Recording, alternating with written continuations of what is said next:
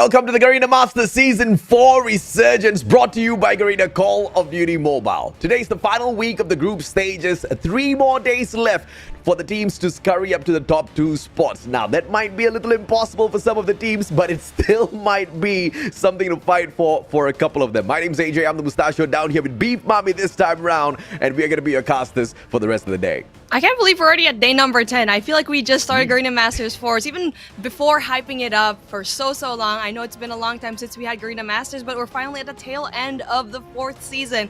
Hey, a lot of things have to be considered here because we have so much close calls. Teams that we thought that were going to be surefire top 2 are actually struggling right now. I'm talking about Smart Omega. And, you know, teams like LF Org that can actually topple down a giant like this. I'm really excited to see what day number 10 offers.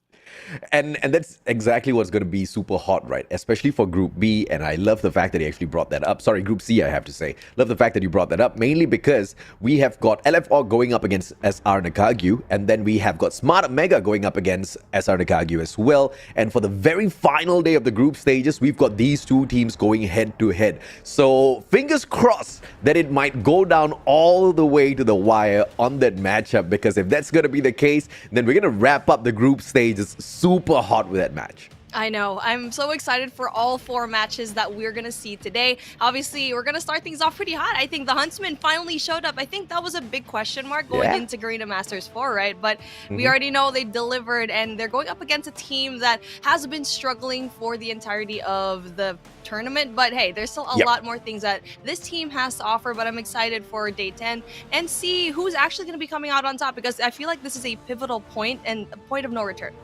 I'm very pleased to be able to shoutcast for DIVINUS today. I think the ladies have outdone themselves. Yes, they've gone out there and they've dominated a couple of community tournaments, but now this here is their presence on the big stage, and it's their very first time, you know, going head-to-head with some of these top dogs who have been around for quite a while. So I'm not going to hold it against them that they have not done any better than what they have done so far. I think the fact that they even beat Kazoku Legacy, a team that has had quite a number of opportunities on a stage like this, is very much commendable. But of course, hope to see a little bit more from them. Perhaps a map or 2 away from Huntsmen today might just do the deed, because, I mean, Huntsmen could be taking it easy as well, because there's no way in hell DIVINUS is going to be able to kick them off of the top 2 spots. So, I don't know. We might still see an upset here, Beef. And that's always something that we always look forward to. But before that, we go to the tournament format right now. Oh, yeah. As you can see, hundreds of teams tried it out, but only 16 teams remain here in our tournament. And obviously, by the end of day 13,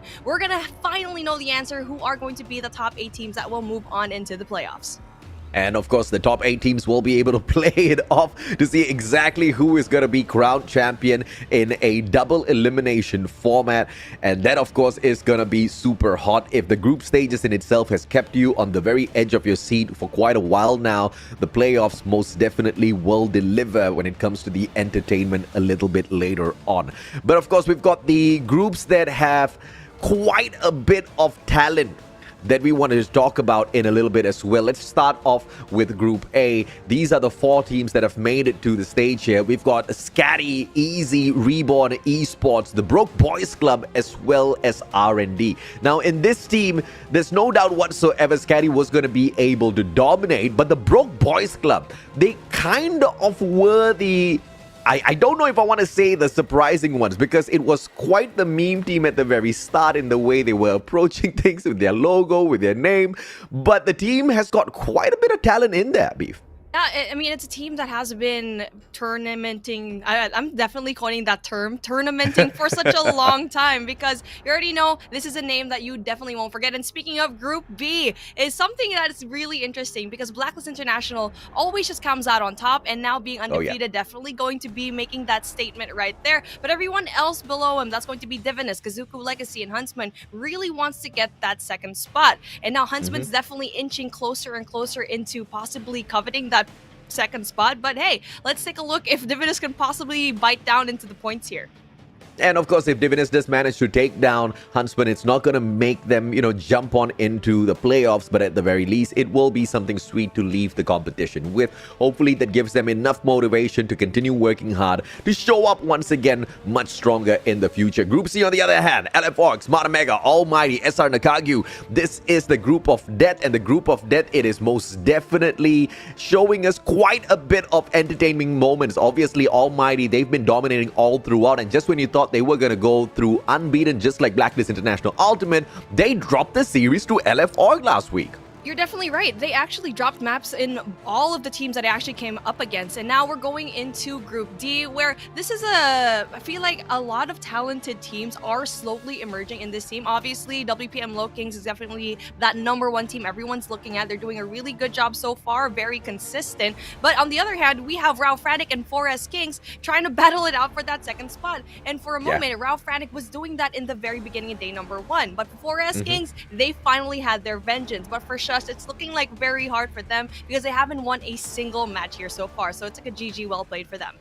This is yet another group that is not going to be very easy to say exactly who's going to go through the playoffs. Obviously, West Point Mamba Lowkings, that's a no-brainer. But between FRANIC and the 4S Kings, it's surely going to be one hell of a battle. So the 4S Kings, they've got a great big task ahead of them today as they take on the group leaders who have not dropped a single map at all. But if they can sneak away just a single map from them, then they stand a much bigger chance to just leveling up with FRANIC with the number of wins that they've had overall. And later on, when they take each other on, that's exactly where we get to see a little bit of party. And of course, this is the overall standings for each and every single group, pretty much breaking down exactly what we've been talking about all throughout this time.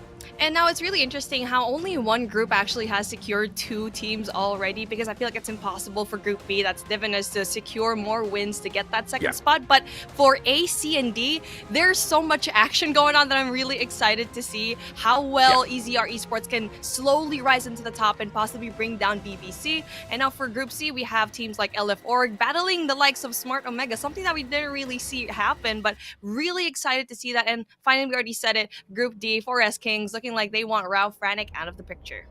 Yeah, Almighty felt like they had nothing at all to worry about going up against LF Org. They were trolling the match quite a little bit, but of course, you gotta be very careful when you start playing with your food, especially when you love eating live food like LF Org, right? Because they bite back. They want to chomp you down. They want to, try to punish you at the very least for underestimating exactly what they've got.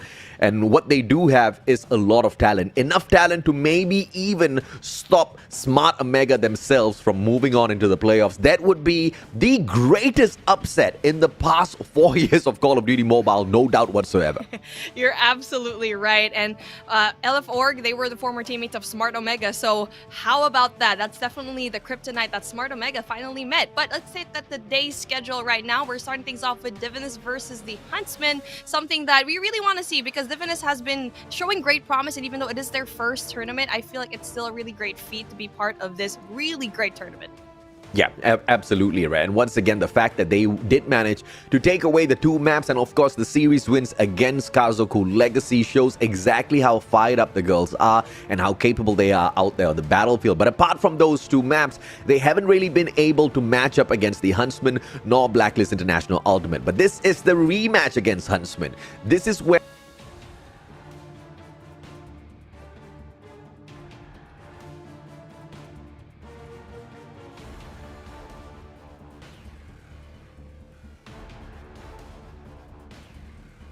AJ was so enthusiastic that he left the call right now, but you know what? Let me take over. So again, like he was explaining with the Huntsmen and DIVINUS, definitely going to be a really fun game to actually watch because obviously Huntsmen did get that second spot for their particular group. And for DIVINUS, I feel like this might be a really good show match for them to top off their series. But obviously they do have one more game in March 5 against Kazoku Legacy, a team that they did beat. And now for our 7 p.m. schedule, we have LF Org versus NSR SR NACAGUE. That's going to be really fun as well, because for LF Org, they just want to get the points down, and it's really, really close. If they got all 3 points here, Smart Omega is going to have a very hard time picking it up, especially if they're going to be going up against ALMGHTY yet again. So for LF Org, they still have to meet Omega at the very end. So they're just basically fighting till the very end to get that second spot. At the 8 p.m. schedule, though, we do have 4 S-Kings going up against WPM Lowkings. And you know what? The Lowkings, they do not have a blemish on their record, which is going to be very impressive to actually see. And to top it all off, it's going to be our 9 p.m. match, Broke Boys Club versus SKADI. And for me, I feel like AJ would actually agree with me. The Broke Boys Club is a name that we really expected to actually, perform really well. But again, what are all of these teams playing for? Obviously, they want to be the champion, but they also want the money involved here. As we get to see all of these teams, they definitely want a huge chunk of money, because it's not just pride here. It's also $10,000 to be in that first place spot, and also second place gets something as well, but obviously it's not as huge as that 10,000 USD. And for third place, you do have $3,000. If you're going to be reaching that fourth place spot, it's going to be 1,500 USD. So grand total of 26,500 USD. So I feel like a lot of these teams really look forward to Garena Masters, because it's kind of like a showcase of what you're made of, and it's definitely going to be a far reach going into, if you're a rookie team and you're going up against a team like Blacklist International, because we've already seen it. A lot of the teams that go up against big teams like ALMGHTY and Omega have definitely a hard time, but we do see recurring characters like LF Org, or even I feel like SR NACAGUE as well, because they are formerly BBV, go up against these giants and still try to play somewhere. And it's either the fate of them being better this time around, or are they going to be falling back and time just going to do its thing. So again, a lot of exciting matches that we have for today.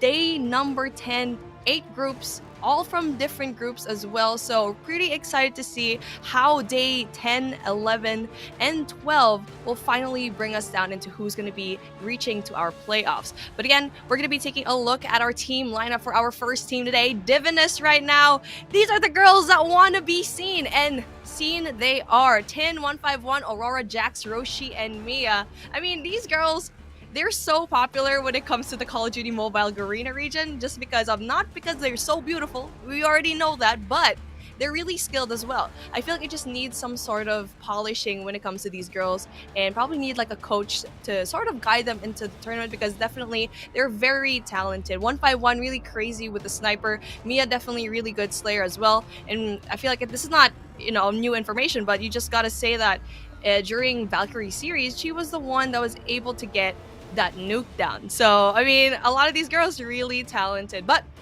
obviously, at the other side of the stick, we have the Huntsmen bearing it down, only losing to Blacklist International Ultimate, which is a very impressive feat on its own. We have Vanlu, Wadu, Derp, Zen, Concept, and Alfari. Definitely no stranger when it comes to these tournaments. They've been at it for years on end, and I feel like this is a vital moment for their career as pro players, because they just don't want to be in the middle of the pack anymore. They don't want to always be trying to get into that top 4, top 3 spot. They want to get it all, and I feel like the lineup that they have this year is probably one of the strongest that we've seen here so far. But again, there's another giant in the hurdle later on into the playoff stage. They have secured it pretty convincingly. Like what I mentioned, it is going to be just one loss up against Blacklist. And the thing is, it was pretty convincing apart from that firing range. I think it was control. It was 2 and 3. So that probably was a point that was favored towards them. But the fact that they started on the attack, it was definitely detrimental. So that's really impressive to me. But again, I feel like their hardpoint and their search and destroy up against Blacklist International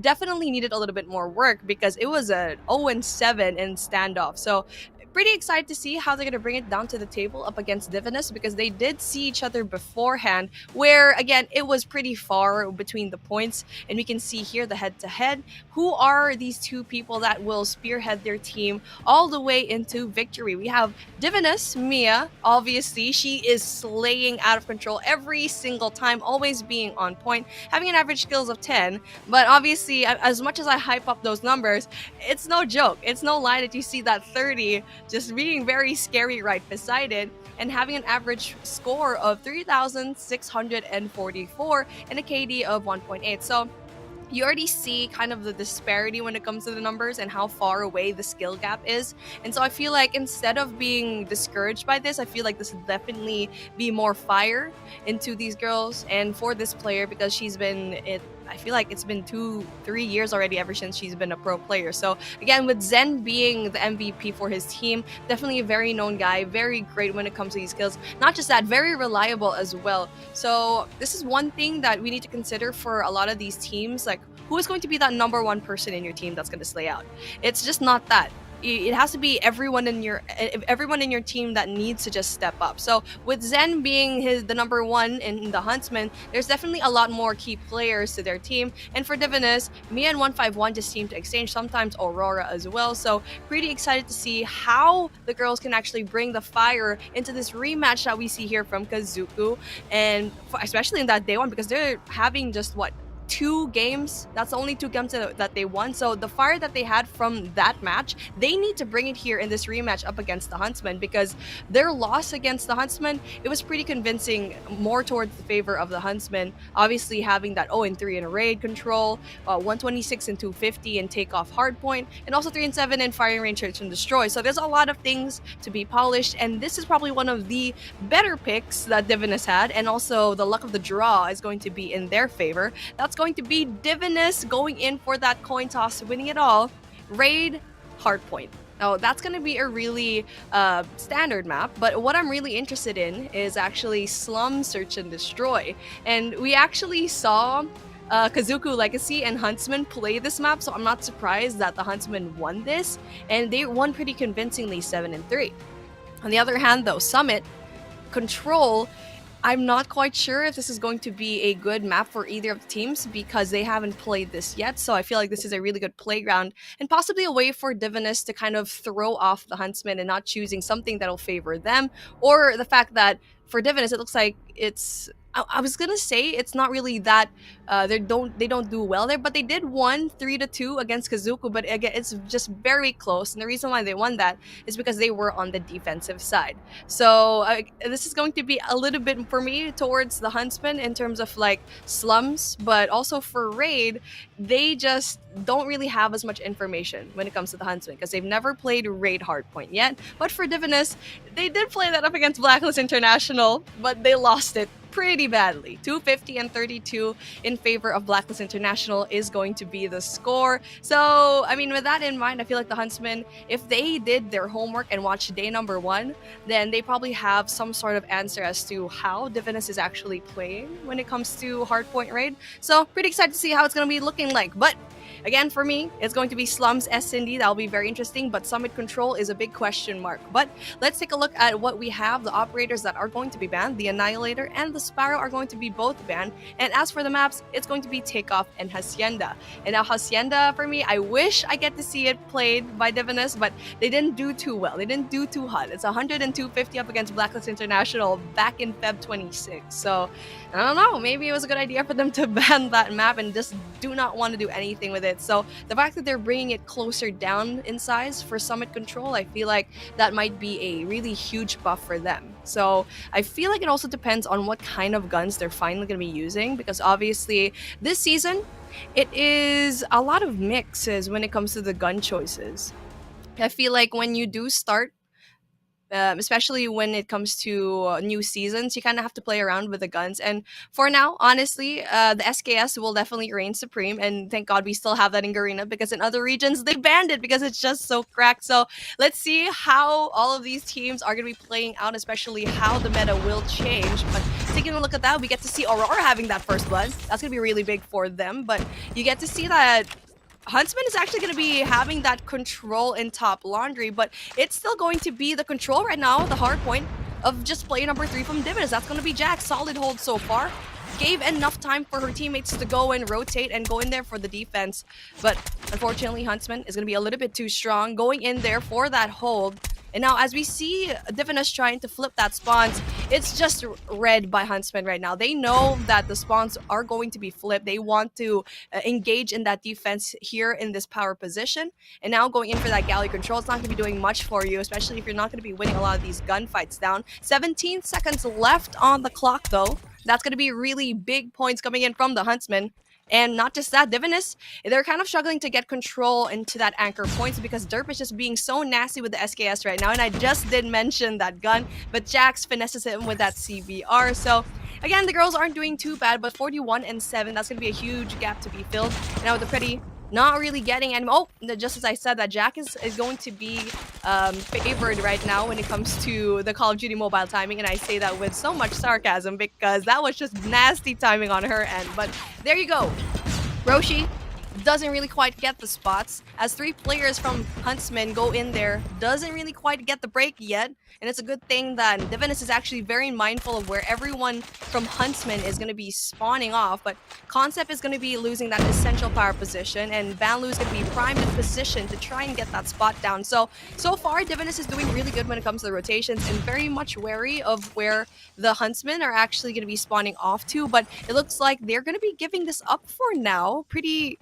I'm pretty surprised that they're actually going to be spawning off really far away and not even trying to go in for the rotate, because that's 20 seconds into the hard point and you could have contested like 2-3 players, send it and over, but it looks like they're setting their eyes for next. That's going to be good.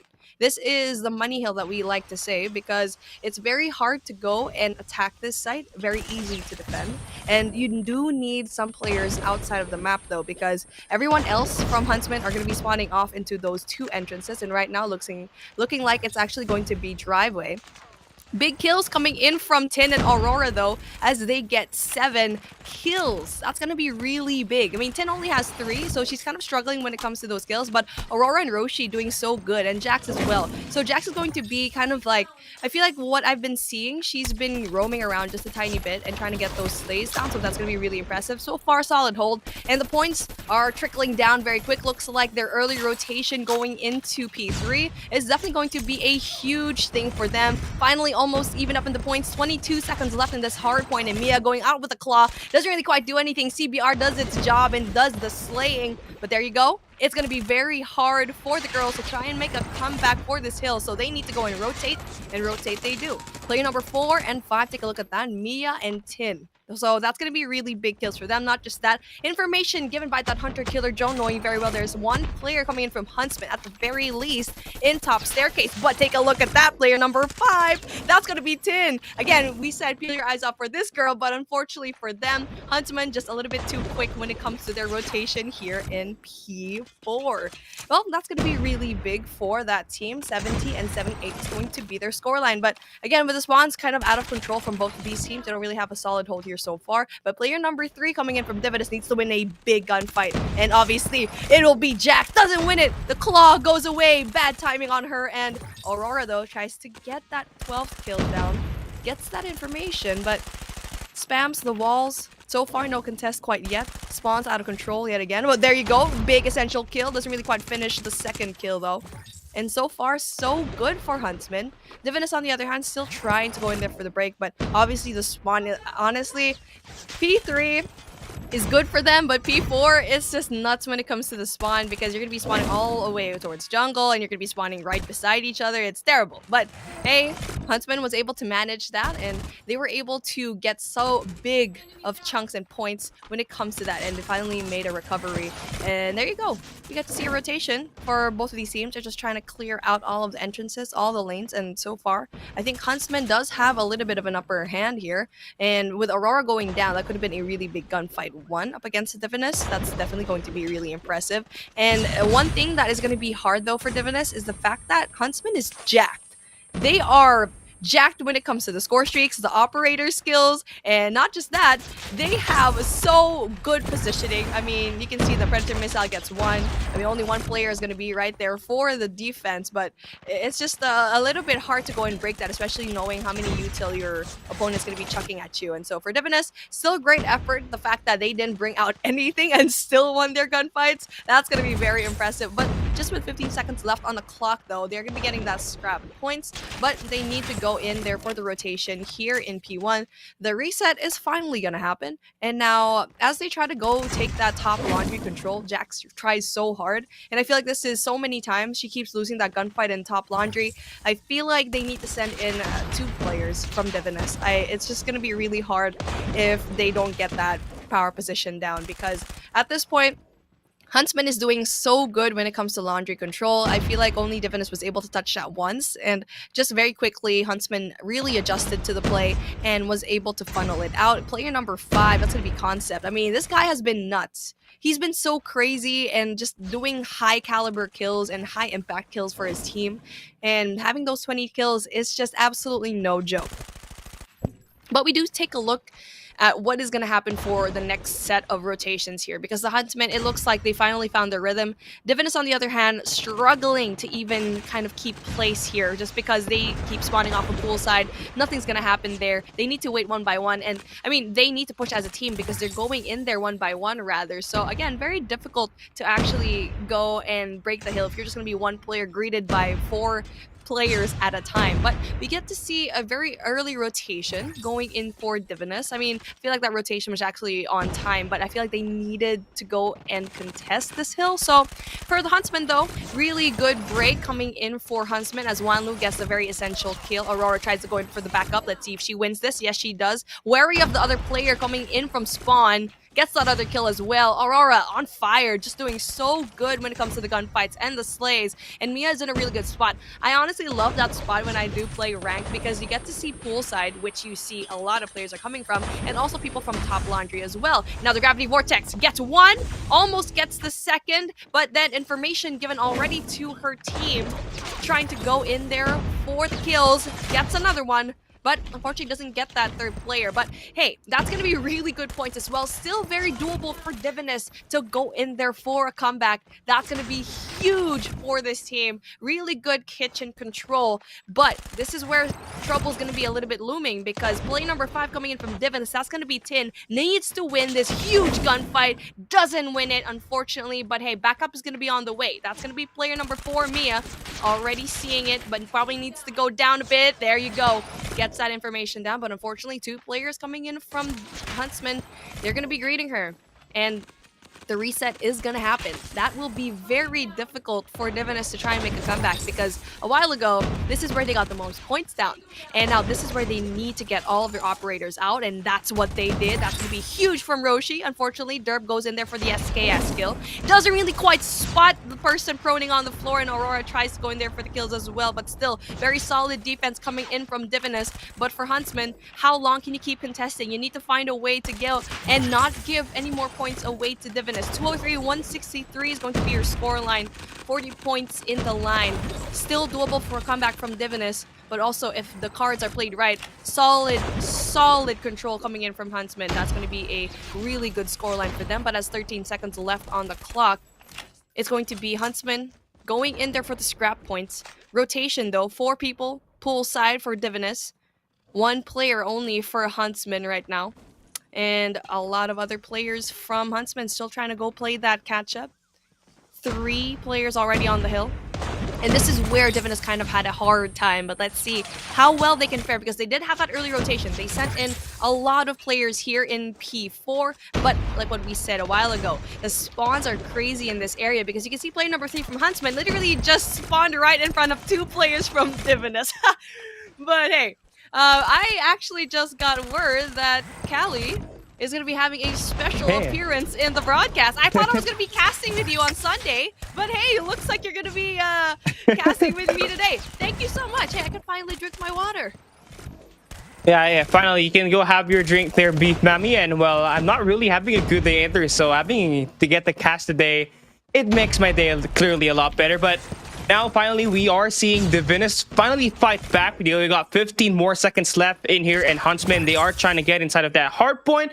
And DIVINUS, one thing more than likely that we are going to see from them is that setup towards P5 there, Beef Mammy. Number 1 in blue, and that's going to be Roshi, already there settling in. And they might get this they might get this early rotation towards P5. The rotation into P5 is definitely going to be really helpful for this team. 198 though and 230. Again, it's still very doable for a comeback, because just 30 points is not that big. If they get like a full 50 here, it's definitely going to be really good. And from what we saw from DIVINUS a while ago, they were able to have such a solid hold here and got like a few seconds off. So that's going to be really impressive for them. Not just that, they actually have the appropriate operator skills to go and play with. And with Aurora just absolutely shredding with a claw. Oh my god, she's at a 4 speed right now. Possibility to get a 5th. gets that information down. CBR on hand, so she's gonna be careful. It's a good thing that she didn't over push that. Those are the points that they needed here right now, Callie. Yeah, Aurora just broke into that hard point. It just all single-handedly, and now they're just flooding in. Look at that kill feed. All players in blue just laying, and Huntsman not really able to get into that hard point just yet. The defense inside of the hill, the setup is just clearly perfect to counter-attack Huntsman. And there we go. Final 3 seconds left. We're moving in towards the reset. We're going back to the sculpture, into the circulars we go. And Huntsman, they're gonna be there first. They also have their operators ready, and this is going to be a bloodbath. Whoever takes this wins this map. Yeah, I mean, it's just really the power of the rotation, and this is what we had, like 40 points in between them.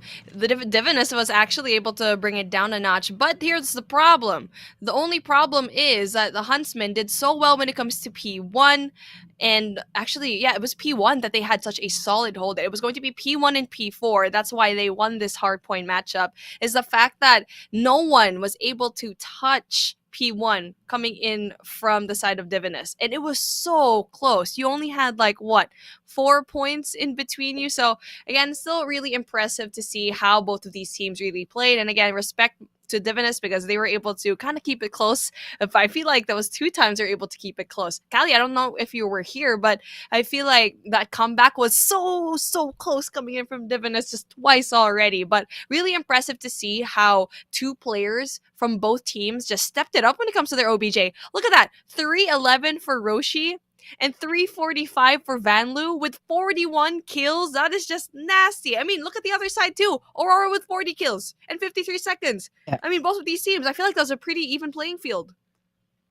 Yeah, it is definitely. And looking at this, by looking at the score, 230 to 250, everything went down the wire. And it's just Huntsman just had that early rotation towards the reset for P1. That's where they got a little bit more points and, of course, position ahead of DIVINUS. And, you know, massive efforts for DIVINUS. I actually thought that they were able to get that comeback. That P5, that early rotation, that was just solid. And if only they had rotated one player towards that top launches on that P1, they could have taken it all. But again, Huntsmen just quick to know every time they go down, they knew that on that final 15 seconds, they had to give it up. They went into that next rotation, and Vanlu just carried it over 41 and 20. You know, it is such a very solid numbers for him, knowing that he's playing objective, and yet here he is slaying, even having a 2.0 KD. Yeah, I mean, that 2.0 KD is no joke, and we already saw a while ago that Zen was the MVP for Huntsman. Well, taking a look at that, everyone else in his team seemed to be like they want to keep exchanging being the MVPs for their team. So, again, pretty good W coming in from the Huntsman. Good retaliation from them, even though it was pretty close. Kind of getting scared for them, but obviously DIVINUS gave us a really good fight. But we are heading towards slums, where this is going to be the pick of the Huntsman. Going to be very difficult because they did win this up against Kazoku Legacy 7-3 pretty convincingly. And I feel like this is like what I mentioned before in the start of the broadcast. Huntsmen, this is where they kind of brought out a lot of their flair. It looks like they're really looking super solid when it comes to those S&Ds. But, I mean, obviously up against Blacklist International, a 0-7 in standoff. That's a different story. But up against DIVINUS and Kazoku, they're good when it comes to their S&Ds. But at the other end, DIVINUS needs to step it up because so far they've only won once, 7-3 in firing range up against Kazoku. So, again, I feel like this is just favoring more towards the Huntsmen. Yeah, I feel like Zen being particular in the hands of a Huntsman, it just makes things a lot easier in that long range. We knew Derp is such a solid player for Huntsman when it comes to that long range, but adding another player to pressure that long range will definitely give DIVINUS a very hard time. But this is where we also see DIVINUS add in 151 to play in this S&D, where she has been slaying all throughout this season. And well, I am expecting 151 to maybe at least counter Derp or maybe even Zen on that long range to get those first bloods and initiate for the team there, Beef Mami. Can I just say, Callie, how fast did you have to get that blazer? Turn on your camera, turn on your lights, because you are a godsend to me right now. I mean, God bless AJ. His internet, unfortunately, passed away. So he's probably not going to be casting. But please let the audience know, how many minutes or seconds did it take for you to set that? All of that, go into Discord and be like, hey, Beef Mommy, I got you. Oh well, at first I thought not talking. I thought it was like an error from the audio from the production, but I was like, hey, Beef Mami is talking now. Something is up, and I checked in Discord. And I was like, oh hey, I think I should sub in. So I was like, and maybe it took me at least 5 minutes, maybe because I was setting up my computer. Like, yeah. Can we please spam W's in the chat, or thank you, Callie, for saving Beef Mommy's butt? So yeah, I mean, I feel like, can anyone time how long I've been casting? Because I feel like that took forever. But here we go. We're finally starting off our S&D game here in Slums, where we get to see an aggressive push coming in from our defensive side. That's going to be Divinus. But then Tin gets 2. There you go. That's going to be really big. I mean, gets 1 rather, as Derp gets 2. So it's going to be a quick push coming in through B.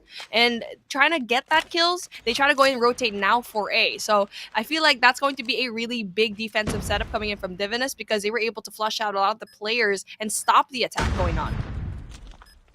And now for Huntsmen, they're just handling it on here at this A site. 30 seconds, 38 seconds in particular, specifically here to just guard this one. And Valley's on a prime position. He's got this headless. As soon as a player opens up, he's going to be able to take them down clean. He finds the first one, slides in, gets the second against 151, and Huntsman takes the first round. And it will all go back to the first blood that Derp initiated, securing those first 2 kills at the bricks, opening things up for Huntsman in that A side.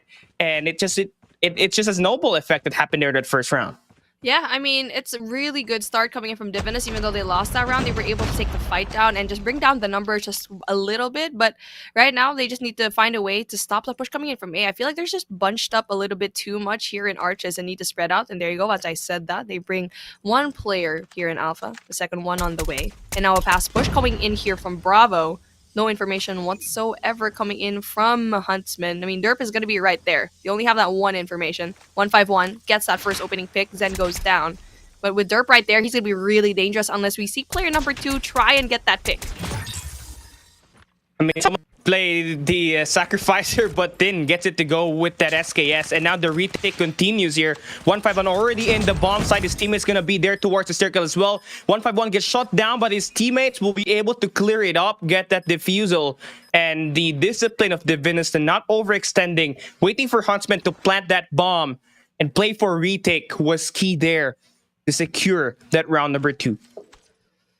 Round number 2. Going to be really important win for Divinus. Now, the fact that they spread out as a team, that's going to be really important for them. And that kill off a Derp is definitely going to be essential. Obviously, the SKS really going to be really scary when it comes to this map. We've seen a lot of players and teams coming in from different countries and just absolutely slay out of control here. But as we see it, it's going to be a fast push going into Alpha as Concept gets that opening pick. 4v5 situation. Aurora goes down, an essential player for her team. But I feel like it's 151. I was going to say it. Dang it, 151 needs to get a pick, but Derp gets there first. Well, I don't think Tin is there in the middle, but yeah, Roshi's still here trying to create the opening, hit the broken walls, and well, Derp has just been fantastic with that SKS. No one really able to shut him down from Divina's side, and Concept there to clean it up with the MAC-10, gets that double, and the B side clearly working for Huntsman so far in this attacking side, and I mean, the A side has been working for Huntsman here at the attacking side. And so far, Divinus had no answer to that. When, well, they played that post plant perfectly by just making sure they stacked into that right corner there, Beef Mami. You're right. A looking like it's going to be a really good push for them. And as we say that, they do lose 1 person apiece, but the trades keep on coming. 2v2 situation. And you can see that Huntsman's actually going to be really, I feel like, careless when it comes to the push into Alpha. Divinus read that really well, knowing that it would probably be an A push because it was just so successful in the last 2 rounds. So that's going to be good on them. But unfortunately, 1 player, the name of Derp, he can definitely clutch this up, gets that information down, knows that there's 1 person there, almost gets that kill, needs to stay put, but then the information as well coming in from Divinus is going to be there. He gets the kill! SKS gets the kill, but then we didn't get to see Tin. Tin thinks he's on the other side. Oh, there you go! Gets the kill! A 2v1 situation and a round 1 by Derp. That is going to be a beautiful backstab that gets them and secures them another round. Oh my goodness, you had the numbers to your advantage. It was already going to be given to you, that information, but unfortunately Derp was just a little bit too sneaky and went into the other side instead. Wow, that was a really good play by Derp. Yeah, I mean, the timing as well to not really push the second player and wait for her to be distracted That was key there for Derp to clutch it up. Now we're pushing in one more time. Round number 5 here. Concept deals the first blood. Water trying to open up this A side, but Mia there with this scope on the close range, and just a couple of players going down in the hands of Huntsmen as DIVINUS falls down to their final player 10. This time doing the same route as Derp. Now on the flank, but a 1v3. It's kind of hard to actually take this, especially you have to take these players down in a tight corner. You only have an SKS here, Beef Mammy. As you can see, they're going to be on the chase as Tin gets one. Possibility to get a second, doesn't really quite get it as Vanlu finishes the job. Quick response coming in from the Huntsmen, going in for that early rotate, so that's going to be really big for them, and unfortunately it's going to be really hard to get those, you know, kills when it comes to the 1v1, 1v3 rather situations. But I mean, if you are Derp, isolate them. So that's one thing that you have to do if you are stuck in a very precarious situation. You need to find a way to isolate all of those players. Derp almost gets one, there you go, gets one, gets 10. So that's going to be information for them as well. So again, it's just like a snowball from this point. And just like that, we get to see the Huntsmen with a very quick round 2v1 situation. But as we believe, Aurora might be actually able to pull something really good here. Well, Aurora now definitely hanging on. I think he spots Derp, but still Derp with the turn on. Gets 3 kills in this round number 6 and has been a key player so far initiating here for Huntsmen. I mean, once the opening was made at the B site, that was more than enough for DIVINUS to be deceived to rotate towards B. And then we knew Vanlu there to clean it up at the A side and plant that bomb as well to pressure it. And now we're gonna switch the sides here. DIVINUS this time will be on the DA attack side, and Huntsmen, the defensive game plan, just take control of that middle. That's going to give them access at the A and the B side here, Beef Mammy. And Derp is just on the roll. 10 kills so far in this first 6 rounds.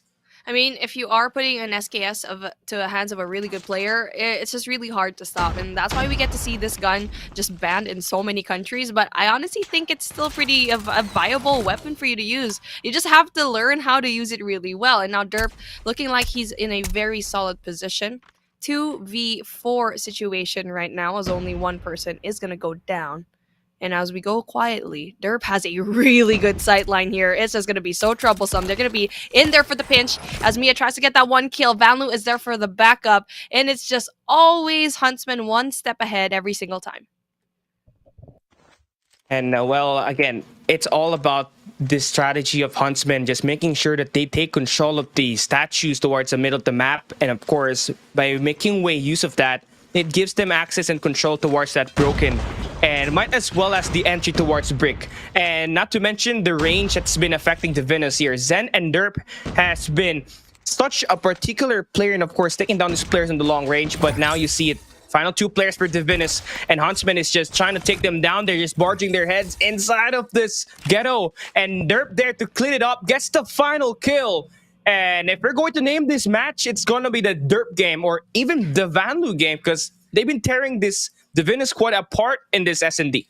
Yeah, they're so talented when it comes to all of these kills. And like a while ago, we said that Zen's going to be the #1 player for their team. And the other side for Hardpoint was another player. And now we actually have Derp being the MVP for his team. It's such an impressive presence when it comes to S&D. And not just that, the SKS usage, that's going to be really good for them as well. And so now we already knew that Slum's S&D was leaning more towards the favor of, you know, Huntsman. But we're going into the question mark of this series because we are still competing for that control game. We have Summit Control, which is going to be really impressive to me. But before we go into Summit Control, let's take a look at the scores so that we have right now. And yes, I said Derp has 11 kills and possibly the MVP in my heart. Vanlu, statistically, is just a little bit better here in this particular map with 13 kills to his name. But it's because he also has 4 plants down. I mean, just like the difference in the score, 1,745 to 1,227. It just totally, that plant just totally adds up to Vanlu's, of course, overall score, and of course, taking home that MVP here. I mean, Vanlu last week had trouble up against Blacklist International Ultimate. At some point, he was playing against Blacklist and he scored no kills on S&D. But here he has been slaying so far. The performance is just top tier. First in that Hardpoint, 41 and 20 deaths. This time around, 13 kills in just, what, 8 rounds of action? That was like almost a 2.0 kills per round in this S&D. And well, they may have secured this series, but for DIVINUS, they still have a chance to take away this Control Summit. It's pretty deep. It's their map pick, but again, knowing that Summit Control is a very defensive-oriented map, Huntsmen is going to have the advantage right from the start here, Beef Mammy.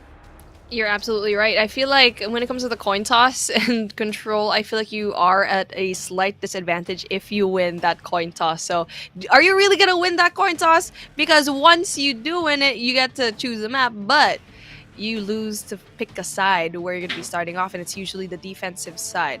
And just a little bit of stats for you. Huntsmen only lost once in firing range up against Blacklist International, ultimated to win 3. So that's really close numbers. They almost won that.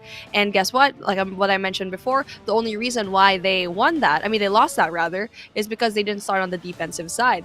And so for DIVINUS, on the other hand, they did win slums 3-2 up against Kazoku Legacy. But again, it's because they started off into the defensive side, and it was very, very close up against Kazoku.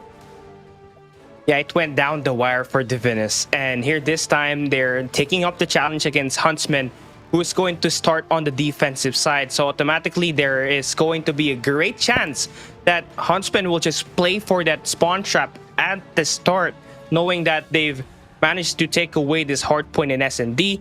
They might have that confidence to do so, but here we can see some plays for DIVINUS that they might actually counter, maybe just play off the spawn if they're getting trapped, just maybe attack in 2s and 3s instead of 1s, because gunfights hasn't been really been seen for DIVINUS at the start of this series, let alone coming into this Control Summit, Beef Mammy.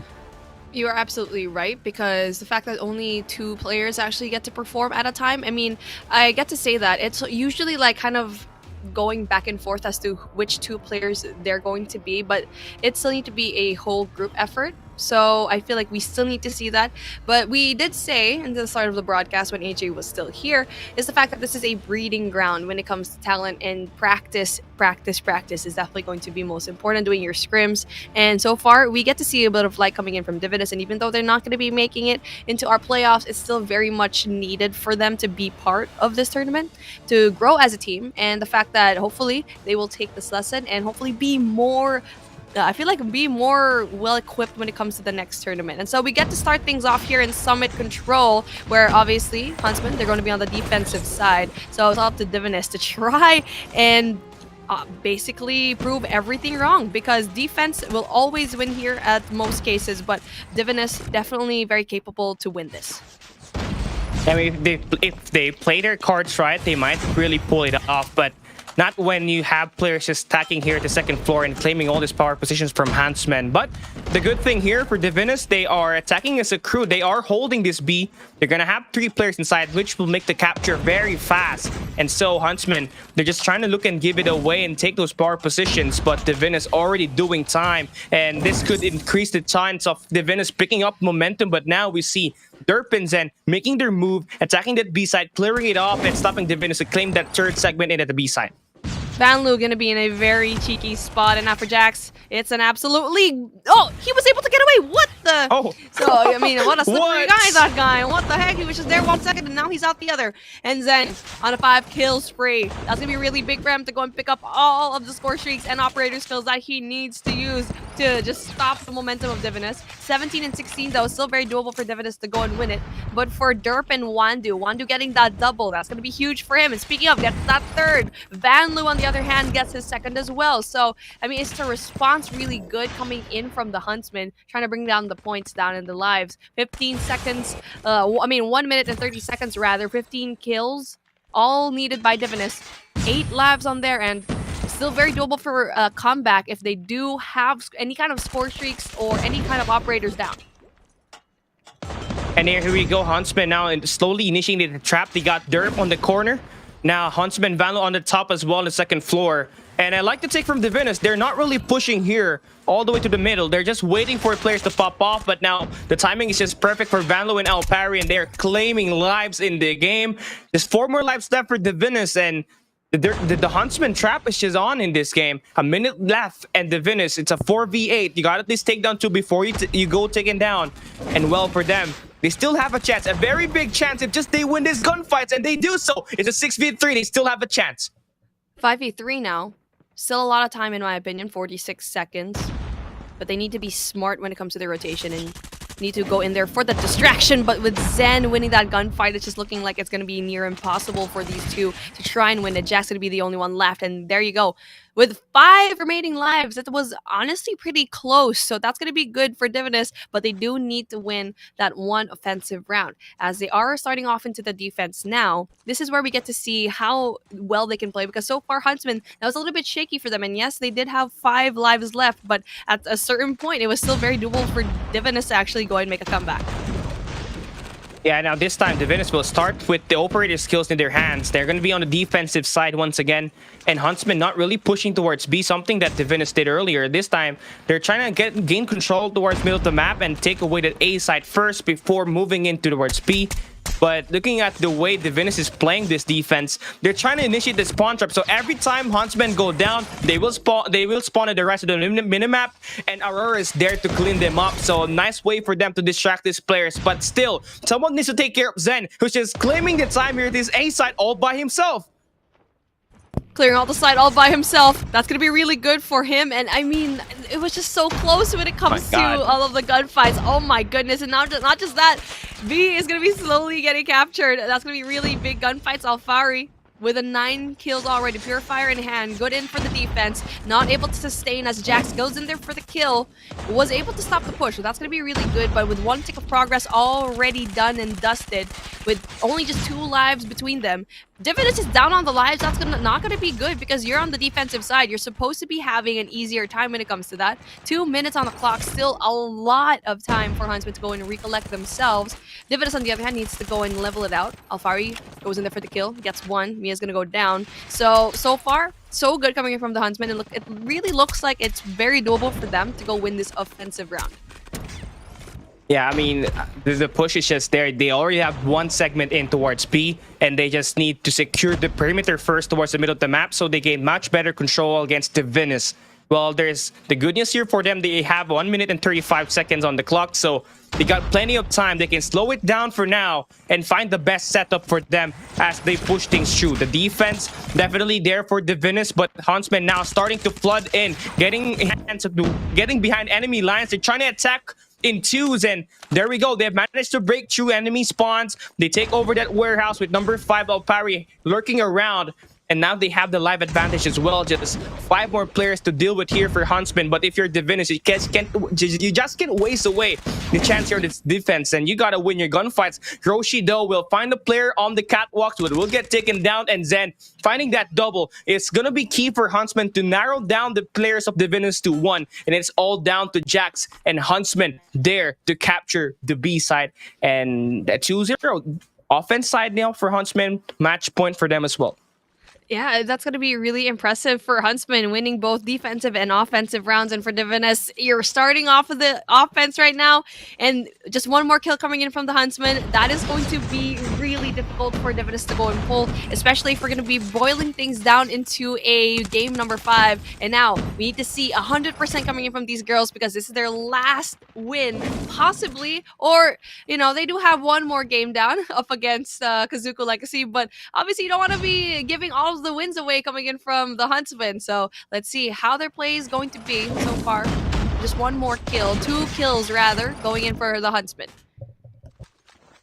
And there we go. Alfari finding that double there, gaining control of the middle of the map, something that will be key, especially on this defensive side. DIVINUS stuck to their spawns, and number 3 in blue is Van Loo is gonna pull out the Purifier, gonna go way across enemy lines, and it's just gonna find that triple there, and that's gonna cost DIVINUS a lot of lives. And there we see Huntsmen just fully in control of the match in here with all 3 spawns. DIVINUS is left with nothing here but to burn Beef Mammy. And burn they do. 6 lives, 16 seconds. There is absolutely no way the spawn trap on. Not just that, it's going to be the Predator missile coming in from Alfred that can end everything, and he does use it. Will he get that kill? Oh, he doesn't use it. Okay, he actually doesn't get anyone there. You know what? I was hyping that up, but it doesn't matter. They don't need it. As 1 second, 0. And speaking of 0, it's going to be a 3-0 right now as the Huntsmen get that dub. GG, well played. I feel like DIVINUS had to give it their all, especially in that first round on the attack. That was really good. Even though they didn't win it, they were still fighting it, and it was very close to the very end. But I mean, that game number 3 was just no questions asked. It was hands down Huntsmen. Yeah, everything from the gunfights to the map control, as well as the specialist effectivity, all was well played by the Huntsmen. And well, it started off with Van Loo with the Purifier, just burning 3 players down, spawned them right beside once again. And right after that, it was Zen. And then it came Wadu. So like 3 Purifiers were used at the late game, and it was just a fast defensive side for the Huntsmen. And well, Van Loo may have taken that lead with 24 kills.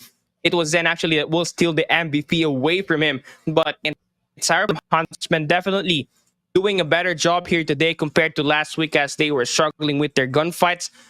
Only Wadu will have that negative KD, but apart from that, all was solid in this game versus DIVINUS. But again, just by looking at this game, such a nice play for DIVINUS as well, knowing that, you know, they were hanging in there at that round number 1. It's just that when they lose that defensive side of that round number 2, where things kind of fell apart, and the snowball just went in for the Huntsmen, Beef Mami. I mean, I can confidently say that Huntsmen Control is their best game mode, because they had 3-0s all over the place against Kazoku, against DIVINUS. Again, they're still going in for a 3-0 up against DIVINUS. Like, the only time that they did lose that was against Blacklist International, but everything was close. It was a 2-3. They brought it down to a game number 5. But I think if they did start on the defensive side, it would probably be a different story. They probably would have put some sort of blemish into the record of Blacklist International. So very scary stuff coming in from the Huntsmen, looking very solid this season of Garena Masters. And now for DIVINUS, great effort, valiant effort, because I feel like the closest game that we actually had was going to be Raid in Hardpoint, 238 and 250. But again, the Huntsmen was just a little bit too good into just getting P1 and P4. Obviously, and well, Huntsmen, that P1 and P4 were money hills, and it showed at the end when Huntsmen claimed that P1 as we go to the reset, and DIVINUS had the rough time rotating as well because they were trapped in the swimming pool, and Huntsmen got that mid-map control as well as that laundries and then that art galleries. And so Huntsmen definitely, they may have lost that lead at a P5, but at that last reset towards P1, that's where they were able to come back and of course seal the deal at that hard point. And at that slums, it's just something that, you know, I was kind of expecting DIVINUS to have a lot more slaying power, but Huntsman concept and of course Van Loo there for Huntsman just claiming lives in the close range engagements, and adding the fact that Derp with that SKS as well has been devastating. It made the push and of course the hold from DIVINUS very, very hard. And then at control, we did see some lives against from DIVINUS at that round number 1, but it just kind of fell true as the Huntsmen just a lot better at engaging and finding that initiative to seal the deal. And that round number 3 clearly was just hot barbecue chicken, Beef Mami. Hot barbecue chicken. Now you're making me hungry. I haven't had dinner yet. Dang it. But you're absolutely right when it comes to the Huntsmen. Everyone actually played their cards right. Everyone in their team. You already know that different MVPs for different game modes. And Zen, like a true MVP that we saw a while ago, did so well when it comes to that control game. But let's take things back into Hardpoint, where I casted the longest game I feel like in my entire casting career. Unlike you, Cowley, I never started out as a solo caster. So I'm just giving you more respect right now, dude. Oh, well, I mean, I was like, damn, Beef Mami never runs out of topics. If I was put into that spot, I may have lost it and, of course, just do play-by-play all throughout. But hey, you know, it was... the good thing is, AJ actually will be right back. So you won't be alone after this next series. So finally, the AJ and Beef Mami duo is back after this. Finally, casting a series. I hope so. Well, let's see. Let's see if that's going to happen. But with the highlights that we have for S&D, we kept on talking about this. Derp was just so hot on that SKS. I mean, this guy just can turn things around and just whoop you in the butt, and you wouldn't even recognize it, and you're already sent to the next round. But speaking of whooping butts, Huntsmen, without a doubt, hands down, did so well in Control. One of the best Control teams, I think, right now. Really, really good. 3-0s all across the board. The only time they didn't get a 3-0 was up against Blacklist. And we kept saying that, but that's just really impressive for me to see.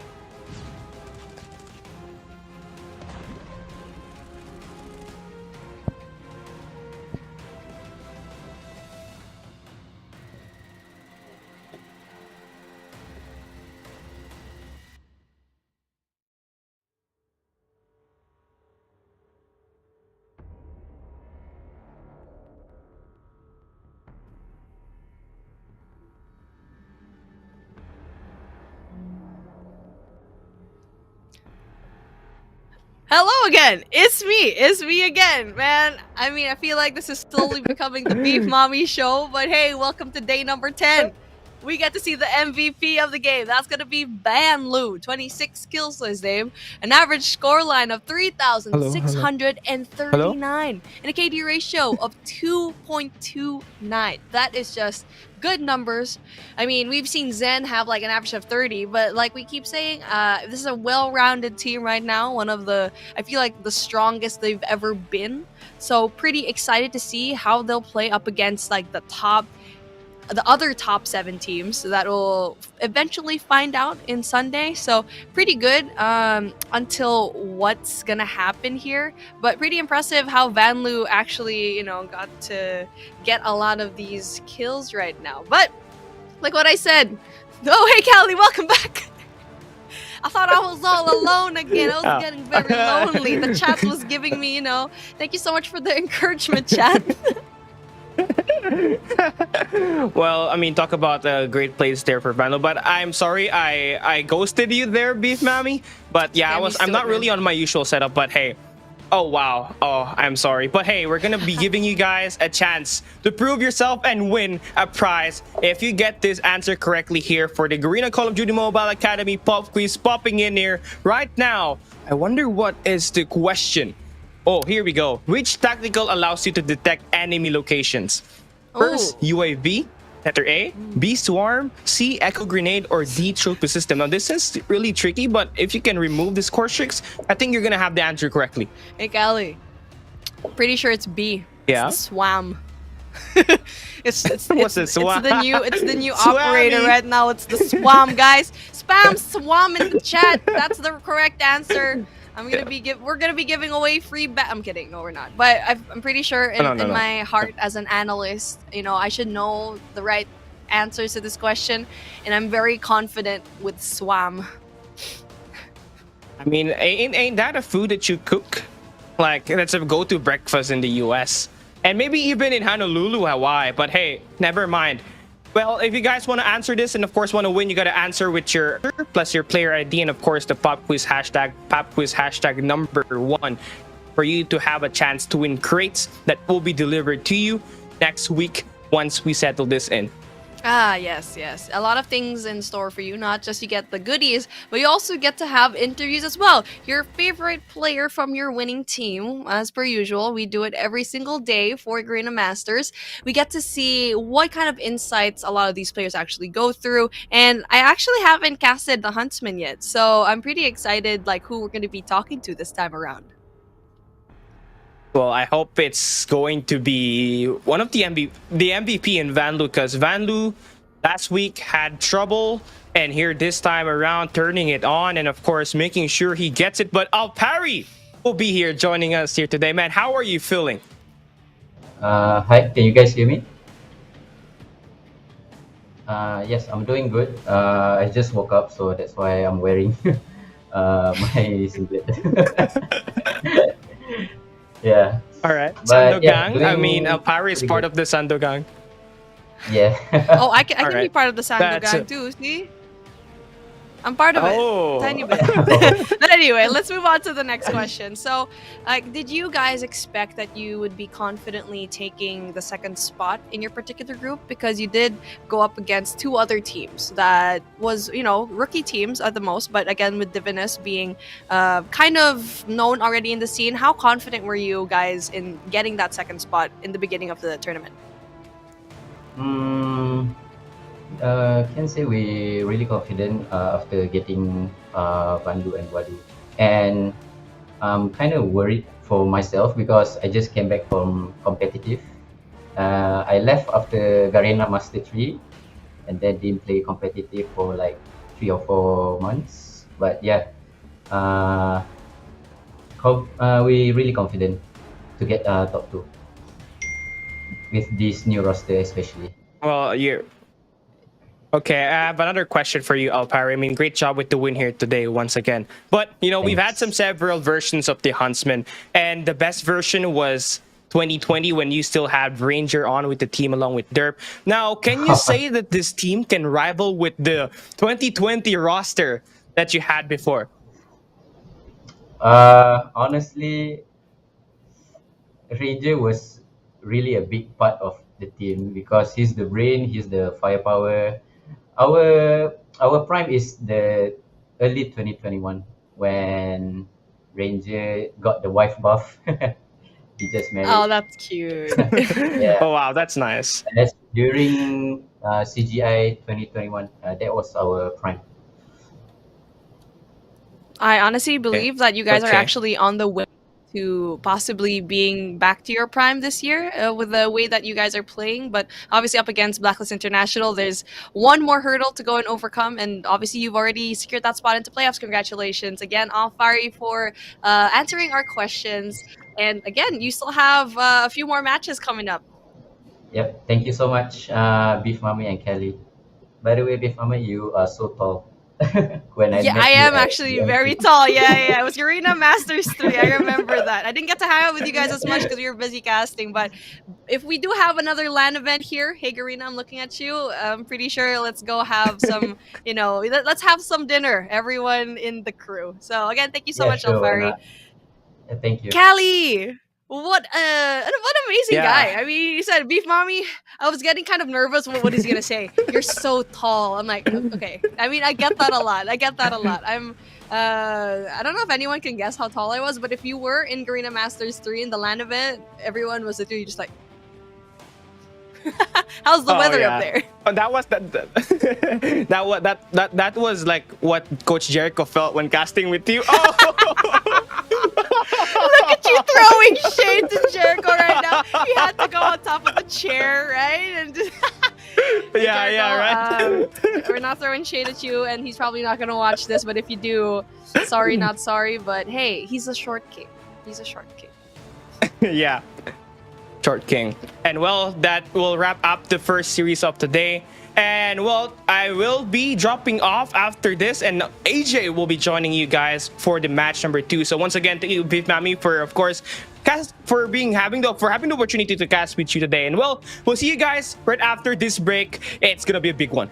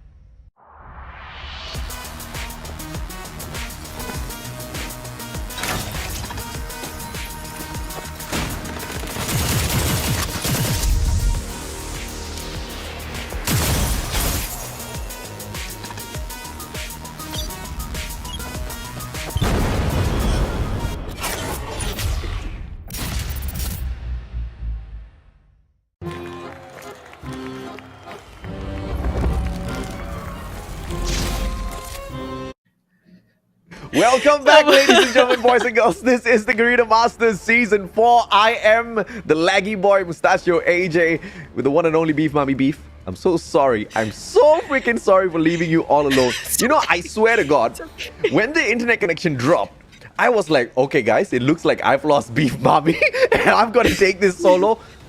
Yeah, it took me a while to realize I was the one who dropped.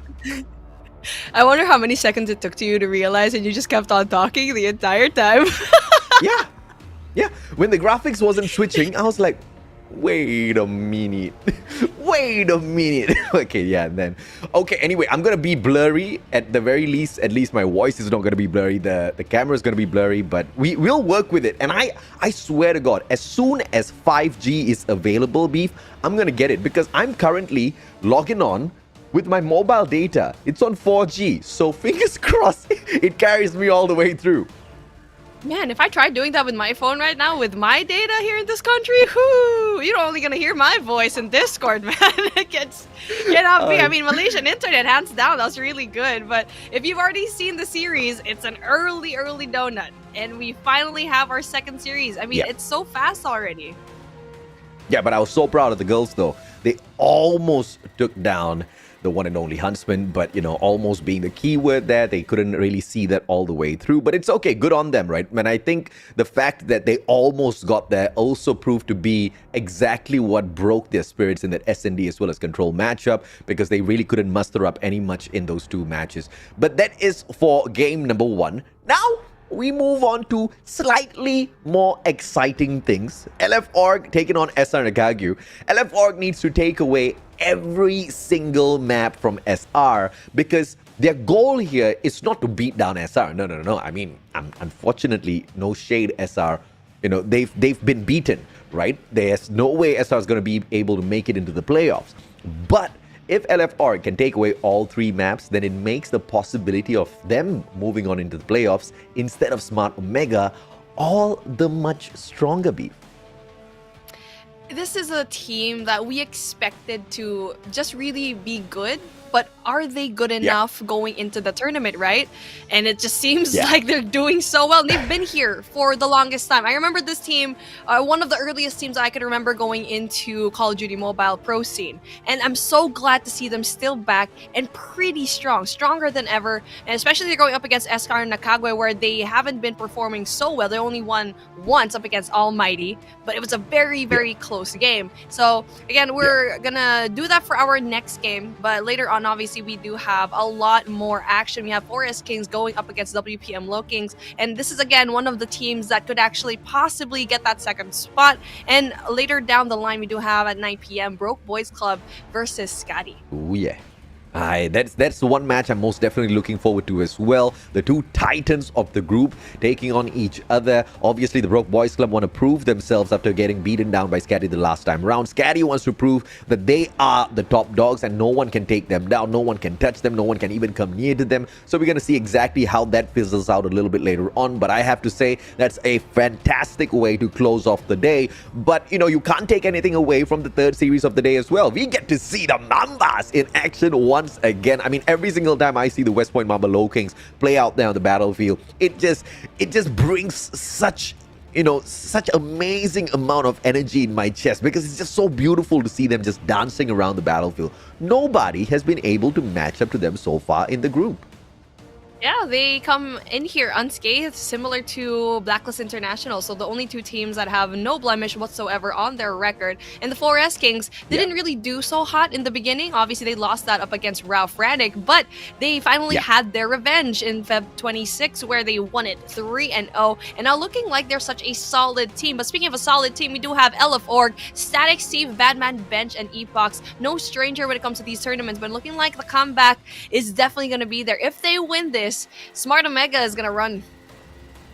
Yeah, I mean, Epox might be the guy who's very last in terms of the lineup here, but he's not last when it comes to picking up those MVP titles. I mean, he is an absolute monster when it comes to S&D as well as Control. He's been that point man for the team. But when it comes to Hardpoint, you have to give it to CF, right? These guys are just so good at picking up each and every single one of those skills. Dominating plays out of LF Org can most definitely be expected, and these two will be able to shine today as well.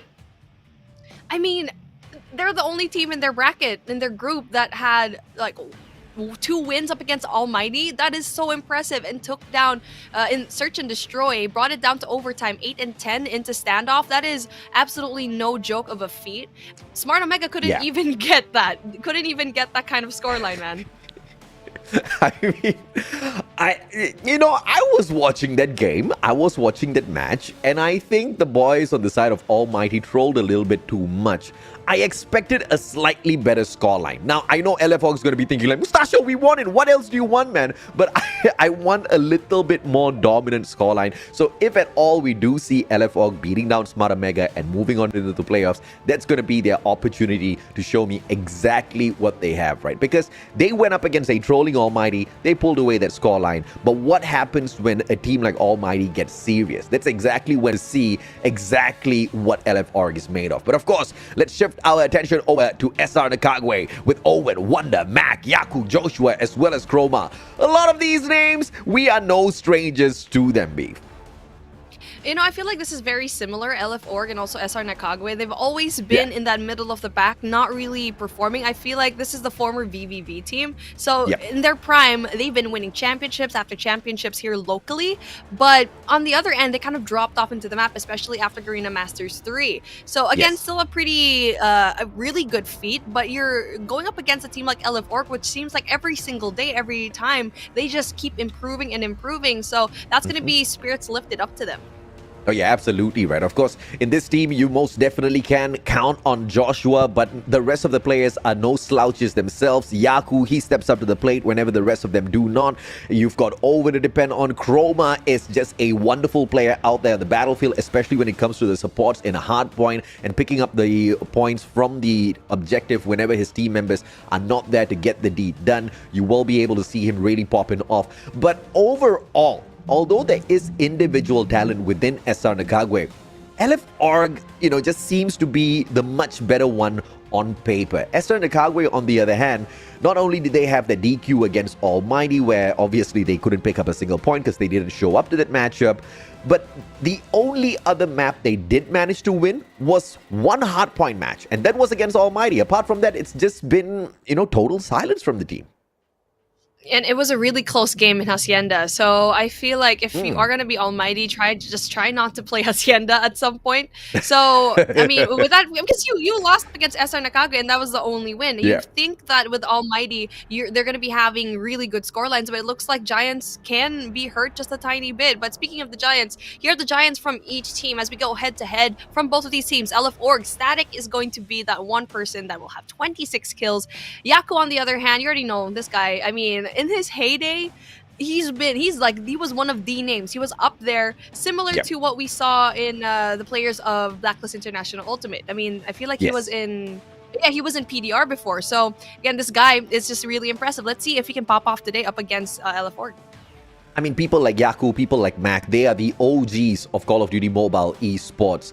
But, just because you used to be there from the very start doesn't mean you are one of the consistent ones that really goes towards the end whilst maintaining your top flight, momentum all the way throughout. Yaku, unfortunately, just isn't one of those guys. He kind of fell off the plate a little bit, but we don't know exactly why that is. I mean, a lot of people, they've got many different, reasons as to why they cannot really focus into this esports scene, because you can't take your eyes off of the game. You cannot take your fingers off of that mobile screen. You have to really put in the work. And I'm talking about hours. I'm talking about days, weeks, months, and potentially even years of investment into this game to really dominate it. And some of the other teams like ALMGHTY, Smart Omega, the boys that are really dominating are the boys who are truly invested in Call of Duty Mobile. Hopefully we can see Yaku throw that amount of time back in here and dominate, because this is just raw Call of Duty Mobile skills right here on the right-hand side.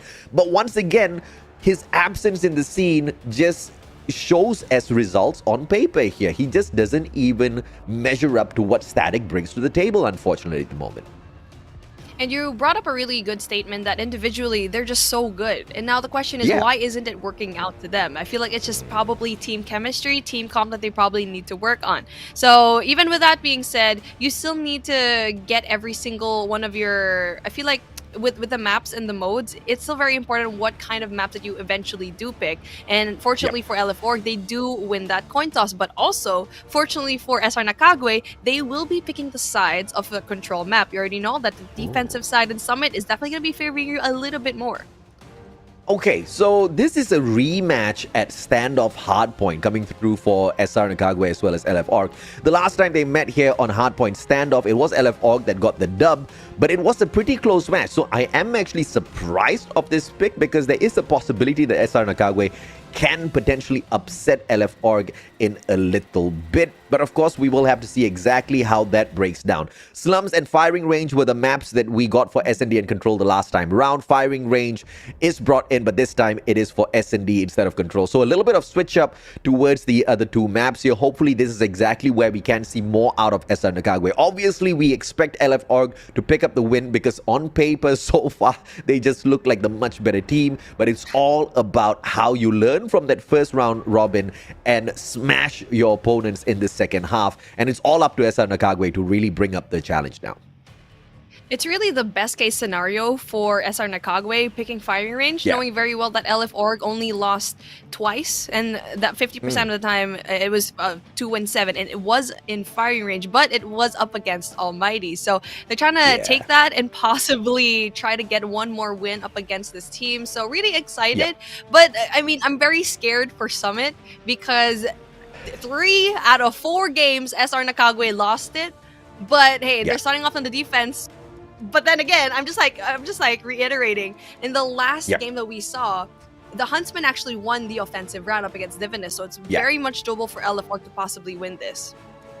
I mean, you know, at the very same time, of course, instead of picking to the weakness of their opponents, they could just be picking to their own strengths. At the end of the day, Firing Range is one of the most balanced maps out there when it comes to search and destroy. So maybe they just think that their chances of beating down LF4 could just be slightly better here. I mean, you're talking about the rotation into that A-bomb side or the B-bomb side, which is pretty much huge, you know, in terms of rotations. The map is huge when it comes to the place. As long as you can play your tacticals, you lay out your smokes in the middle, you can get to the site a little bit faster, but it's all going to be dependent on how good your snipers are as well. Maybe that's where they're going to be choosing to shine a little bit later on, but that's in Firing Range. At standoff Hardpoint, it's just going to be a bloodbath as both teams just smash their heads into Hotel Yard now.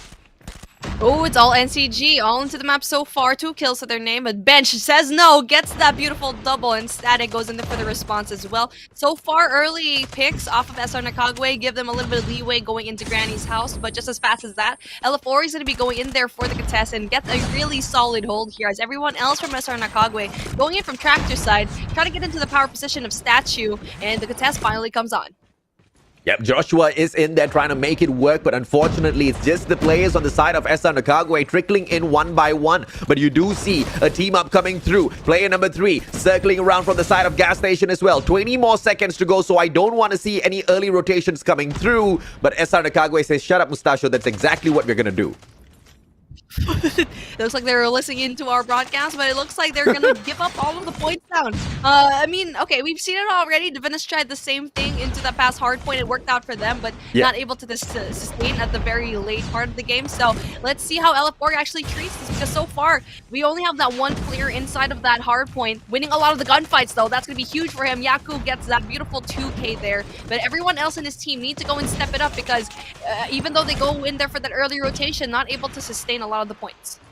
Yeah, and this is the main reason why I am so sore whenever I do see teams going in for early rotations. And I'm talking about like 20 seconds to go on the hard point and you're already rotating towards the next hard point. You're giving away too many of those scrap points to your opponents who are already in such a solid lead, all for a hole onto Gas Station. And Gas Station is so easy to break, especially when you're going up against a team that has got slightly better gun skills. So there was a terrible decisions coming through from SR NACAGUE, and this is the main reason why they have been struggling in the competition so far. Whoever who's calling shots on the side of SR unfortunately needs to change. They either need to get a coach or someone else needs to be calling these game plans here.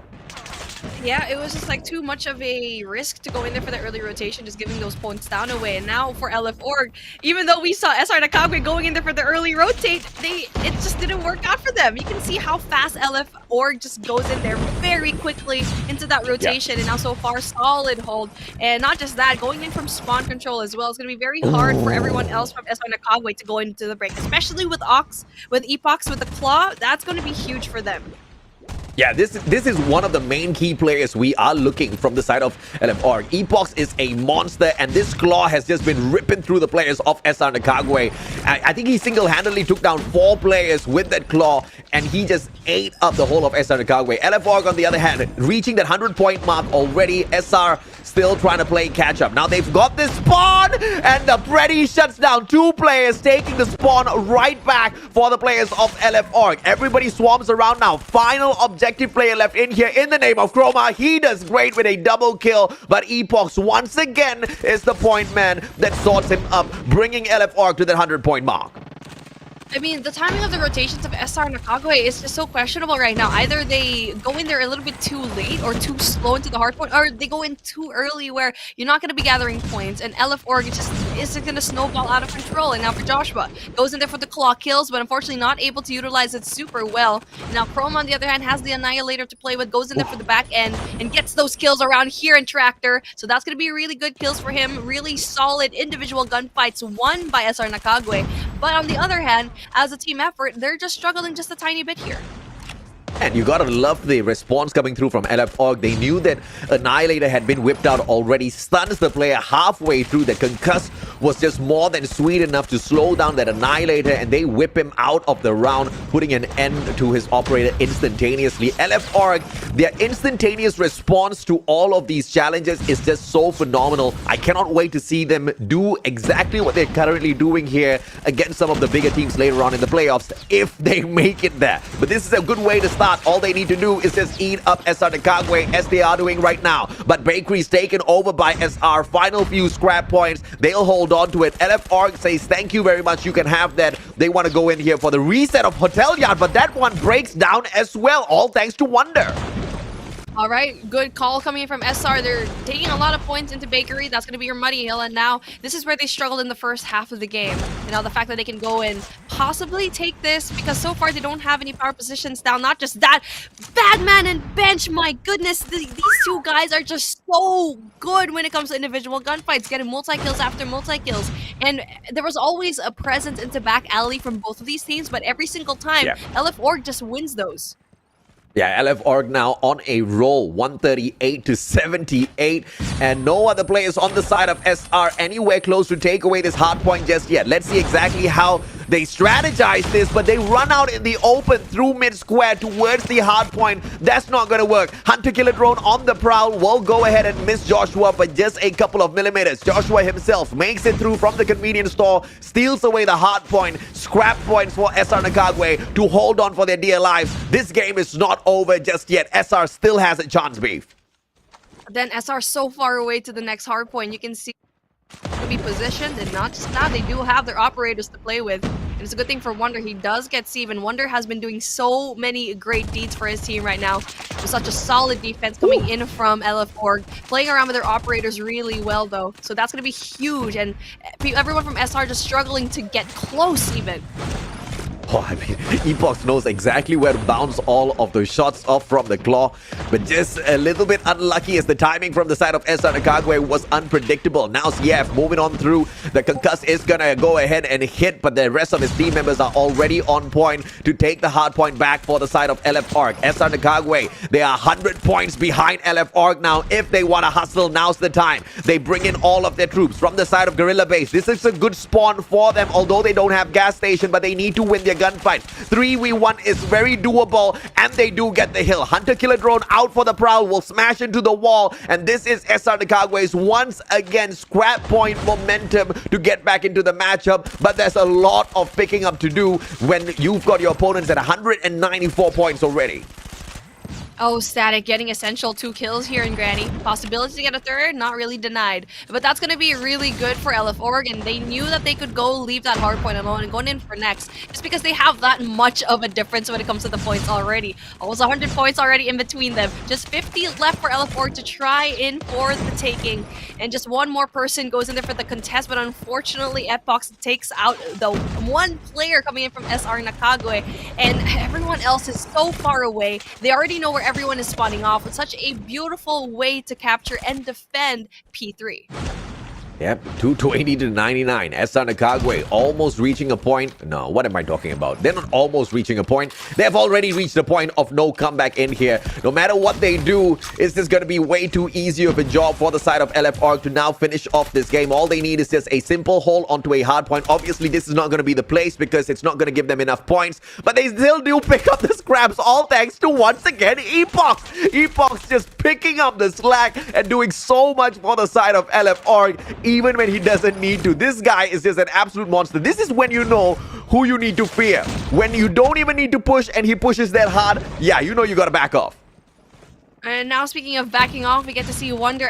He unfortunately doesn't win a lot of the gunfights here in Bakery. And this is where they got majority of the points down. Only 5 points left and everything else being brought out. The big guns from LF Org. They're going to be sealing the deal here with such a convincing win up against SR NACAGUE here in our hardpoint standoff. We're heading into Search and Destroy, and you already know that for SR NACAGUE, they're so weak when it comes to this game mode, and we just got to see how LF Org absolutely slayed out in this hardpoint. I talked about how we need to look at Epox, we need to watch this guy, but I did not expect this sort of a performance from him, right? I mean, how many times in a hardpoint game do you bring out your operator skill? I mean, you get to charge that up twice, yeah, you're decent enough. This guy activated it, what, 3 times, 4 times? Epox was on fire. 33 kills in total, only went down 18 times. And that was the least number of times in comparison to the rest of his team members on his side, and obviously way lower in terms of deaths in comparison to anyone on the side of SR NACAGUE. And on top of that, he was playing objective beef. 2 minutes, 46 seconds. I mean, this whole match was just Epox for me.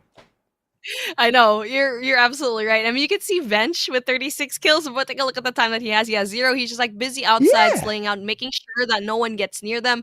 Usually, we kind of like to say that you need to step on the hard point, but in this situation, he didn't have to because everyone was doing their job. Epox did enough to stay on the objective, means Bench didn't have to go and step on it. He just did his job trying to funnel out every single one of the NCG players trying to go in, and that's why he's such an essential anchor, because he's just so good when it comes to the engagements outside of the hill. I mean, when you've got an anchor that's also a slayer, you know you're going to be chilling all throughout your matches, right? I mean, once again, Epox, that's the 5th MVP title that he's picking up for himself through the group stages alone. But unfortunately, so far, he does not have any overall game MVP titles to his name, which is a little bit disappointing. Perhaps today might be the day where we see Epox picking that up if LF Org can beat SR NACAGUE. Let's see what happens in the next 2 games. Yeah, I mean, I'm pretty excited to see firing range, and I feel like for SR NACAGUE, they just didn't have a really good time in standoff because LF4, like what we mentioned, like they won that, but this time around, it wasn't even close, man. And now we're going into firing range where we saw SR NACAGUE go up against LF4 and Slums. I feel like this might be a better map for them to kind of just stay put just a tiny bit. Obviously, this is possibly where Mac comes into play, so pretty excited how this team will kind of change their strategy when it comes to it, because so far their closest game in S&D was actually up against Omega, 5-7 in firing range. So there's a possibility for them to actually take this map. And that's exactly what I was talking about, right? Not just speaking towards the the inability of LF Org completing firing range S&D on a win as they went up against ALMGHTY, but also playing into their own strengths. They know that they can dance around firing range a little bit better in comparison to, Slums or standoff S&D. They brought this in. So it's a double whammy. It's a double positive for SR NACAGUE. It is a map that they are really good at. It's a map where LF Org did struggle just a tad bit. They would have been able to see exactly what sort of weak points on the side of LF Org that was exposed by ALMGHTY. They would have most definitely seen those rotations. And, I've looked at quite a number of teams. you don't really bring in like a plethora of strategy and rotations, you know, match after match. You're mostly playing the exact same rotation. So it's just a game of A, B, C, D, figuring out exactly which rotation your opponents are going to use and try to play that against them. SR NACAGUE has got a good chance of taking this victory away. They just need to ignore that they got smashed on Hardpoint. Yeah, you just gotta have your memory, just forget about it, because this is a new game mode where you can slow things down just a tiny bit. And let's see if the bomb carriers right now, SR NACAGUE, is going to be slowing it down. And so far, they are not slowing it down. They're actually going to be having a fast push of the trailer. That's going to be a really good spot so far. Epox will be trying to go and defend here through mid as Steve gets that first opening pick. Chroma goes down. Beautiful pick off of that A bomb site. So as bomb's going to be going down, that's going to be really difficult for the rest of the team right now to go and converge it. Let's see if or not Owen will be able to step up to the plate and get this plant. Krieg 6 in hand. He can beam down these players, but you have got CF just waiting for his opportunity. And the Locust is one of the better snipers that you want to be bringing into SNDs at the moment. Very quick on the scope. The shots are absolutely bitter to swallow as well. Yaku pulls one back with the CBR4. I mean, let's talk about the CBR4 a bit. That gun has been one of the meta guns for the longest of time. I know, right? It's like a pimple that you can't really get rid of, but it's just stuck there in your face, and everyone just wants to get rid of it. But hey, it's the reason why it's here in the first place. You know what? I feel like this season I was expecting it not to be a really good weapon or SMG at the very least, but nope, it's still pretty much being used in every single tournament everywhere in the world. But here we go. Let's see if Yaku can use the CBR powers to his advantage. Needs to be very quiet, but 34 seconds left on the clock. It's going to be against him right now. Oh. Well, you know what they say, if you can't beat him, you can join him. And all you need to do is pick up that CBR4 on your side as well. Yaku playing it against Batman, but it is Bench that steps on in and sneaks away that kill. LF Org with the first round. No surprises there at all. But it's up to SR NACAGUE to really play it a little bit slower. I did not expect such a quick push into that A bomb site. And for them to lose that one player so early without any one of those tacticals even used or expanded, I think that was an absolute waste of a run. You know, speaking of, Batman gets that beautiful nade kill off of Yako. And I feel like for SR NACAGUE, they just don't have any responses when it comes to the snipers right now. The double sniper setup coming in from LF Org. And that's their biggest detriment, because the angles that they hold is just so prime. And information given to Bench right now, taking all of these shots, but I also give information to SR NACAGUE that there's going to be one person there. And so, beautiful kill from Wonder. So that's going to be his first one of the game. Gets rid of an essential player. Like what we said, that Bench was making a lot of noise in top 10, and he pays for that price. Let's see if or not Wonder can take CF out of this equation here. The moment he stands, okay, this is his timing now. Can he stand right back up? And he does. One down. What a snipe. CF goes down. And this is that opportunity for SR NACAGUE to pull this round back. But Epox out of nowhere shuts down Owen now. Tries to sneak on it. What a flick. Wonder taken out with a headshot. Epox the monster. I mean, this is why we talk about this guy so much, because he's just so good when it comes to the scopes. Possibility to get another one. I thought he was going to get... Oh my gosh, that was too close for comfort. Epox with that pistol kill. But that does secure SR NACAGUE. That's going to be good. Hey, that was a really good play coming in from SR NACAGUE. They stayed put, knowing very well they're going up against the sniper. Yeah, SR, you got the round win, but for me, Epox, once again, did you guys see the quickness of stepping into that white warehouse and then sliding right back out the door? I don't even know how he smashed that egg. How do you even do that? What a player Epox is. And he slid back out, got that secondary kill on top of everything else. Game of numbers played against him. He doesn't get the round, but this guy is just crazy. I love seeing Epox play. Let's see if we get a few more clippable moments out of him. That could have easily been like an easy 1v2 out of Epox, but again, valiant effort coming in from SR NACAGUE, because they didn't isolate the man. Oh my god, man! Speaking of, Steve gets that double. Oh, why aren't we on Steve right now? Hello, the man's on a rampage, and we're just like seeing it on the kill feed. It kills my soul. But here goes Static, possibly getting another one. A very fast round coming in from LF4, a 2-1 right now for them. I mean, a collateral from CF and, of course, Epochs dancing around SR NACAGUE. What else can we ask for, man? LF Org is just putting on a show, and they're really proving to us that they are not just ready, but they're raring to go against some of the big boys. Epochs, early shutdown. Joshua taken out of the equation already. A quick one more for Epochs, and Owen gets smashed as well. This is just insane. I mean, the fact that you can be so quick when it comes to the Locust is One just more. undeniable. Chroma, though, with a response, goes in there for another kill of his own. Locust looking like the weapon to go and choose. Yako gets a trade, so that's going to be evening out just a tiny bit into the favor of SR NACAGUE. But just as I said that, Badman gets that kill, gets another one. A quick 1v2 situation as Badman gets that triple. And my goodness, with the defuse as well. What a fast round into the favor of LF Org, and they're primed, they're ready. I mean, before I was asking questions when I was watching the broadcast, it's like LF Org, they beat out Smart Omega, they beat out Almighty. Is that actually possible? Yes, apparently it really is. I mean, for Omega, they haven't played them yet. They're going to be doing it at March 5, but it looks like their win against Almighty was really well deserved. Yeah, this is the problem, right? This is a freaking problem when these players find out that it's going to be the Beef Mami Mustachio combo with the play-by-play and analysis. Everybody wants to show off. LF Org wants that shout out. Let's go, baby. Show us some more cool plays. It's going to be Epochs once again. One jump quick scope does not hit, and he still slides away. You talk about some survival gameplay coming through this guy. Now, he knows the positioning. All he needs to do is just slide back. Doesn't get that shot, but he knows exactly what to expect all through that woodhouse. And it is going to be the players on the side of SR NACAGUE slowing things down just enough so that they do not end this round a little prematurely. I like that about SR. This guy, Epochs, has 6 kills already in round number 5. That's going to be a lot more. He goes in there, overextends very quietly here. Come on. Checks his corners. That's going to be huge. Let's see if he actually goes and overextends, because Chroma's going to be right beside him as Steve goes in there for the kill. And speaking of, Wonder goes down. Information given to him, possibility to get another one. He's going to go in there for that long haul. Oh my gosh, yes, he still gets it. But then Owen goes in for the backup, but damage done from this guy. But they already know where this last player is going to be.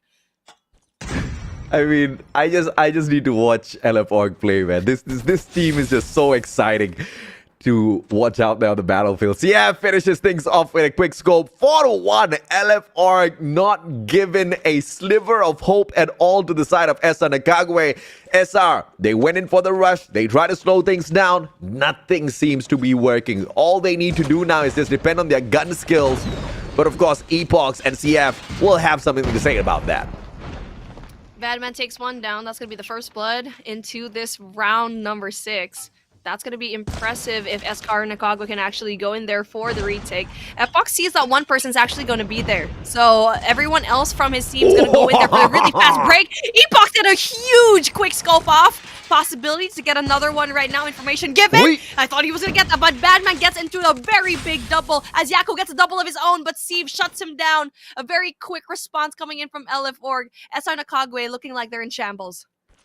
I mean, this is the team of LF Org that's just so confident.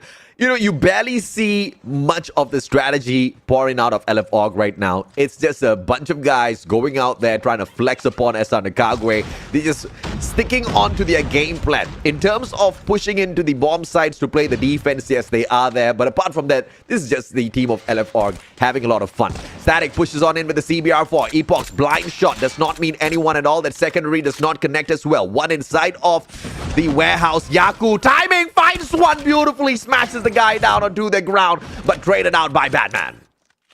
And now it's going to be evened out, 2v2 situation as Owen and Joshua tries to go in there for the recovery. Everyone else from LF Org, though, going in for the reposition, trying to get that information down as bomb carrier Epochs is going to be a very good sign that they are going in for the rotate. But hey, SR NACAGUE also reads that as well. And so let's see how this is going to take with all of the faded moments that we see as Epoch spots one, gets to find another. Well, Batman gets one. So that's going to be a 1v2 situation as Joshua gets into that. Epoch gets one! What? Man, I mean, I feel like... I mean, the slide cancel on Epochs is real. This guy knows how to slide, sure as hell knows how to cancel. And you, just when you think that you have got a moment to breathe because he disappeared from your screen, boom, you're dead. Hey AJ, I feel like the tagline of LF.org should be LF.org, just a bunch of guys. We're gonna coin that for you right now. So I feel like if they win, that's definitely something that we're gonna be calling them, man. I mean, as much as I want to say they have like a certain play, they're just winning this off of like pure gun skill right now. Bench gets that first opening pick, getting rid of the only sniper that SR actually has, as Chroma gets that tagged out. Badman gets one more. I mean, we keep talking about epochs, but Badman's so good as well, getting multi-kills after multi-kills. I mean, Yaku had 3 years to, realign his scope there. Siev just stood there looking through the sky. Guy was daydreaming, but epochs very easily pulls that back for the squad. Chroma alive and kicking. Badman says, thank you for coming. 7-1. There's just a slight adjustment to the tagline there. I'll say instead of a bunch of guys, it's just a bunch of dudes. Just a bunch of gods. Let's go, LF. I mean, they did so well. 2-0 up. So well. Yeah, and it's just control left in here. And SR NACAGUE, the one thing that they've got going their side right here, right now, is the fact that they start Summit on defense.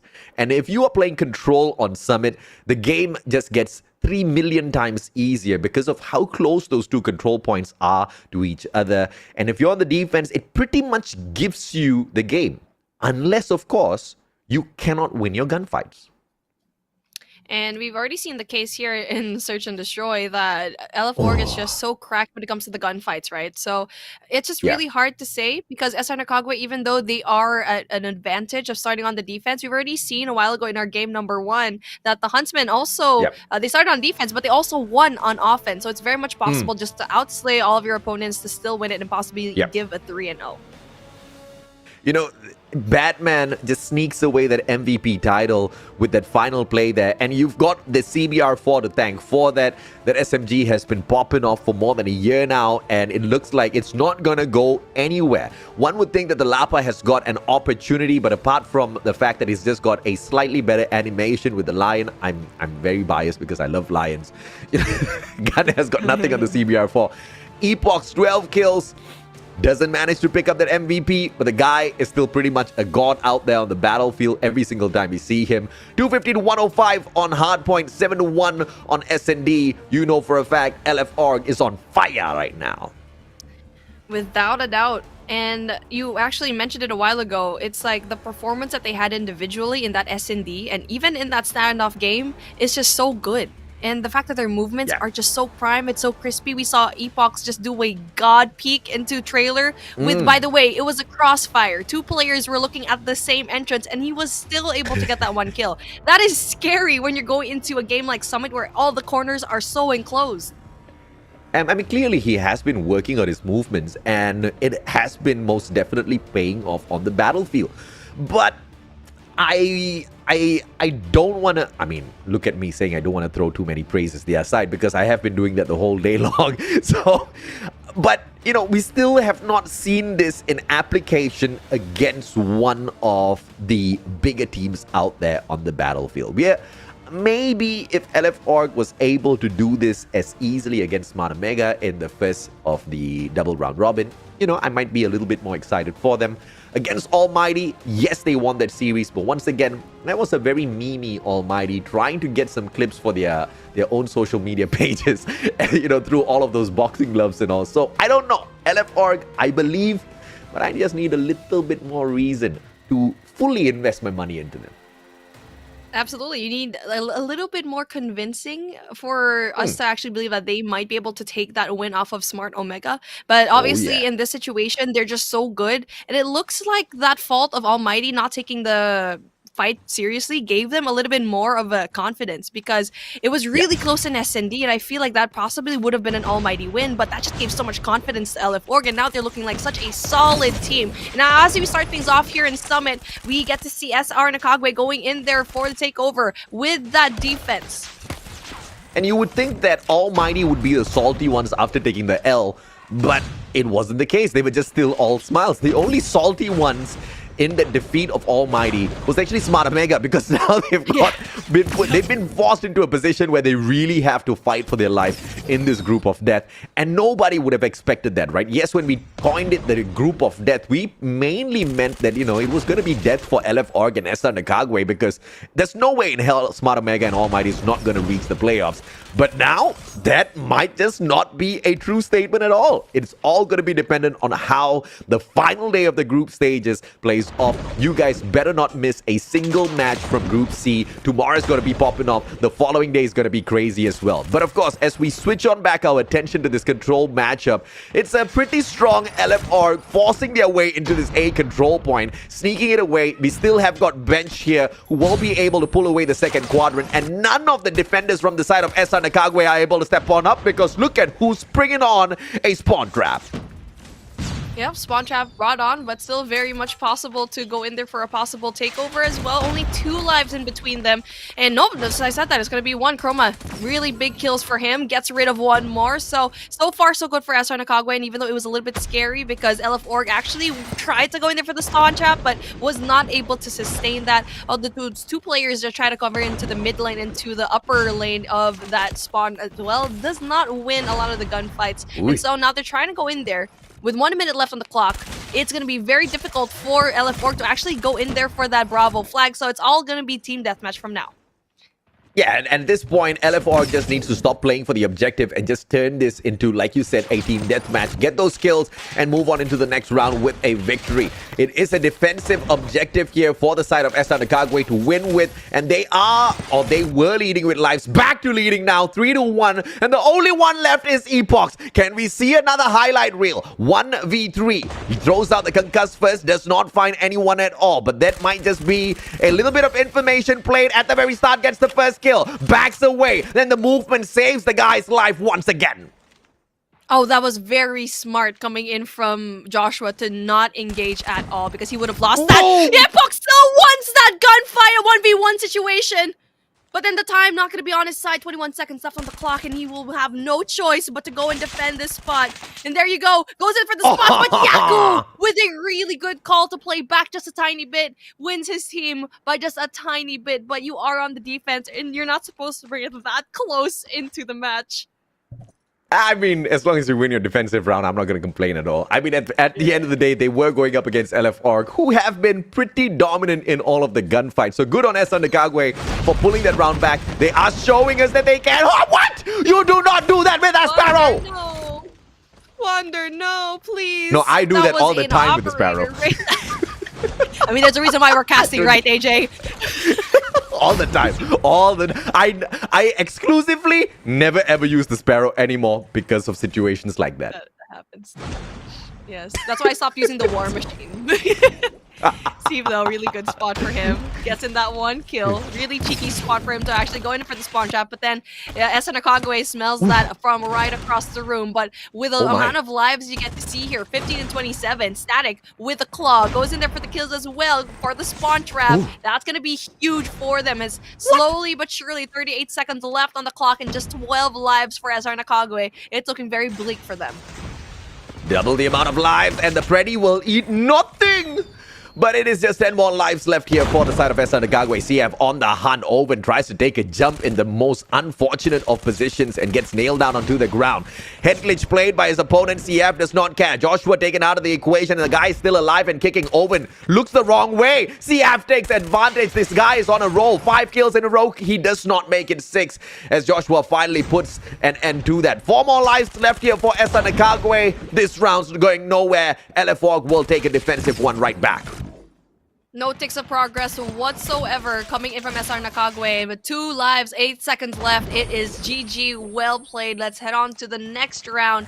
As for Owen, taken down by Steve. 1-1 is going to be your scoreline right now, and it's something that we actually expected to happen because you will have a better time on defense, but that defensive setup that SR NACAGUE had was pretty shaky because it was brought down into a 1v1 where you're going to be left with Epox, and you don't want to be in that situation when you're left with that guy that can take you down really quickly.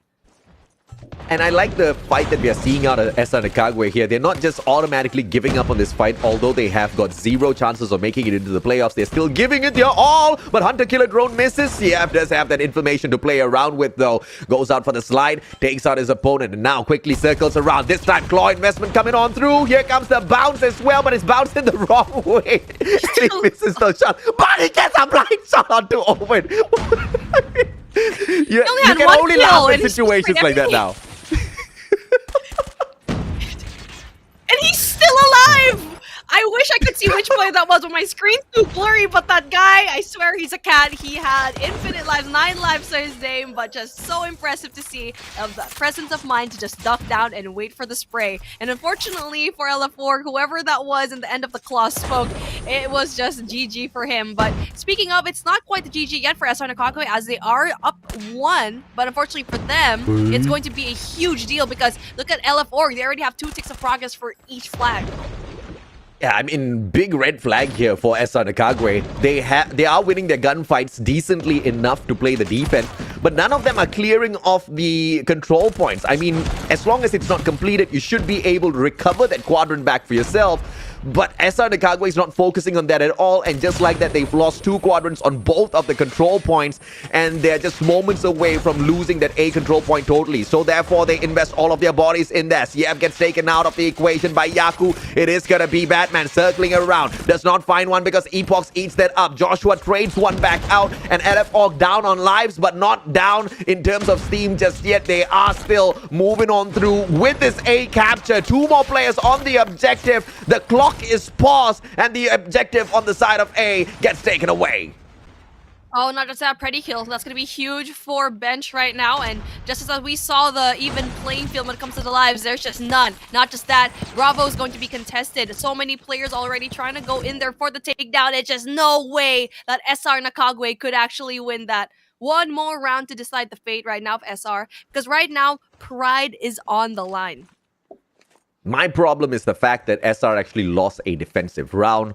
We all know the kind of advantage you do get in control when you start off on the defensive. All you need to do is just hunker down, lock your positions, and take those kills. You don't really need to rush in at your opponent unless it's a super square off fight. But this is SR NACAGUE not playing to the rules at all. They're jumping on in that. Batman, string it along. It's gonna be the Sparrow gameplay. This, what? How? Oh. What the? I'm not quite sure how that happened because my screen just lagged out for a bit, so I actually didn't see it. What? Explain to me what just happened? He was just walking, he was charging, and then he flicked it to the left, and the guy died on the other side of the wall. My eyes better be playing tricks on me, but whatever. LFR 2-1. They've got 23 lives up against 19 on the side of SR NACAGUE, and it is SR NACAGUE trying to get to this control point, but they are just being strung along by the side of LFR, pushing on in. They want to get this spawn trap, but they just are not able to execute it to perfection just yet. I like the fight coming out of SR to prevent the spawn trap, but they gotta play that objective as well, Beef.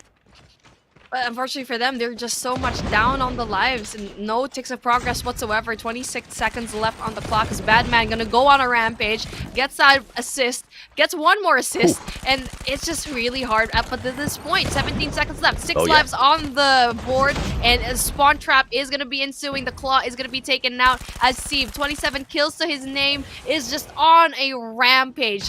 Well, it's a GG, well played coming in from SR NACAGUE, but thank you so much for giving us a really good matchup number 1. I feel like that round number 1 was just so good to them. I mean, you know what exactly this victory means. It means LFRG is now going to move on place in the Group C, just behind Almighty, and Smarter Mega has been pushed on down to the 3rd spot. Talk a little bit about some upsetting moments here, but of course it's not all over just yet. Smarter Mega has got their own shot against SR NACAGUE, and I believe that's going to be happening tomorrow, so an opportunity to recover that 2nd spot will most definitely be there, but it is most definitely going to go down to the wire as well. But we are expecting a lot. We are asking for a lot on the side of LFR. We are asking them to shut down Smarter Mega, potentially 3-0 in their meeting on the final day of the group stages, which might just be a little bit too much. Now, we shined the spotlight onto Epochs, but we also did talk a little bit about CF. In this control matchup, most of what we saw was just CF running around on the battlefield, and this is exactly why. Just 13 deaths overall, one of the least throughout the whole matches alongside Static, but 29 kills, stopping everybody else in this game. And now for Chroma, though, on the other hand, he kind of stepped it up for his team, 21 kills, but Yeah. I feel like it was just a little bit too late, and everyone else from his team just kind of struggled to get a lot of these points. Every single time that they were on the attacking side, they were just bombarded every time that they were on the defense. The spawn trap was just unreal coming in from LF Org. So that just goes to show how much outslayed they actually are, which is really hard to see because these players have been doing this for a long time and looking like it's just like they're plateauing when it comes to their skills right now. But you get to see the other side where you see Static and Bench. They have been in NRX for such a long time, but looking like they're actually just improving now into this year, especially here in Garena Masters 4. So a clean sweep yet again for our match number 2 as LF Org takes the cake. 250 and 105 in standoff Hardpoint, 7 and 1 firing range search and destroy, and Summit 3 and 1 control. So I actually expected Summit to be a little bit more closer, but hey, LF Org is just riding on their momentum from their win in ALMGHTY. Yeah, at the end of the day, of course, NACAGUE, they're not able to win a lot of these matches here, but this is exactly where, you know, the field and the battles are supposed to be much tougher, right? From more than 256 teams, you are now down to just the top 16. Obviously, the battle is going to be much more difficult. It's just that they are having a couple of issues trying to get a hold of exactly what sort of a strategy they want to play out there on the battlefield, and by the time they wrap their head around the strategy, they're already getting outslain by the players of LF Org. Hopefully we see NACAGUE really focus in on improving their gunfights, because they're most definitely gonna need that tomorrow. But at least if you cannot use such a short span of time to focus on something that does take quite a bit to improve, you want to be focusing on your strategy. You want to be focusing on those rotations, because if there's one thing that you can do is learn from a lot of the other matches that Smart Omega has already run through and see exactly what their setup is going to be like. But knowing something versus executing a play against a team, unfortunately, two very different things, and Smart Omega a very different beast, Beef. It is a very different beast, but it looks like LFO is actually becoming a beast of their own in this whole tournament. In the beginning, didn't really have a really great time, but now, especially after that win in SR NACAGUE, it was a 3-0 the first game, and then ALMGHTY giving them a 2-1, and now another 3-0 for SR NACAGUE as well. It's looking like NCG is doing such a tremendous job when it comes to picking up their momentum. And what a storyline we're gonna have for March 5 and Sunday, because that is going to be, let's just say Omega does a really good job. It's a good day for them, and they 3-0 SR NACAGUE. They're going to be even with the points. I mean, no, it's actually going to be LF Org that will have a little bit more of an advantage. So with Omega, you're going to be stuck in a corner, and we didn't expect that from this team. Well, actually, you know what? With Smart Omega, you kind of can't tell at times, because they can get a little bit streaky when it comes to their plays. So hopefully we do find that consistency by March 5. Yeah, and of course, Smart Omega, they are down by 1 series. So by the time they jump back up and shut down SR NACAGUE, they will be all equal. And if they can win 3-0 against SR NACAGUE, look at me saying as if, you know, they are going to have a little bit of a difficult time. They're definitely going to win 3-0 looking at the way they've played so far. But you never know. You never know exactly what SR has got up their sleeves. If at all SR is able to upset them, I tell you, we are gonna have a party, because on the final day of the group stages, things are just gonna be up in the balance. We will not know exactly who makes it through, and LF Org might just be bringing on one of the biggest upsets ever in Garena Masters. But of course, it's time for us to shine the spotlight on the MVP of the game, the one and only CF, who shine through and through in this control matchup, most definitely. 20 average kills, average deaths 15.5, but you gotta talk about his KD ratio here, 1.94. The guy surely knows how to dance around his opponent's beef. Definitely. And the good thing about this team is that we don't know who's going to be the MVP here, because Badman did such a great job. Phenomenal. Really phenomenal. But also Epochs had a really good run as well. And not just that, you get to see other players like Bench and everything. And Steve, obviously, he's doing such an amazing job today being the MVP of the game. And that is probably one of the I think, ingredients for being a super team right now, or a really good team, is the fact that your MVPs are just constantly changing. It's not just that one person that's actually making the play. And so I'm really glad to see that for LF Org, they're finally starting to pick up the pace and get the rhythm when it comes to adjusting the new things that are actually happening within the game. Yeah, I mean, you know, the first time round against ALMGHTY, they took that L 3-0, they got beaten down. Smart Omega did the exact same thing to them. They turned things around, but I don't think they're going to come across a trolling Smart Omega to make things a little bit easier for them, right? They really have to put their hearts and souls into that matchup against Smart Omega if they want that playoff spot. But when you're playing literally just that one series for the qualification to the playoffs, there's no if, buts, or maybes about it. You are going to be pouring in your heart and soul into that. So good luck to LF Org later on when that matchup does happen. But for the time being, beating down SR NACAGUE 3-0, this is surely something they desperately needed in order to still stand a strong chance against Smart Omega in this group of death.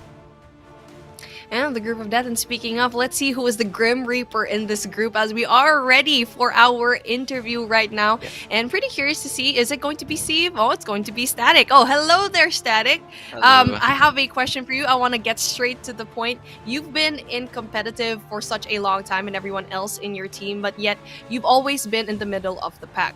How does it feel like you're actually getting closer to securing that spot into the playoffs? It's a lot of pressure since there are a lot of haters as well as people who support us.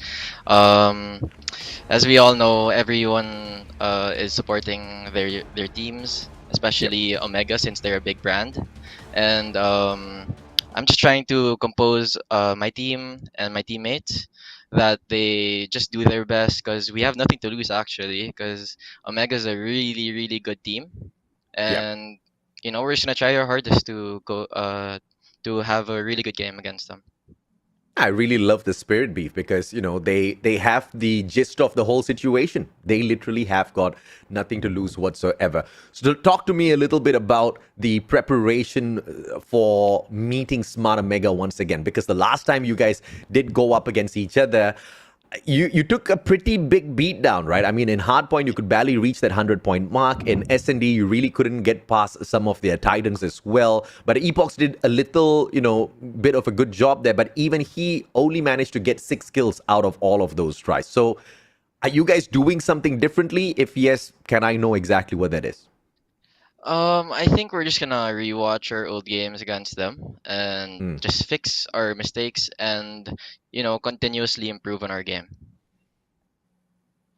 I mean, that's all you have to do to be a good team, is just to keep improving, to keep practicing, right? That's what's going to differentiate between you and the weaker team. So now that the fact that you are now considered as one of the better teams in your group right now, what do you have to say to your loved ones and your fans that are watching right now? Because you did mention, you know, all the haters, you know what? You just don't forget about them. Talk to your fans. What do you have to say? Well, of course, I would like to give a huge thanks to them because actually, I recently just joined this team, and you know, I trust in each and every single one of them. And no matter what the outcome is, you know, I'm just proud of everyone. And you know, my heart goes all to the supporters and fans for LF4. Well, thank you very much, Static. I love the fact that, you know, he only had thanks to give to all of the haters because, you know, those are the people who motivate us to do better each and every single day. Static, good luck on your run towards the playoffs. Hopefully we do see you there. It's not going to be an easy matchup, but, you know, it'll be nice to see the underdogs take the win for a change. But good luck. We'll see it when it happens. Thank you, guys. Cheers. I've got my fingers crossed, actually. You know exactly how much I love Smart Omega Beef, but to see an underdog run come through for LF Org, and I think if they do manage to shut down Smart Omega, they don't need to be named LF Org anymore, because Orgs would be looking for them and their contact number. So I guess they have to switch around their name, so it's Org looking for Org. I don't know what I'm saying anymore. So anyway, I wanted to point out, I had like a point, I swear I remember it. I feel like it's just a triangle between these three teams. I feel like for ALMGHTY, their kryptonite might actually be LF Org.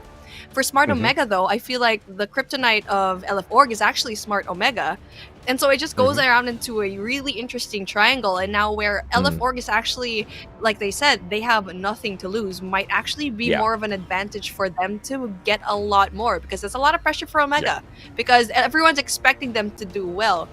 Either it's gonna blow up in their face and all that pressure is gonna get to them, or they're gonna use that as some sort of ammo into possibly bringing things into the playoffs.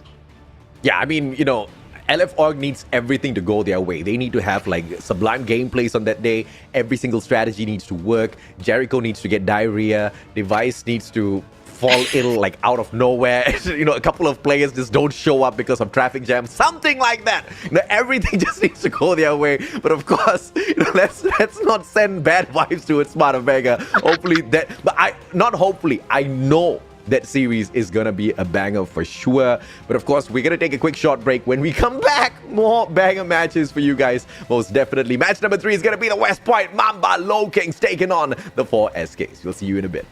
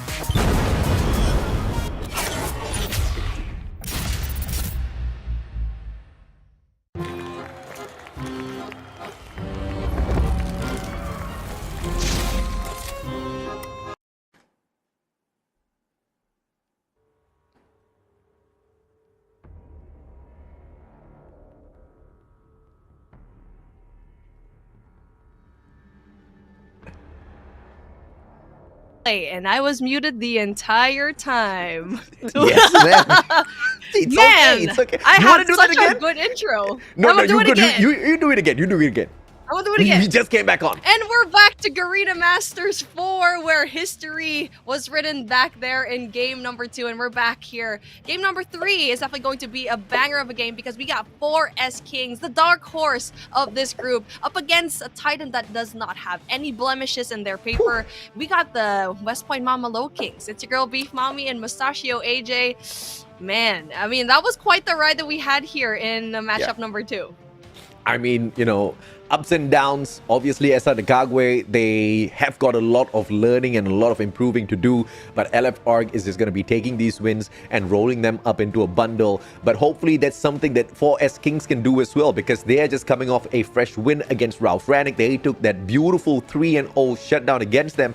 And it's beautiful to see a team do this, right? Because this is exactly what the double round robin setup is for the group stage. You take your learnings from the first round, you bring it into the second round and see how you can change things around. From being beaten down 2-1, they actually won it 3-0. So talk a little bit about improvement coming through from the 4S Kings. So from all angles, it looks like they might stand a better chance in here against the West Point Mama Lowkings. Not just because they've got the momentum on their side, because they've proven to us that they can fix all of whatever that was a problem. Only issue here is they got thrashed the last time they met the West Point Mama Lowkings. Oh man, I mean, talk about zeros all across the board. It was the SND and Raid 7-0, Control Slums 0-3. It's just really hard to be a little bit more positive when it comes to the scoreline here. But the best that Rao can do is learn their lesson coming in from their last game against FRANIC, because that was redemption on their part. But let's see, it's a very tall order to actually ask from them. Yeah, even the Hardpoint matchup was, you know, a tad bit disappointing to watch if you're a 4S Kings fan, because they only managed to pull away 75 points. And of course, the Victors took away 250. There's a huge margin between them. But in this rematch, once again, 4S Kings can prove to us how much can they grow. And if, you know, they don't even need to win. If they can prove that they can improve so much more in such a short span of time, you know that this is one of the teams that you have to look out for in the future, because they're making the best use of the competition format. They're making the best use of all of these precious fights against such big names. The top 16 in Garena right now. That's exactly what it's all about. This is going to be the third series of the day. Once again, 4S Kings, they take on the West Point Mama Lowkings. And this is the very first time I get to shoutcast for the Lowkings in Garena Masters Season 4. Looking forward to seeing them play. Later on, Broke Boys Club, they take on SKADI. That's going to be one cracker of a matchup as well. So do not go anywhere. In fact, just grab a little bit of time now before the series starts to take some snacks and come and sit down here, because it's going to be one hell of a ride, Beef. Oh yeah, the ride is definitely going to be very bumpy, and I'm so excited for that. But let's take a look at the underdogs right now of Group D. The 4S Kings, Coco, Nyx, Vuzet, Esto, Apollo, and Chari. And like what you said, the momentum off of their win in Rao and that redemption is definitely going to be fitting for them. But let's see, because for FRANIC, they also have a bumpy road ahead of them, because their last game was WPM Lowkings tomorrow. That's going to be the hardest, I mean on Sunday rather. That's going to be very difficult, because every single time WPM Lowkings just bring them down. And right now 4S Kings is in a very good spot, because at the very end of it, in March 5, it's going to be their last game. It's going to be against SHUSHHH, so that's more points to them possibly if they do get a lot of these points.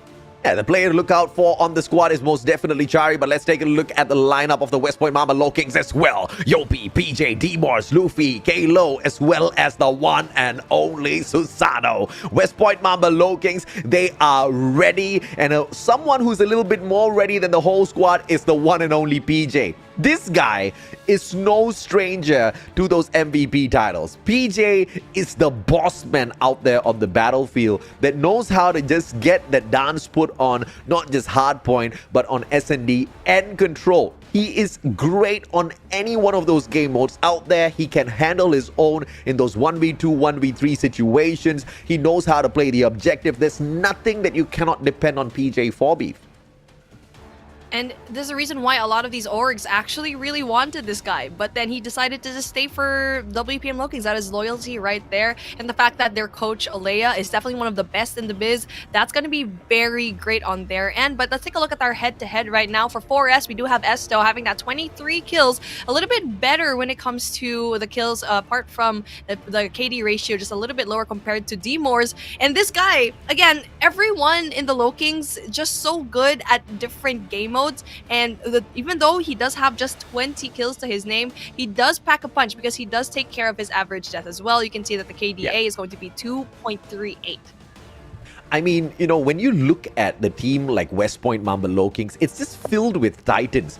And when I say titans, you know, that's not an understatement at all. If you look at, if you guys have been following the box CODM, it's actually run by Cali.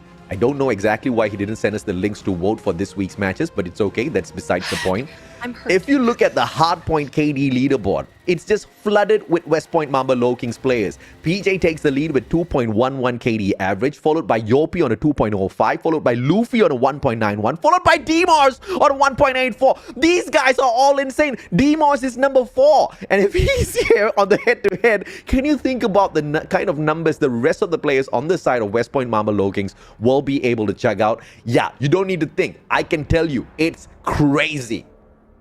The numbers don't lie at this point. I mean, as much as we say things don't really rely on the stats too much, that is consistency. When it comes to individual stats like that, it just matters when it comes to consistency. Yes, you can pop off at a certain game, but you need to be good at every single game that you play. And yes, you will have off days, but then you need to have your teammates back you up when you do have those off games. And good thing for West Point Mamba Lowkings, they have players to back it up. Everyone does their job. And they do have one sniper that I think I'm really scared of, and that's going to be Luffy. And definitely he'll take all of that firefight here in Firing Range Search and Destroy. As we see the map picks and bans, for S-Kings, they do have an advantage because they do pick the maps, but obviously coming in for... oh wait, no, rather, it was actually the Lowkings that win it because you get to see that the 4S-Kings chooses the Special Forces base here in Control Subs. Yeah, that's just a little unfortunate that you allow the top dogs to get to pick 2 out of 3 maps. So, which means from the get-go, you're not playing in your comfort zone. You have to play into the comfort of your opponents who are... I mean, monsters is an understatement. You know, the Lowkings, the Mambas, they're just one of the most lethal animals out there if you piss them off. So the 4S Kings better tread lightly in this following matchup. They do pick firing range for that SND though, in hopes of hitting right back, and we know that they can shine. Firing range victory, 2 out of the 2 matches that they have picked up on SND, both against FRANIC though, so that has to say something, but they do love playing on firing range. Chari and Nyx, they both know their way around this map. We see them really popping off, and this is their comfort pick that might just go their way, I want to say, but it's against the West Point Mamba Lowkings. West Point Mamba Lowkings, they don't lose SNDs really easily. I mean, if they're great at all game modes, SND is one of their stronger game modes out there. I have not seen a single weakness in West Point Mamba so far, and that's crazy. So far. Yeah, I mean, it could be the bracket that they're at. Maybe it's just like everyone else needs to catch up to them. I feel like that's probably sort of similar to what we see in Group B, in DIVINUS and Blacklist International. So I feel like that's still very good, though, because you're going up against a really good team. Because you have no choice once you get into the playoffs. You're facing off the top 2 teams of every group. So that's a really good breeding ground for the 4S Kings to try and get a lot of these points. But when it comes to the map picks, every single one of these teams, they've already played it. So we have good stats. They have good information for Lowkings, and I mean it goes up into the opposite, right? 4S Kings has really good, you know, they can probably watch the broadcast again, learn from that mistake, but for the Lowkings as well, they can study what the 4S Kings actually did. I don't know if that's exactly the kind of level that West Point Mamba Lowkings is at right now. They don't need to no shade on any one of the other teams in this group, but West Point Mamba Lowkings, I think they are just way above that already. They don't need to look into the strats of their opponents. They're just focusing on their own strengths. They're just trying to refine some of those rotations and strategies. And, you know, one of the most beautiful things about West Point Mamba Lowkings is they do not follow the herd. You know, these are not a bunch of sheep who go out there and see, oh, what meta gun is Whoopi using? You know, what gun is Indra using? It's not about that. They go out there, they do those tests, they go out there, they do those rotations, and they come up with just absolute Call of Duty mobile beauty. That's what's so scary about them. And, you know, just to make things a little bit more scary for the opponents of the 4S Kings, you know, at Hardpoint so far in the group stage, no team has exceeded 100 points against West Point Mamba Lowkings in Hardpoint. And that's crazy. And West Point Mamba Lowkings is the only team to shut down a squad 250-9, and that was SHUSHHH 250-9 at Slums, where Yopi hit a 2.8 KD. I mean, and things just get a little bit crazier. No team has scored more than 3 rounds of victory on an SND matchup against the West Point Mamba Lowkings. And here's the icing. The cherry on the icing. Nobody has taken away a single round of control, either on defense or offense, from West Point Mamba Lowkings. So 4S Kings, they've got their work cut out for them in this matchup. I feel bad for them, but all of that hype thrown the side of West Point Mamba Lowkings only goes to put the credit into the bag of 4S Kings if they can really show us how much they've managed to improve. It'll be more impressive if they can actually go and pass the 100-point club right now. But like what you said, the stats don't lie. And let's see if it's going to be an impossibility right now, or is it going to be an absolute definite thing that Lowkings will win this round off. So far, Lowkings does have a very solid hold here so far. No one from 4S Kings is actually so near it. Yeah, absolutely right. And the main reason as to why this is so is because look at the angles that the Lowkings are holding on to. There's just no point of ingress at all that the 4S Kings can actually use against them. And every single time they realize that the spawn point has changed already, look at the repositioning that's coming through from the West Point Mamba Lowkings. This is just insanity. They understand the game so well. They understand those rotations as well. And they've got the gun skills to keep up with all of those plays. 35 points, make that 36. They are on a roll. And there's just no touching them right now. 4S Kings, they better devise a good enough plan to take this over. And I like this coming on through. They are trying to flank around from behind the convenience store, but the Preddy that was just dropped would have been able to give away that information to the Lowking side. And this is an attack now that they are expecting. We're not even 1 minute into the game, and Kalo already brought out a Hunter-Killer Drone and a beautiful Predator missile so early into P1. And that just shows how well mechanically these folks are. Not just that, their positioning is prime. You can't even see 4S Kings anywhere near the hard point. And once they do touch it, best believe that the 4 Kings are going to shut them down really quickly. 66-0 is going to be our scoreline right now as we go and rotate into P2. Oh, boom. That Preddy will be able to eat up Apollo, who was trying to attack down from the back. Now, usually when you look at P2, everybody's rushing in here to acquire that spawn out of gas station. West Point Mamba Lowkings, they play the opposite. They want to take over the guerrilla base because they know that they can make good use of that warehouse shortcuts, which means you can take that backdoor entrance. You can also use that window entrance from on top of that van to get into that hard point. You gotta love the confidence out of the West Point Mamba Lowkings. You gotta love the ideation coming out from the squad. Now they take over both the spawn points from the gas station as well as the guerrilla base, and they force the 4S Kings to go in for such an early rotation. And this is not going to be an easy kill of the Preddy, and the Preddy misses out wide. It is the 4S Kings that go in for that early rotation, but nobody's holding on to the spawns, and the Lowkings are going to eat them up. It's a good thing Chari just denies that operator kill right now. So that's going to be really good for them. They're able to shut it down. But then for how long are you going to be able to hold this hill up against the Lowkings? 114-2 is going to be your scoreline. And for the longest time, the 4S Kings did not have any kills past 5. Only one person. That's going to be Esto. That's going to be their MVP. Oh, yeah. 8 kills already to his name. But everyone else in his team need to go and catch up. Susano brings out the Purifier. That's going to be good defense for them. They're just using all their operators really fast right now because they know they can replenish it later on when we do have a rotation. Yeah, the fight comes on through from the side of the 4S Kings, but really barely anything at all to make a play for. Just 2 points on the side of 4S Kings because of West Point Mamba Lowkings. You know for a fact they are excited that it is the first time that the combo of the Mustache and the West Point Mamba Lowkings is finally happening on the Garena Masters Season 4, man. I've been waiting for a long time, and they've been waiting for a long time as well. Olea has been asking, Mustachio, when? When, Mustachio? Well, today is the day, and they are dancing a good game. I mean, this is that snake dance that we always talk about. The problem here is the one blowing the flute is not the 4S Kings. It's the one and only best coach in the world, Alea. Sorry, I can just imagine that you're holding the flute and playing it. Honestly, I want to see that happen. But hey, it's also my first time casting the Lowkings right now, so I feel like both of us are in for a treat. I never knew how dominant they could be. Obviously, the numbers, I see it, but the fact that I'm actually seeing their gameplay is just so insane to me. They're more dominant right now than Black International Ultimate, and that says a lot. And now, so far, it's just 16 points to 171. And we're about to close out this game so far. And everyone else from the Lowkings are at a positive. And just 3 players coming in from the Lowkings, I mean, from 4S Kings rather, they're down a lot. They're not even reaching that 10 kill mark.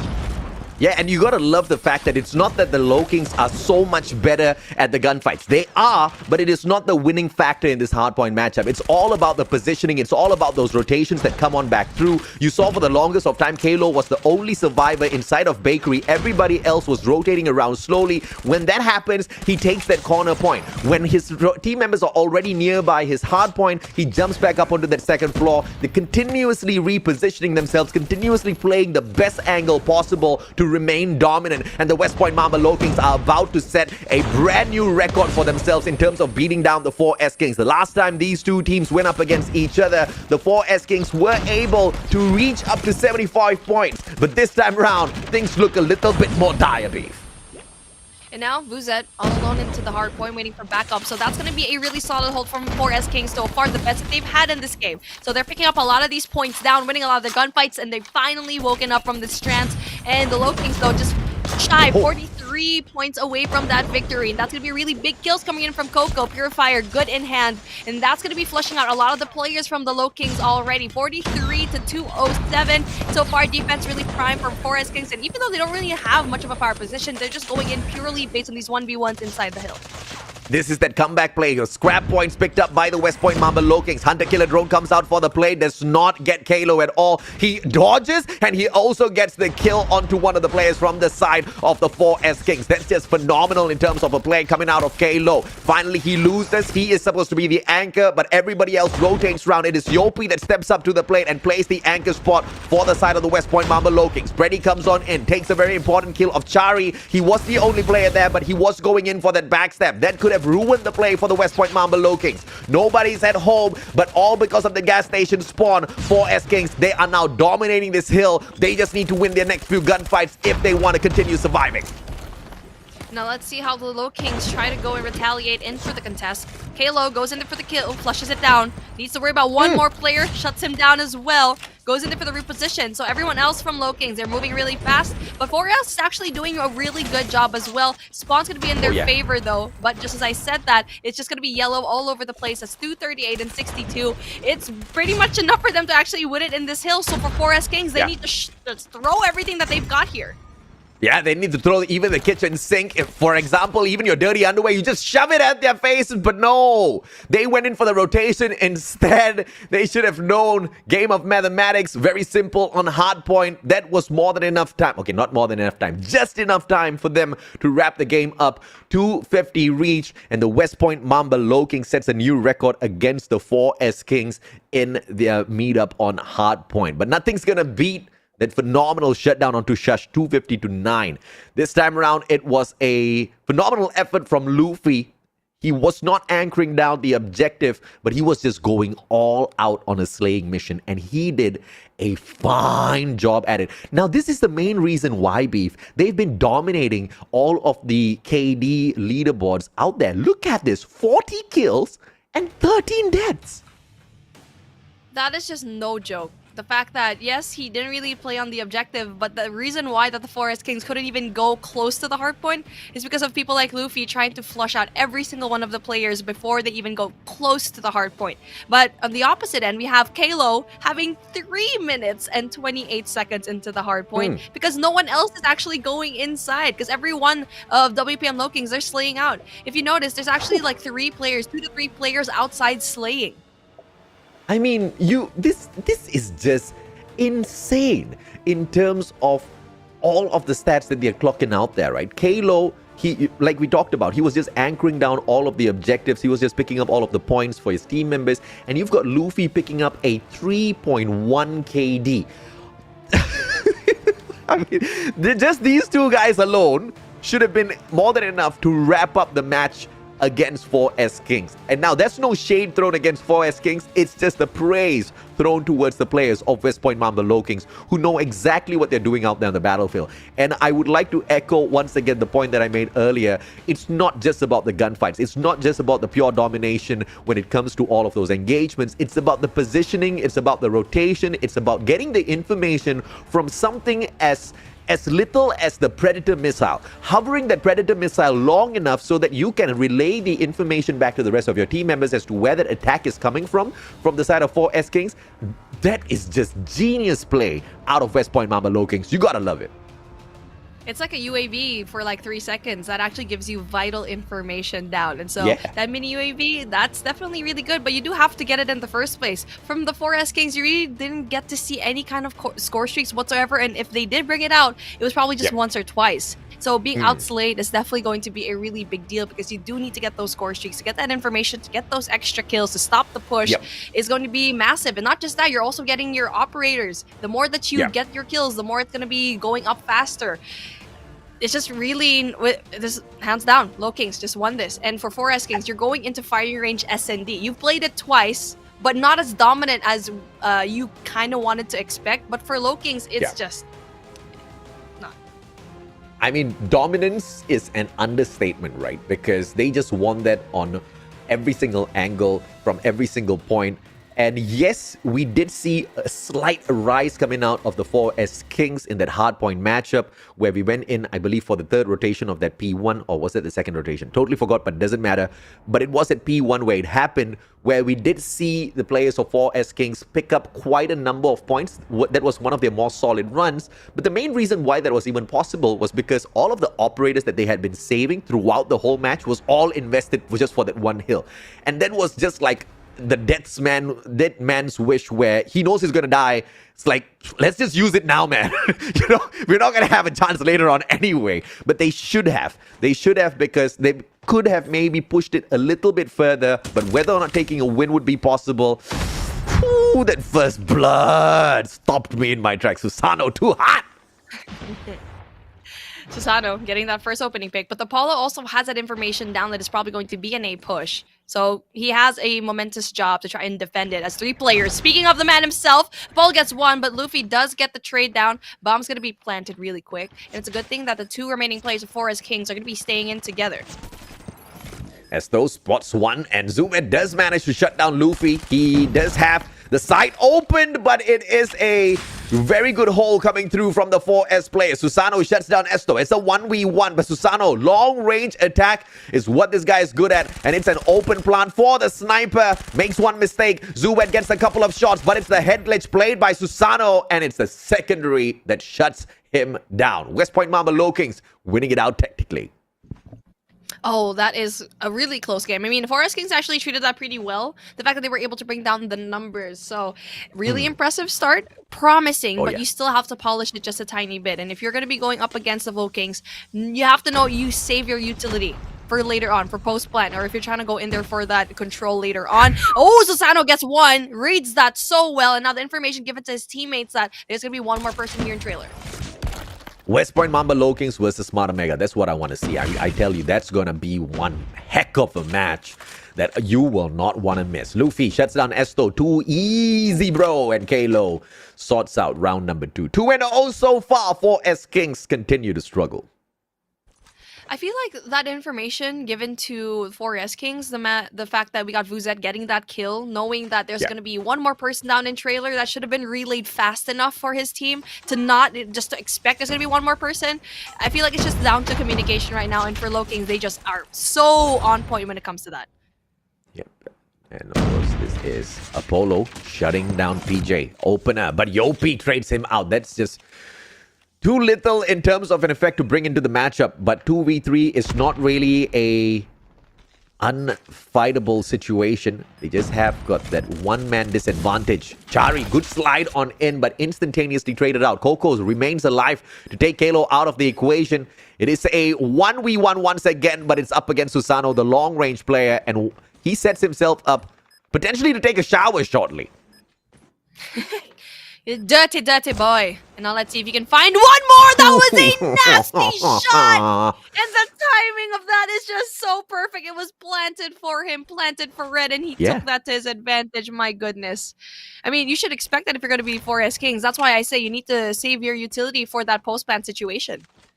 But this is that same strategy played now more than twice in a row. So you want to see the adjustments coming through from the 4S Kings. You want to stop all of the rushes in terms of a defense, and you really want to back up the rest of your team members to flank around from that B bomb side into passageway and take Susano out of the equation, because he's clearly winning out these rounds for the West Point Mamba Lowkings. If it wasn't for him, 4S Kings would have gotten a couple of rounds.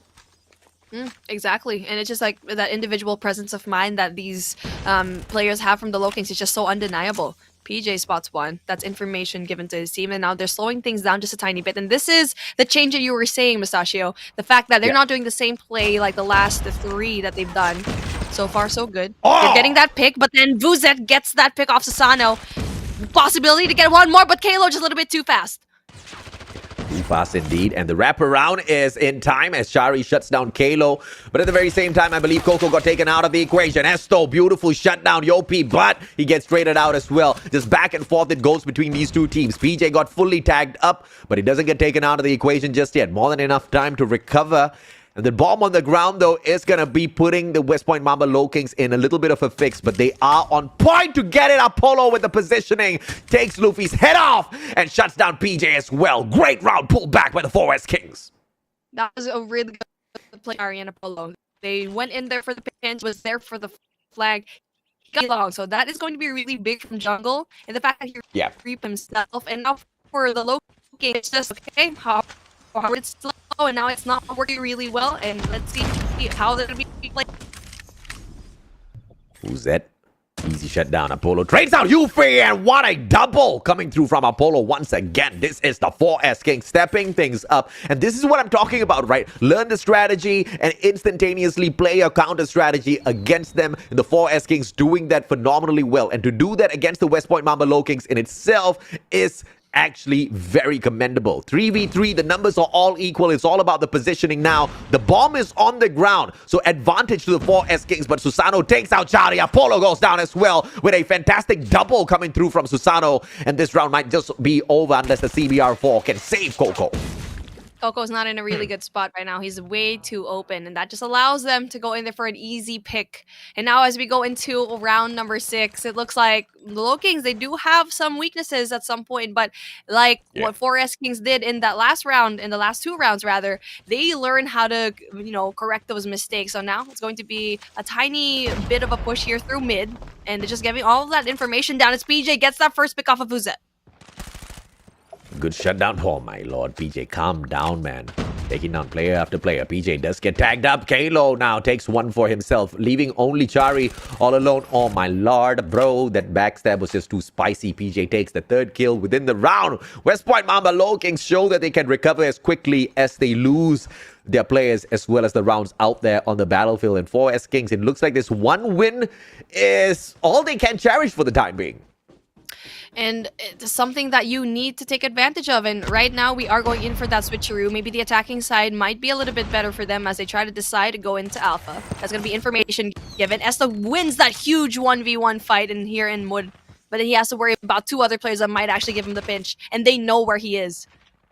Players are on point already. This bomb is going to get planted very quickly coming through from Vuzet. Luffy shuts down Apollo through a wall bang out of nowhere. Luffy, opportunity for one more, but Yopi sorts that out. Susano finds Esto. Everything's going wrong for the 4S Kings. 2 more players left alive. Chari as well as Coco holding on to the white warehouse. They've got both angles locked down, but Coco, don't look away, my friend! It's a double attack coming on through, and that was just a little premature. And West Point Mamba Lowkings, they take advantage. 6-1 match point to the Lowkings.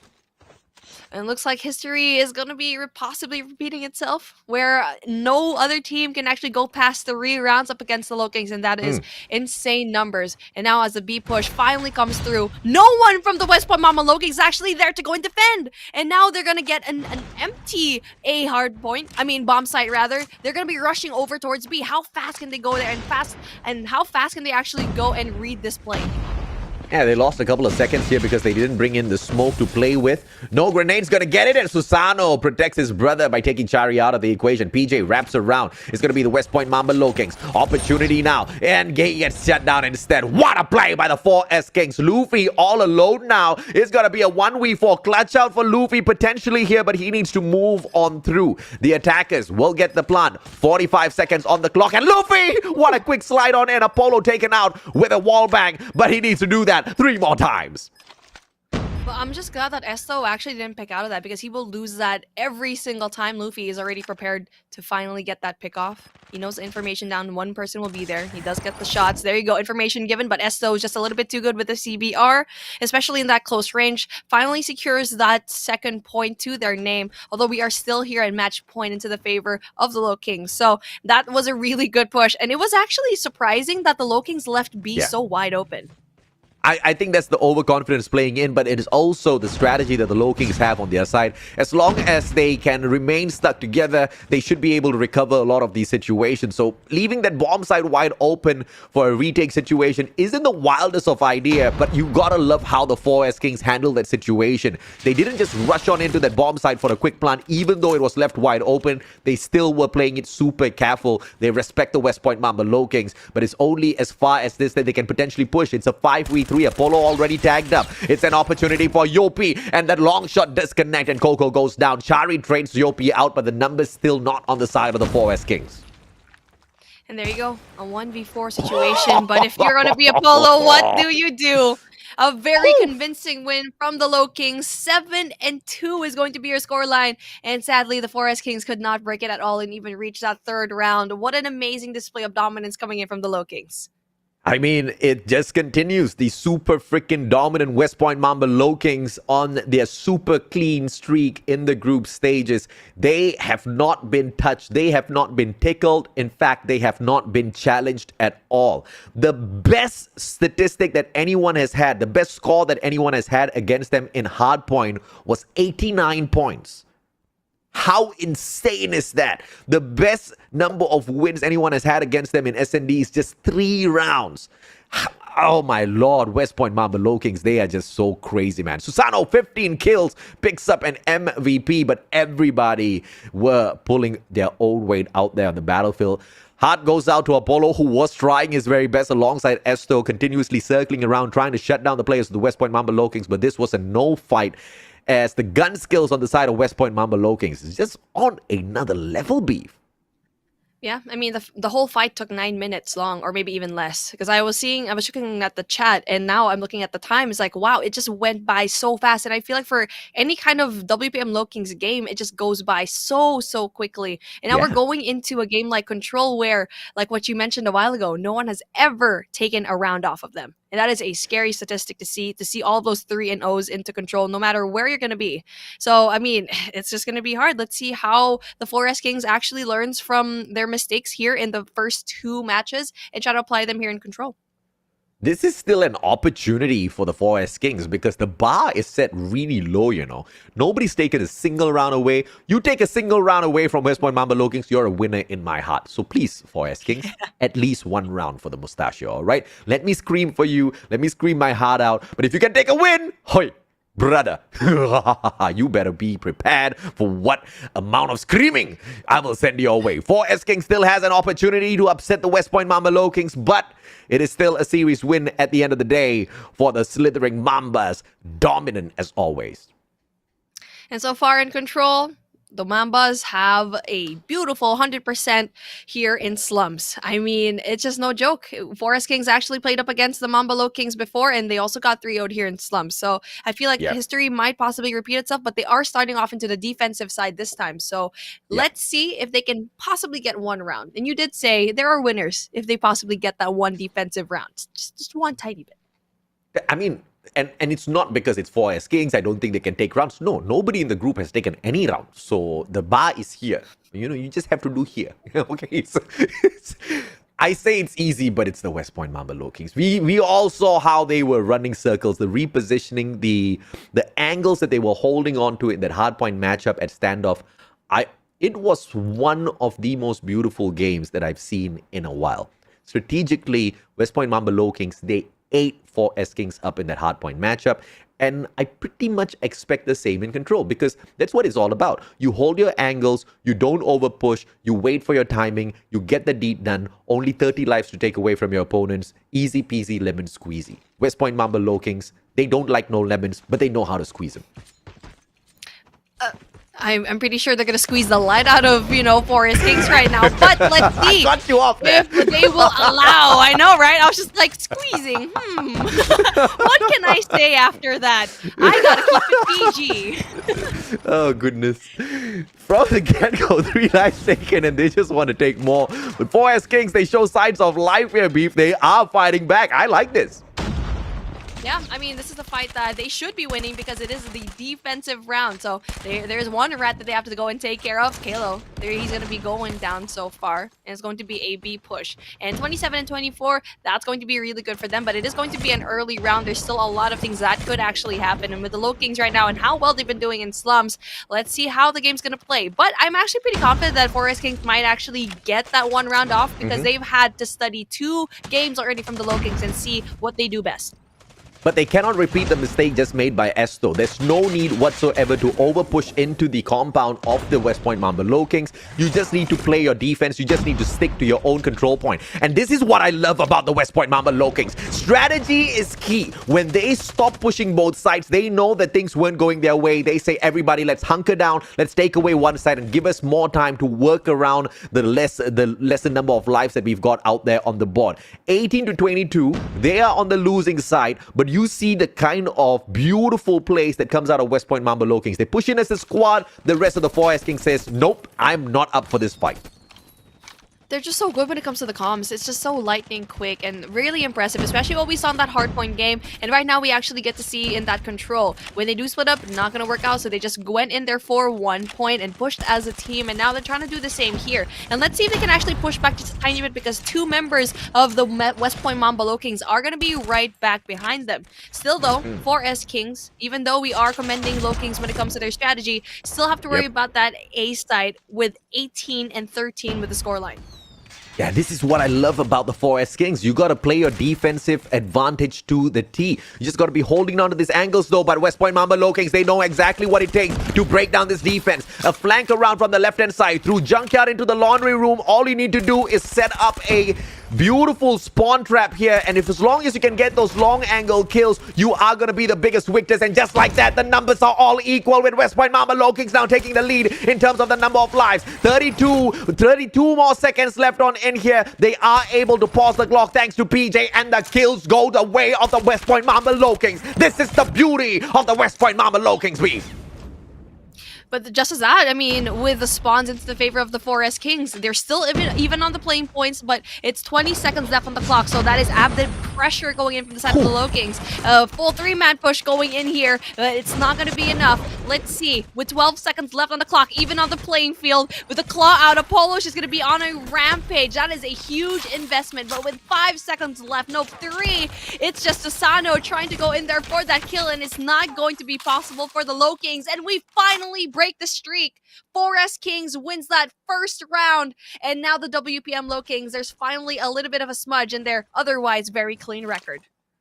There can be miracles when you believe. Yeah, you gotta believe. That's the way 4S Kings, and this is gonna give them enough momentum, enough confidence to continue pushing on through. But that's the defensive advantage that we expected them to play. And on slumps, it's just so much more easier to control the defensive side on A. Can they repeat it a little bit later on? Can they also take an offensive fight against the West Point Mamba Lowkings? This is where the 4S Kings will be pushed to the test. And that was a really big claw coming in from Apollo, so he's definitely a playmaker right now for this control game, although everyone else from the Lowkings also have a little bit of firepower to play with as well. You got to see everyone, 2 operators being brought up by WPM Lowkings. They're flushing it down just a tiny bit. As you can see here, 4 lives in between them, and so far nothing whatsoever. No reconnaissance, no points into A or B, and looking like a spawn trap right now for the Lowkings. So I think that was a beautiful play coming out of Yopi, and the double wall bang out of the Holger. You know, I'm very sure you guys want to ask for his loadout, right? Because those bullets and those wall bangs were just a little too spicy. But now 6 lives down, and the players on the side of the 4 S-Kings have not managed to even put a scratch on those control points. Finally, they make their way on through to this B control point, but Luffy is there for the defense, and his Holger is still helping the players on the side of the West Point Mamba Lowkings rise up to the occasion. A 10 life deficit for the 4 S-Kings, and things look to be a little bit more difficult. The claw is on for the activation. That Holger seems to be amazing when it comes to the attack power, but the ADS is just way too slow, and he just needs to play these fights a little bit further away. But 6 more seconds left now. It looks like this round might be over for the 4 S-Kings. It's going to be 4 lives to 13 with 0 left on the clock, and that is going to be a really good defensive setup coming in from the Lowkings. And that's what's scary about this point, because yes, they lost the attacking round a while ago, but they were pretty close into winning that as well. Yeah. And so they're going to be doing the same thing over and over again. And now for the Lowkings, they are going in for the attack, and a different kind of lane they're trying to pursue. They're going in full force, going in from bricks. I mean, they were like, okay, it was tough earlier, let's switch it up this time around. They're going straight up for that A control point because B is just so much more easier for them to handle a little bit later on, and they're winning out gunfight after gunfight. Kalo gets a double. Yopi supports him by taking down Apollo as well, but it is the spawn on the side of the 4 S-Kings from the side of Founders that can allow them to flow right back in. But what is the 4 S-Kings doing? They're running towards that B control point. They are split out on the battlefield because the 4 S-Kings, they got the attack from the Lowkings coming out towards that A control point, and then B started getting sneaked away. That is what I call the perfect strategy to confuse your defending opponents.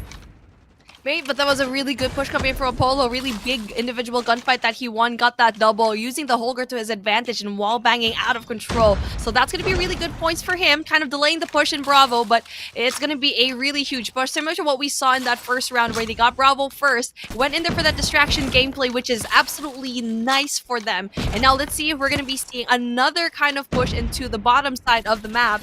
Closing down into that P3 situation, but only one player is actually going to be there.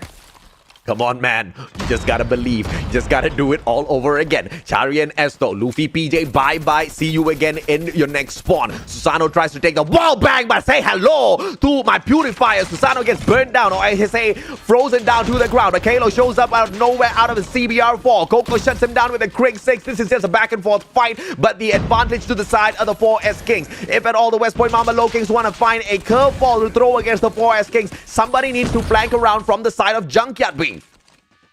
Yeah, and no one's flanking whatsoever. And even though we actually saw the Lowkings do that earlier and just flooding out a lot of players there, they're just struggling to do so here. And now everything's going to be evened out yet again. And Yopi tries to be that flank down, but then the information to 4 S-Kings is actually going to be given to them already. Oi! Come on, that CBR4, the range is just absolutely torturous. 11 to 12, 1 life deficit, make that 2 as Kalo finds Chari as well. They're going out for the all-out push, and Kalo's just on fire right now. He streaks himself up to make that 3 kills. Yopi finds Esto as well, and the flank seems to be working out for the West Point Mamba Lowkings. When attacking from one angle does not work, you gotta flank around from that left-hand side or the right-hand side. It doesn't matter where you start. All that matters is where you end. 4 more lives for the 4 S-Kings. They've got the spawn, but they do not have backup from the rest of their team members. Susano finds Wuzet as well. 2 more lives left. Make that 1, and it is gonna be a final stand by Apollo, and he gets that double. But for Luffy to say thank you for coming, give me that 2nd round. Thank you, next. There you go. That's what West Point Mamba Lowkings said. I mean, they thought they'll end up going into a possible lose there, but it's a really good readjustment because in the first round, they did not get that at all. And now for the Lowkings, they did so much adjustments into that 3rd round. It's a good thing that they're going to do that because the defense is finally on their end. And we already know how much the 4 S-Kings actually struggled so much on the attack. There's no way West Point Mamba Lowkings loses this match. They've got 3 operators on standby, 2 score streaks to throw out there as well. And if I'm not mistaken, it is a Hunter Killer Drone and a Predator Missile that they can just drop onto the heads of the 4S Kings. So everything should go the way of the West Point Mamba Lowkings, because when you play Control, it's all about how you manage those lives before you even look at the objectives. And the 4S Kings do not have anything going their way at all. They can barely get those kills out there on the battlefield to streak themselves up. No streaks whatsoever. They have no kind of ammunition, but on the right side, you can see 3 operators all ready for the WPM Lowkings. They don't even need it. All they can do is charge in with their guns, and that's about it. And now with Yopi having 26 already to his name, it's just crazy numbers for WPM Lowkings. It is going to be an opportunity now for the West Point Mamba Lowkings to end this early. 25 more seconds to go. Not a single scratch. Not a foot stepped on into those control points. That's exactly how they're controlling this final round. Potential final round by... But this is not bias for Cam. I'm just calling it as it is. This is going to be the final round looking at the way they're playing it. 8 more seconds out there. West Point Mamba Lowkings. No challenge whatsoever. Purifier comes out for the play. And this is where those operators make those changes. And there's just no way in hell the West Point Mamba Lowkings are going to lose a round where they are so fully stacked. 3-1. Finally, someone takes away the round. But a 3-0 victory is still what the West Point Mamba Lowkings end up with. Still a very good scoreline. And I mean, valiant effort from the 4S Kings. Yes, they were on the defensive side, so they had every right to win that gunfight. But just as fast as that, the Lowkings are just so good when it comes to their communication. If they did something wrong in the first round, best believe they'll change it really, really quickly. And they're so talented when it comes to that. And I feel like with the coach Alea in their side, I feel like they're just going to be getting better every single time and every single year that they play this. And mind you, they were the breakout stars in the first Arena Masters last year. And it looks like they really want to get that crown.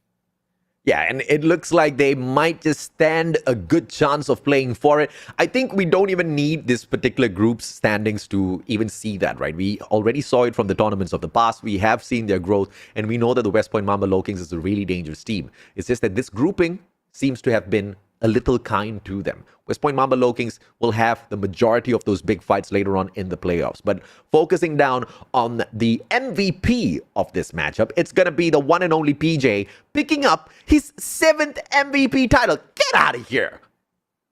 It's already 7? And oh my goodness, we are at day number 10, and this guy is just absolutely cracked out of his mind. But everyone else in his team's doing a really good job. And in the MVP a while ago, it was going to be Luffy. I mean, you already know that this guy is just so good when it comes to the scopes. But on the other side, I feel like we saw Chari absolutely step it up, because he did kind of lose his momentum in that S&D game. And yes, he did have some good plays, but he actually did show up here when it comes to those 23 kills. But it's not going to be enough.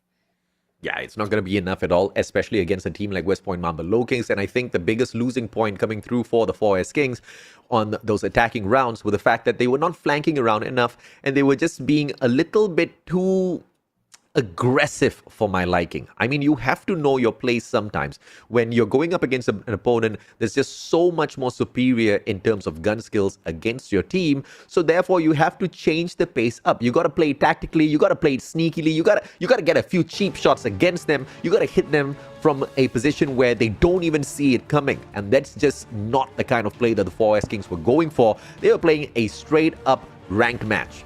You're not going to be able to take the win away from a team as put together as the West Point Mamba Lowkings, who devise amazing strategy that even some of the top dog squads cannot keep up with sometimes. And the fact that the Lowkings are actually, yes, they're fast when it comes to the rotation, but they're so patient. They try not to engage in a fight that they know that they'll lose. We saw that a while ago in round number 1 in Control, where yes, they were patient enough, but they still lost their gunfights because they were trying to go in there 3 players into the back end. But when they actually went in there for the next attacking round that they had in round number 3, it was a completely different story. They only sent in one person there to try and fill out a lot of the players that are respawning off of Fountain, and everyone else was actually fighting off of Arches. They were fighting off of like an A. So again, that readjustment is just really nice, the fact that they did so well in this whole series. Yeah, and of course, you know, you talk about the strategic positioning of the West Point Mamba Lowkings in this hardpoint matchup that just gave them such a easy win, a dominant run throughout this whole hardpoint game. And this was that play I was talking about, Kalo. Look at that positioning. He's the final player left on the hardpoint, quickly runs just behind the door, holds onto a very sneaky angle that he can catch a couple of players off guard, and then when the backup comes, he just continues to reposition. Those are the kind of plays that just makes West Point Mamba Lowkings so dangerous to go up against, because of how each and every single moment, every single player knows exactly what they have to do, exactly where they have to be. And the exact same thing applied for Control as well. They were pushing on in when the players on the side of 4S Kings were on defense, and Slums is a very difficult map to play when you're on the attack, especially for that A control point. But they did everything right, flanking over from the left-hand side, move through Junkyard. We saw Kalo once again hold on to that angle, CBR4, long range, beaming down player after player, not even needing the Krig 6 to take those long shots. You know this team is absolutely cracked. They're so good at utilizing their space. They're covering all 3 lanes of attack, and you can see it like in round number 3. It's just so good. They're just being patient. They're trying to funnel out the players there without pushing overly aggressive, and that's how you actually play on the attack. And right now we get to see it. Another MVP of the game is going to be Luffy with an average skill of 21 and KD ratio of 2.37. This guy is just crazy with whatever sniper they have, and this is what's scary about the sniper. They can be so pinpoint when it comes to their aim, even when they're holding like a CBR or an AR. It's just so good, the fact that this guy is finally, again, the MVP. He is the MVP in my heart for sure. Luffy did a phenomenal job earlier on, and I think he's gonna be a person that steals away many hearts in the future, because I see that mustache coming on there. I see what's happening. I see him outdoing my mustache very soon as well. I mean, I feel like soon enough you have to follow his mustache, man. You got to turn it downwards. Yeah, You know what? I have a question. If you're sad, does your mustache go down? It does. It does. But don't tell anyone, okay? Okay, I won't tell anyone. It's our little secret. Don't worry about it. Okay, just our secret, okay? Nobody should know. Okay. No one. Okay, West Point Mamba Lowkings, Luffy totally deserves it. It's the very first MVP of the game title that he is acquiring for himself, and that makes a total of 3 players on the side of West Point Mamba Lowkings who have gotten it for themselves, which means there's not just a one guy solo play by PJ that you have to worry about. There's no just one PJ guy that you have to really cry about in a corner. You gotta fear the whole team of West Point Mamba Lowkings. And it's just crazy, because strategically as well as mechanical skills out there on the battlefield, this team looks like it's absolutely cracked. But to your point, Beef, it might just be because of this grouping. We still have to wait for their place in the playoff. It's similar to what we actually saw for Blacklist International. The grouping is labeled to be a little bit easier for them. And that's why you get to see, groups like ALMGHTY, Smart Omega. It's just a difficult group because you have 2 top teams. I would hate to be part of Omega or, LF Org, because that grouping is just like what we said, the group of death, because so many amazing teams came out from there. But Shining Star would definitely be LF Org, because no one expected them to be that good. And I'm excited to see what actually happens. But before we actually get into the different games and possibly the rising stars and from our rookie season, we do have a pop quiz. So get out your pen and paper and write it down. Who is the MVP player in the last match? Jeez! Oh my gosh, you have to be paying attention. It's a trick question, It's a trick question because it's very specific. This is the kind of question that I used to get wrong in school all the time. Trick questions, all right? They always catch me off guard because I'll be like, I know the answer, and it'll always be wrong. Is it the last match or the MVP of the series? We don't know because those are 2 different people. Wow. Thanks for giving them the answer, Beef. I don't know. I'm that teacher who's like, I'm gonna teach it here. You can open your books. It's an open quiz. You can use your books while you're taking it. And then I'm the kid that still gets the answer wrong. This is why we're in esports. Yeah, I know, right? I sucked at school, man. I was just so bad. This is why I just play games for a living now, and I'm a happy boy. That's why your mustache is up right now. You're a happy boy. I'm a happy boy. Hey, don't talk about that. It's a secret. Yeah, it's still a secret. What do you mean? I'm not saying anything. But I mean, let's see who's going to be the happiest boy right now, as we are going to be going down to our favorite segment of the whole tournament, which is the interview session. Pretty curious who's it going to be, the MVP? I don't know. Maybe the answer is going to be right there. Susano. Ooh. And I like the jersey. I like the jersey. Is this a statement, Susano? Or did they just not give you your West Point Mamba Lowkings jersey yet? My jersey is in the laundry, so I can't wear it. Gee, you got Such a wholesome fair answer. enough, man. Fair enough. Congratulations on the great play. Talk to me about how you feel about being added onto the roster of the West Point Mamba Lowkings, because, dude, you're a great player, but there are a bunch of amazing players as well. Is it, like a lot of pressure on your shoulder, or have you been keeping up with the rest? For me, I think I've been in the same level, so I'm very happy that I'm in the Lowking squad, because for the past tournaments they have been on the top. So Yeah. I wanted to join a team that is on that consistent spot, so I'm very happy. Yeah, not everybody gets to join a team like the West Point Mamba Lowkings. You truly deserve the spot as well. I'm very happy I get to see some Susano crazy plays once again. I mean, if you can't beat them, join them, right? It's a super team right now, and you guys are definitely, really amazing at what you're doing. But one question that we actually talked about into the whole broadcast is that, do you think that your bracket and the teams that you're going up against so far is easy to take down on your end, or do you think with the other brackets is a little bit harder?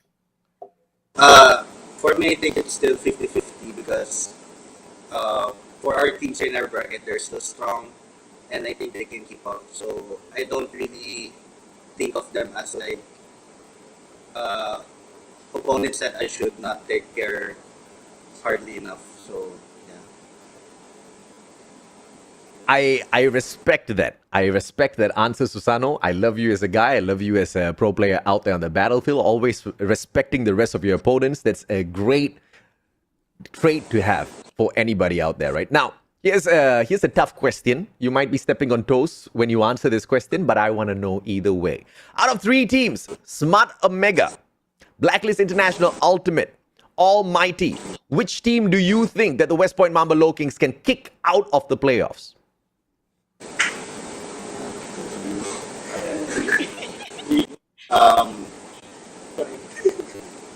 I think I can't answer that question, because Ask Olea.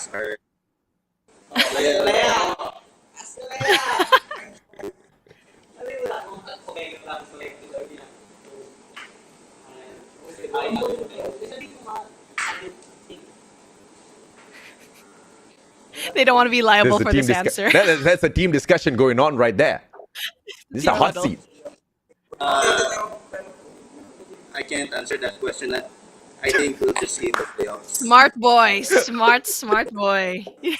No toes will be stepped on. Thank you so much for your time, Susano. Thank you so much for putting on a great show. I cannot wait to see what you guys have got in store for us in the playoffs.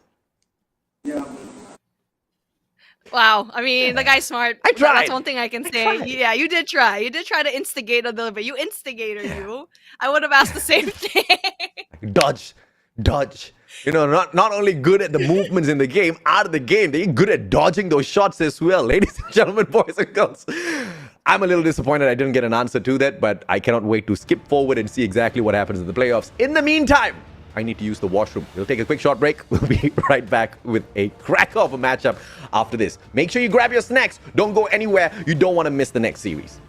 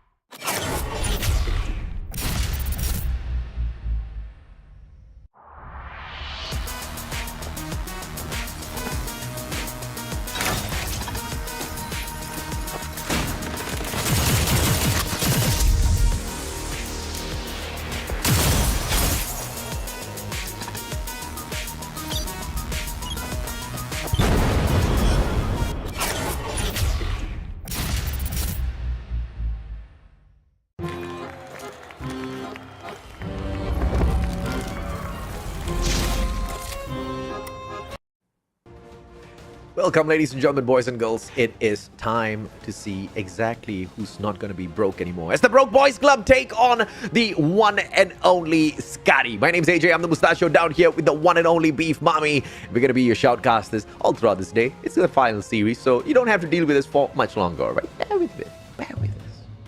No, I'm pretty sure they want to hang out for this. I feel like this whole tournament, every time we cast, it's just a fun little hangout, right? Talking about mustaches and like other stuff like that. Hey, everything is just Other fun stuff when it like comes that. to tournament. I know, and squeezing lemons, right? Hey, it came out in the floor, right? And let's drop the lemon topic. Now, moving on to this matchup, the last time these two teams met, it was the Broke Boys Club who ended up with a broken heart at the end of the day. They lost the series. They did manage to surprise us at Control, though. So there is a possibility we might be seeing the scoreline turned around here. But at the same time, SKADI has not been a SKADI cat at all. They've been taking everybody on with a lot of macho power on their side and thumping them down. I believe they've won every single series out of the ones they played so far. And the most that they've dropped was just one per series. And it's just from each team, actually, that they've played against. So, again, it's still pretty much okay for the Broke Boys Club to know that they're not actually gods. They can be wounded just a tiny bit. So, I feel like they need to do it one step at a time. But, I mean, the last time they did see SKADI, it was a 3-0. And the closest match that they had was actually Slum. So, I think it's still very possible for the Broke Boys Club to get a point off of SKADI. And SKADI just was that team that wanted to say, hey, you know what?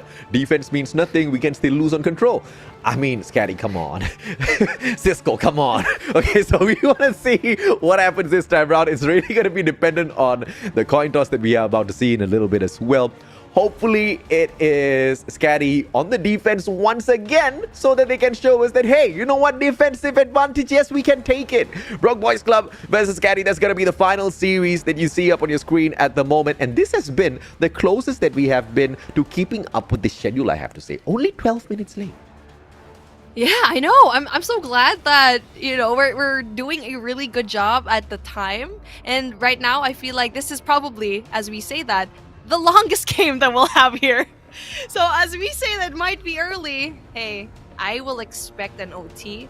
I will expect a really close hardpoint and an even closer control game here, because the Broke Boys Club, they're a mix of the C8 and R plans, and you know what? Maybe they just need to heat up.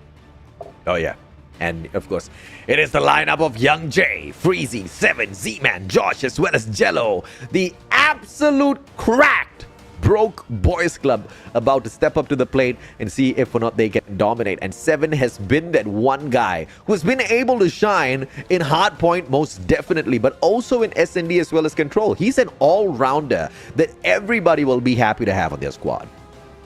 I'm taking a look at Young J right now because the last tournament that he played was going to be the Nationals, and he did a phenomenal job at being part of the roster of Smart Omega, to the point where I actually thought that they were going to get Young J part of their roster as an actual player, but it looks like he wants to grow in a team where they can grow together. So that's one of the things that we actually get to talk about when it comes to playing competitively. Yeah, unfortunately, the position and the main gun that Young J uses as well is going to be a huge clash for the Smart Omega squad. They already have a double snipe setup whenever they want to use, so bringing him in might not be the best of ideas. And anyway, that just gives him an opportunity to go out and shine on his own alongside a couple of other broken-hearted boys. But of course, their opponents this time around, the sister squad of SKADI. It's called SKADI, Chirac, Cisco, Snurpy, Mark, Mids, as well as Speed. Speed coming through from the Malaysian squad, making it into a Filipino team. I think that in itself speaks volumes for what Speed can do out there on the battlefield. Yeah, I usually get to see Filipinos being acquired by other teams like in Singapore or Malaysia. Yeah. But it's really good to see that it's going to be the opposite way because of how good this guy actually does and how well he can perform in this team chem. So I'm really interested how this team can actually go the distance, because like what we mentioned so far, only dropped 3 maps here so far. That's going to be a huge deal because I feel like you're going up against Broke Boys Club. And so far, they're the biggest competitions for SKADI. Yeah, and of course, the player that everybody will have their eyes on especially in that hardpoint matchup, is going to be shhh. The guy knows how to get the slays. The guy knows how to get those points up there on the battlefield as well. Speaking of which, he is the one that takes the head-to-head versus 7. Both guys that I definitely want to highlight in this matchup. And look at how close the average kill is. 30.33 versus 29. shhh takes the cake on this one. Average death, shhh is still on the better side as well. But when you look at the overall KD ratio through all of the matches, all of the game modes as well, it is 7 that has got the better statistic. 2.23 versus 1.54. Now, that is statistically very much on the side of 7, Beef. Yeah, I mean, at the same time, you get to see shhh also do more OBJ work and having an average score of 4,000. So it's a give or take. I mean, in a game like, you know, Control, I feel like 7 might have a little bit more of an advantage. But in a game like Hardpoint, shhh might have also the advantage because he's also being that flex player that will go into the objective, not scared to be the one inside the hardpoint and at the same time wait for his teammates and be slaying out there. And that's the beauty of shhh right now, is because he can be so flexible and basically fit into any role. And of course, it is gonna be the Broke Boys Club that win out the coin toss, which means they get to dictate 2 out of the 3 maps. They drag us into standoff for Hardpoint and then later on slums for Control. And the Broke Boys Club will pick the Special Forces side as SKADI picks Raid for SND. This is gonna be quite an interesting battle between the two, don't you say? I know. I mean, my eyes are actually going towards Control right now as I'm looking at my stats. Both of these teams lost in slums against each other. Both of them won. And so I'm really interested with this tug of war, how it's going to play out. But so far, it's actually going to be more towards the side of SKADI right now. I mean, you know what? I take it back. It's just really close. I don't know who's going to be winning that Control game. Yeah, so the last time Broke Boys Club actually won that slums Control 3-2, and once again, it was SKADI on defense, and once again, SKADI is gonna be playing defense on slums. So this is the point. This is the point, shhh. This is the point, Cisco, that you show us that the defense has got a little bit of advantage, man. You cannot be spoiling the Mustache storylines like this. Come on. I mean, that's the beauty of the Broke Boys Club. He's like... Hey, bro, I can't fight you, but I can tell it's a good match, man. He's got a really good mustache, man. You got. He's trustworthy like that. He's very, viable when it comes to these opinions. But yeah, slums defense. You lost slums defense. Who loses slums defense? You do. But it's okay. Double round robin setup. Double round robin setup. I love SKADI. They've been dominating this group so far, and they most definitely will be able to do something. Let's play some magic here in the end, right? But if they do lose, I tell you, Beef, I will be speechless. Oh no, you're gonna leave me again? To cast for 10 minutes? Not that kind of speechless, okay? That speechless was on my internet provider. You know, I got on the phone with them. I was so upset. I was so annoyed. I was like, you guys are costing me a job. And then they tell me, okay, sir, no problem. It might take us 24 hours to sort out this problem. I was like, why? I have a job tomorrow morning as well. And I swear to God, I'm going to send you a lawyer's letter and demand 1 year's compensation if it's not sorted out by tonight. It got sorted out. Hence why I've got a clear cam now. I like that. Oh, no wonder your internet's back. It's not all. It takes like 3 to 5 business days. What? Yeah. It happens. But anyway, we're going here into standoff Hardpoint before we cry about our internet. But before we start there, we're going back to us in our talk show. Hi everyone. There's a teaser. It's a teaser, all right? It's a teaser. I love it. I think I want both teams to win. I like both of these guys. And it looks like they are pretty much going to be the teams who are in the playoffs later on as well. But if the Broke Boys Club do manage to win the series, then that solidifies it. That's like guarantee they are going to be there. Even if not, then EZR Esports might be able to do some sort of mumbo-jumbo and sneak their way in, which might be a little upsetting. Yeah, I mean, if the Broke Boys Club, if they don't pull out any points here, I would be very, very scared. But I mean, for EZR Esports, it's not going to be easy as well, because if once, let's say, hypothetically they don't win this for Broke Boys Club, they have another chance to take it up against EZR Esports later on into March 4. So a lot of really good storylines here for today, but finally we are starting up into our matchup here for our final Hardpoint game of the day. And let's see, is it going to be a solid hold coming in from SKADI? And so far they're dropping down like flies. Broke Boys Club doing a really good job at the first Hardpoint. And obviously the more hungrier ones would be the Broke Boys Club, who need the 3-0 victory because EZR Esports is just hot on their tails with 7 points. Broke Boys Club currently only have 9 to their side. If they do drop this series, then things just get so much more difficult for them. EZR will have their own time to shine a little bit later on as well. 12 to 11. SKADI making their way back in here, and the positioning here as 2 objective players try to take over, but player number 4, Jello, he drops them like they hot. Beautiful play coming on through, and that KRM just puts the players of Broke Boys Club in front.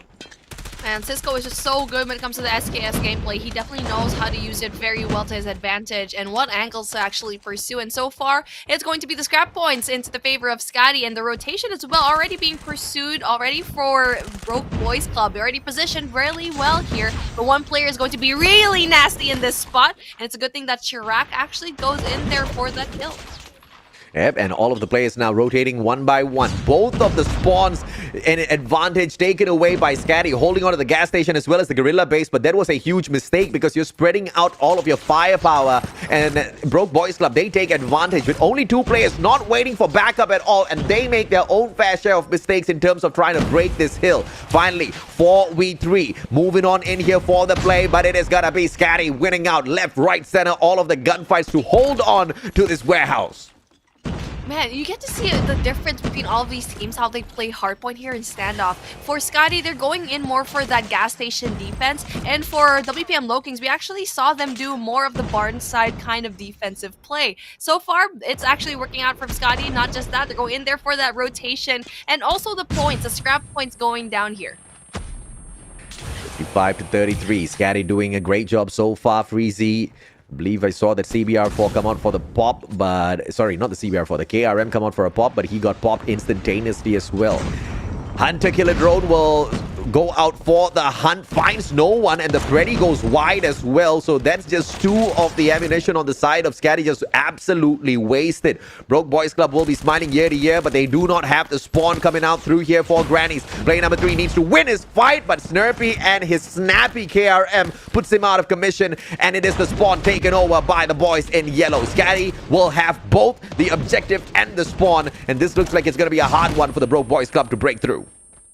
Patience pays off for SKADI as they wait for the regroup and finally pushes out as a team. And even though Broke Boys Club, they did have that spawn advantage, the patience really does pay off on their end. 25 seconds left on the hard point, and the rotation also being pursued by both of these teams. An essential 1v1 being played and won by SKADI right now in Bakery. That's going to be huge kills coming in from Cisco, and that's definitely going to be a solid setup for next here in Bakery. 46-95, SKADI winning out by a mile now, but anything can happen in a hardpoint matchup. Even with a 60-point lead, it means absolutely nothing for a team that can hold on to that hardpoint for a full push. It might just be that equalizer. So the Broke Boys Club still have an opportunity, but it is going to be the Gravity Vortex that comes out to say hello to absolute... Not used at all, finds absolutely no one. The Sparrow instead claims 2 kills, and the Broke Boys Club breaks the hill. This is the money hill, so this is going to be cash-in time for the Broke Boys Club. Remember what I talked about, a good run on the hill to catch up? This might be it. That was such a good break into the hill, and they are positioned really well when it comes to the defense. And what SKADI needs to do is spread out and go in for the pinch and take out that one person. That's 7, and they're able to do that. They need to go in there as Tractor is going to be spawned favorably go towards SKADI. So right now they do have predominantly a lot of the points down here in Bakery. But it's a good thing that BONDEE Boys Club, and Beach Boys Club rather, they did have a lot of points down here as well. But it's not enough for them to catch up a lot more points though. Yeah, absolutely right. And 122 to 70, it is going to be the players of SKADI that hold on to all of the scrap points as well. And the rotation comes through from the Broke Boys Club, but to no avail. I mean, P1 is as open as a point can be. Going in for early rotations here just means absolutely nothing. There's no spawn point that you can hold on to. It's just going to give you a tremendous advantage at this hard point. But at the same time, I understand their mindset. They can't really go in for a losing fight for scrap points and continue allowing SKADI to streak up. That's the last thing they want to do in this game. Pinch finally ensuing, and one by one, we see the players from BONDEE Boys Club, Beach Boys Club, to actually go down Broke really Boys badly. No, Broke Boys Club. I keep saying BONDEE at this point because I haven't played that darn game. I've been wanting to. So anyway, back to the game. SKADI taking a lot of the points, flushing out all of the points here so far, soaking it in, but the contest finally happens through BBC, and they go in there for a lot of the kills, but Speed with the clock can definitely go in there for such solid defense here in P1. 150 almost reached here. The Broke Boys Club will be able to just hold them off a little bit, but SKADI will still complete that run towards that 150, and scrap points picked up as well. An absolute waste of that claw coming out from Speed. Unnecessary investment. It wasn't really much of a tough hill to break. They already had the advantage either way. So that might cost Team SKADI a little bit later on, but the Broke Boys Club, the way they are playing this, it doesn't seem like they are going to be forcing this, I guess, game to be a little bit more difficult for SKADI. A couple of mistakes made one too many times from the Broke Boys Club.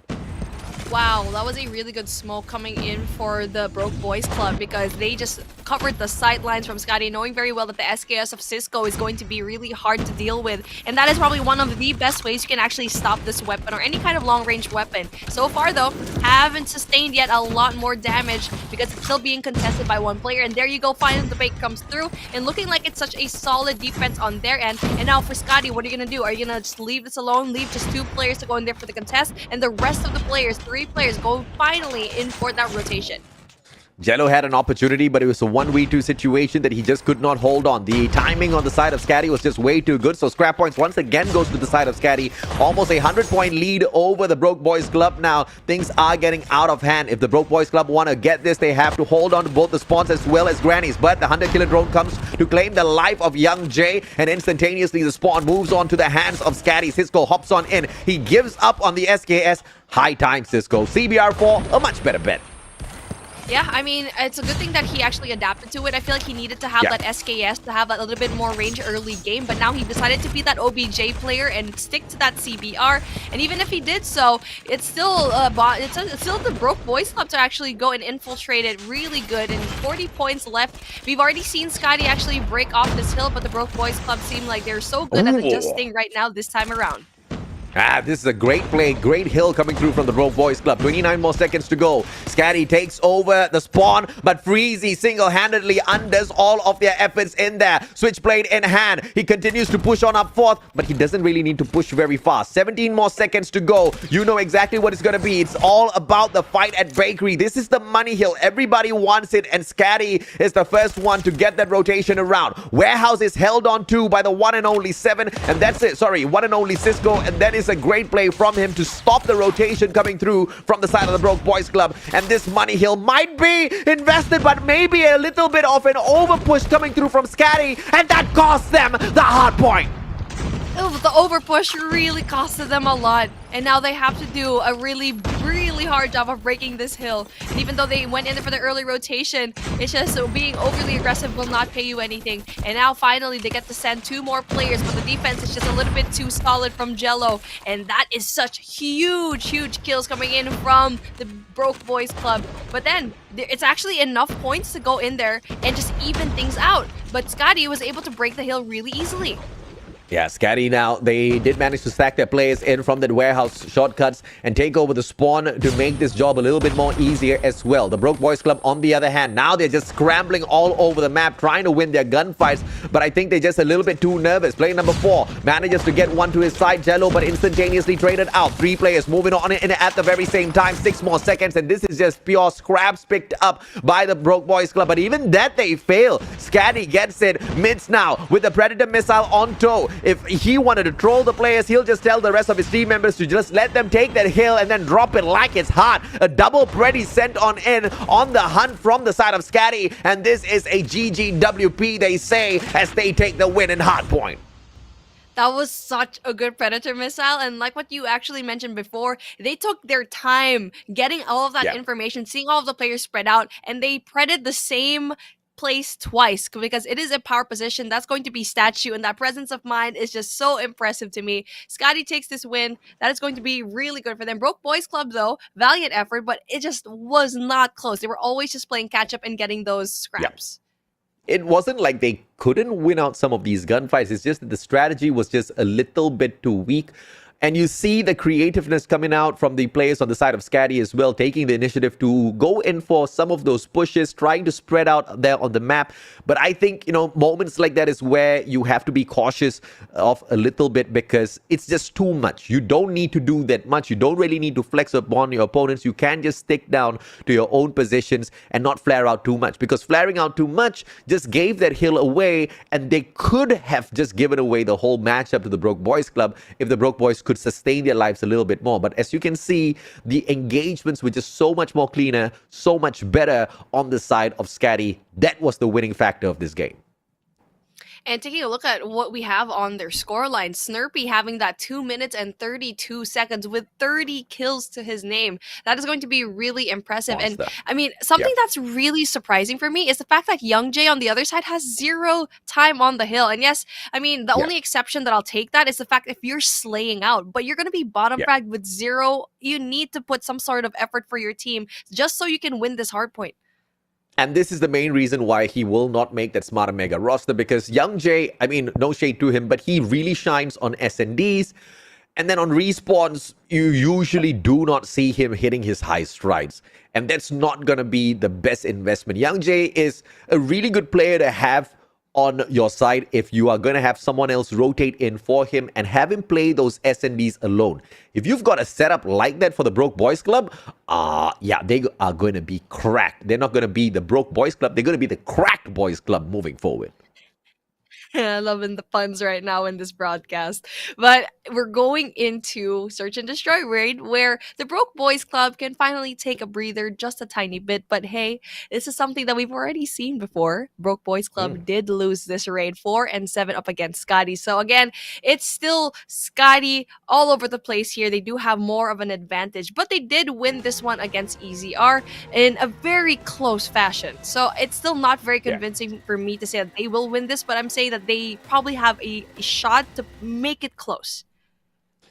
Let's see if or not they can do it, because it's not all over for the Broke Boys Club. They've got 2 more of these matches to go in this best of 3 series. S&D might be a little tough, but they've shown us before that they can win control. But SKADI, I've already kind of thrown that challenge out as well to make sure they win their defensive start on Slum's control. Hopefully they see that through. If it's not, it's just going to be an absolute win for the Broke Boys Club. Once again, the only thing that is going to be so painful for the Broke Boys Club is the fact that they get so close and not be able to get the job done, because EZR, they're on their way up. I mean, it's too close for comfort. The fact that you need to win every single one of your rounds, because what if EZR just absolutely pops off into the next game? It's just difficult for you to make it that close, and that's why you need to win, especially here in SND. You played SKADI once already. You know how they play. You need to find a way to stop all the pushes. I'm expecting smokes everywhere at this point, and save your utils for those post plants. Right now, we're starting with SKADI as the attack. He missed! He missed the van! Bro! You can't do that, bro! But it's okay. Everybody needs a meme moment. 7 does manage to finally blow up the blue van. And that's something that you need to do at the very start. And you do not want to waste your grenade in the same exact maneuver, right? You want to keep the grenade for a much better moment. But of course, he just tossed that into the air, hoping for something to click on his side. 5-5. No player taken down so far. And I really like the slow-paced push coming through from SKADI. They're just collecting that information before they go and decide, and that is a sign of a really good team. You don't want to push into a site where you know it's going to be hella aggressive, but good defense though coming in from SKADI, knowing very well, I mean from the Broke Boys Club rather, because they read that so well and they're defending it really tightly. Let's see, 2 more players on the side of both sides. A 2v2's not too difficult to deal with, but when the bomb is in the hands of your opponents, that's exactly where you start to crumble in terms of your rotations. But this has to be a perfect one. Snurpy just distracting. I like this play, but player number 4, shhh, he's super slow to the point. So the distraction comes for nothing. And I believe by the time shhh does rotate over, Snurpy's going to be catching up with him as well. Snurpy's like, brother, what's taking you so long? Yeah, definitely too much of a slow push coming from shhh, and they are wasting essential time. 25 seconds left on the clock. And they have all corners. SKADI, though, on the other hand, they have a really tight space. So one spray, a really good spray, though, comes in. Z-Man gets one. Now, they're going to be playing numbers right now. Z-Man has a really good shot off a Slurpee, and there you go. A beautiful defensive setup coming in from Broke Boys Club to open things up here in Search and Destroy. So the one thing that could have been done a little bit different there is I like the shots coming out of Slurpee, but, you know, he kind of played that as bait for his own rotation around. He could have just played that as bait for shhh to go in there and get that snipe, because things could have just been slightly different, but it's okay. SKADI, it's not like they are strangers to winning out SNDs. That's just a first round loss, not gonna mean by any chance that they're gonna lose the series at all, or this SND as a whole. Cisco gets taken down by Z-Man. That's way too smooth out of the KRM. shhh shuts down Young Jay from afar. 3v4. The numbers not on the side of SKADI. What a beautiful, aggressive defense coming in from the Broke Boys Club. Was not expected at all from SKADI. And that is the beauty of it. And now they're trying to go in there for a 3-man flank. That's dangerous. They're now trapped out. They have no way out. A little bit of hate being thrown towards Cisco. I mean, why can't y'all be happy for people, man? I mean, Cisco's doing a great job. He's been to the pro scene way more times than the haters. That's for sure. Guy doesn't get a kill in the round so far, but it's all about the team game. It's all about the positioning, holding on to those angles, especially in that SND. And he seems to be doing quite decently. It's just that the gunfight seems to be failing him a tad bit. Opportunity for Mids to kind of hold on, but very low on HP, and a good slide in, and Mids still wins the fight against Z-Man. You cannot do that, and he still gets another one. Mids the monster. He still hasn't fully recovered just yet, but 2 kills in the bag for the boy. Well, that is a mistake right now of the Broke Boys Club, being isolated like that, even though you do have numbers to your advantage. The Mids takes advantage of it really well. And now, time is being played right now from SKADI. That's going to be really, really big. There you go. Speaking of big kill coming in from Mids, winning that 1v3 situation, and that is how you isolate your opponent and win those gunfights. I mean, impossible situation to take a win from. The guy was low on HP, barely recovered. Z-Man slides in and then botches the shot. Mids just takes that kill, rotates around, and just has got that presence of mind. Has got perfect game sense to anticipate exactly where his opponents are going to be. Gets both of those kills back to back. 3 in total. What a comeback. SKADI now. Opportunity. The bomb kind of hangs back in the hands of Mid. Cisco moving on forth. I like this. Cisco, CBR4, that's your game, man. That's your jazz. You dance along with that tune. But as that CBR4 continues to back up the bomb, the rest of the team members are moving on towards this basketball court. Let's see how this one plays out for them, Beef. Very passive push coming in from the side of SKADI. They're trying to get that information down. They don't want the same thing to happen back into that round number 2 where they were surprised of how aggressive the Broke Boys Club could be. And now I'm surprised with how much they left Alpha open, and that smoke is just going to be so great for them. And that is how you play your util. Snurpy, Smokey, CBR4E, and the concussion, and everybody rushes it up! He gets the 1 kill either way. What a push coming on through. 7 gets the slay. Z-Man on the double. It's the CBR4 on the roll coming out through for the players of SKADI, and the timing's just perfect. What a push on through coming on from the Broke Boys Club, and they're just gonna blow everything up with a defusal as well. That was so scary to see. If I was him, just rolled like that, oh my god, please someone make it into a meme, because it's like a snake or a worm, and it's gonna be stamped on. I mean, at least he did get that 1 kill, but it was just like, oh man, oh no. And now a different kind of play coming in from SKADI, going for that Bravo setup. Yeah, that's the worst thing that can happen to you in an S&D matchup. You're just holding on to an angle, and then 5 guys appear out of nowhere. That's why I don't prone there, man. He got the 1 kill though. Freezy, this is an opportunity, but repositions. Can he get it though? 7 finds Cisco out in the open. Cisco picked up that CBR. Oh boy. I want to see that CBR4 in the hands of Cisco by the end of this game, and I think he's going to be the top killer of the match. No doubt. SKADI's going to win if Cisco picks up the CBR4. There you go, Mark. The only player left, and plus he has to pick up the bomb. That is going to be so difficult to do. Everyone knows where you are. Shots fired. You know, he tries to go in there for the isolation, but I don't think this time that the Broke Boys Club will allow one player to do that again to them. But then again, they don't know where the bomb's going to be at. So that's probably one of his advantages. Player number 4 coming in from Broke Boys Club, that's going to be Josh, has no idea where it is. Now, the valuable information is everyone's probably going to be by Bravo. So you know how you can rotate into that alpha site. Oh, Young J. Then this is what I'm talking about. SND, you give it over to Young J. Young J is going to be able to find his moments. He's going to be able to shine no matter what. But of course, at the end of the day, it's all about how the Broke Boys Club make their way back into this match.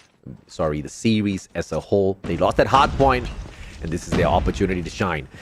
It is going to be an opportunity for Young J once again, positioning supremacy. Does he want to take out that trophy system? Still hunts down for those hits, finds absolutely nothing, a wasted opportunity. But then, the information already given that everyone's probably pushed out into poolside already past Tiki. That is huge information coming from Young J. And what he can do is actually go in there for the punch. But then player number 2 is actually a little bit too far away. 7 needs to go and rotate ASAP. See exactly how he can. Does shhh finds 7. It is an opportunity now for them to really upset the boys on the side of the Broke Boys Club. Freezy finds Mark as well. That's a good trade back. Can they find yet another Freezy? Circles around. Opportunity. Mids has his back turned already, but Freezy, the timing's just a tad bit. Ah! Freezy still fights it! Great timing off of Freezy. Really good timing, evening things out as E-Man applies that pressure. Bombs still need to be planted though, so there's an opportunity for SKADI to go in there for the rotate if they choose to. But it's looking like it's just a little bit too hard as the bomb aggresses a little bit forward too much. Not waiting for his teammates to go in there for the call. Not quite sure what happened in the comms there because they did have an upper hand to possibly choose Bravo to be their site to plant on. It's Call of Duty Mobile things. Unfortunately, they had the advantage. They could have gone in for a good push, but they just squandered it by forcing this basketball court. It's just Filipino things. When it's kind of skewed towards basketball all the time.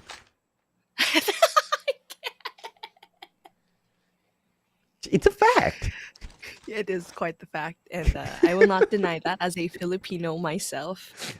We love basketball here. We need to find a way to apply some certainties from basketball. Yeah, that's true. I mean, there were so many good plays from SKADI. They could have had the advantage, but it's just, why are you choosing ways to give up that advantage that you have? Hence, that round, as we're waiting for a final push going in from SKADI right now, the bomb carrier just went inside of the bomb site without any backup from his teammates, where they could have rotated back into Bravo or push A as a team weight, right? Yeah, Cisco probably told them, if we get the bomb to explode, it's going to be a 3-pointer. Then we get the lead. No, Cisco! You don't work SMT like that. Josh, Locust, let's see if or not they can strike this time round. It is a good push in towards the A bomb site. Plant on point as well, Josh. LCAR9's not going to be able to cut anything from this sort of a distance. That Locust, on the other hand, will be able to. A good concuss chucked on in, but everybody backs on away. It's going to be a smoke that puts Mids in a tough situation. 7 spraying all around. Finds yet another player. Information sent back, and Mark still gets taken down by Freezy.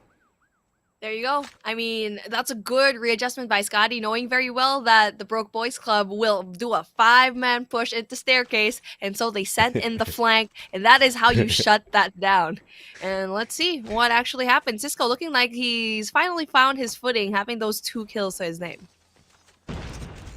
It is SKADI trying to squeeze their way back into this matchup, but yet again, a 5-man push coming on through, this time on the attack from the side of the Broke Boys Club. shhh meets them halfway. 7 takes down 2 players. shhh just with a 1-man trade. Freezy finds Cisco. This is just an unfortunate moment for SKADI. And now the pressure just piles up for Snurpy as well as Mids as that bomb gets planted. They need to act right now.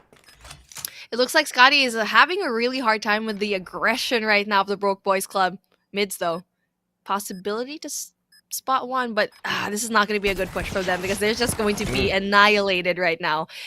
Man, they did not have any util to stop that push, and that's why it's so important for a team to save that util for that post-plant situation. That's what you want to be playing basketball with. Your concussions. Yeah. Toss it on in. get the 3 Dribble pointer, it get the around. 3 kills out of that too. I mean, you gotta be a happy person after that. But you gotta love how the Broke Boys Club are turning around this raid result. The last time around, they got stomped down 7-4. They look like they are on course to do the exact same thing to SKADI, but in a little bit more of a beautiful fashion. Maybe a 7-2 by the end of things. To split right now, SKADI did lose one essential player. And now it seems like the rotation into Alpha is going to be key. They do have that information that there's possibly one player into Bravo, so they're gonna commit to it. They're finally going in there using their smokes to their advantage. That is just so good usage when it comes to your util, man. I mean, it Broke Boys Club so good when it comes to that utility. Cisco this time around depends on the Krig 6 instead. Freezy with the Switchblade goes out for the wild sprays and does not get punished for it. Even had time to reload as well. It is going to be Cisco on the other side of this wall. He's in the kitchen. He's eating some rice. And he was too busy eating that rice. Freezy ate him up with that Switchblade. I mean, cooking up something in the kitchen, it's just hard. I feel like usually it's a good thing when you know in Hardpoint, let's say a weapon's not working out for you, but if you switch it out too often, it's hard to adjust with a certain weapon because let's say if you're using a CBR, you have to be a little bit more aggressive, right? Checking your corners. Yeah. If you do have an AR, you have to do length, but if you're playing certain guns, you might forget that, oh, I'm actually holding an AR. I need to step back just a tiny bit because I'm going to lose every single time to a CBR. And that's why it's a little bit dangerous to keep changing your gun inside of a match. Speaking of which, he went back to the SKS. This guy changes guns more times than I change my underwear. I change my underwear quite Should I often, be okay? concerned? Just to clarify. just to clarify, all right? Your analogies today are just so questionable right now, AJ.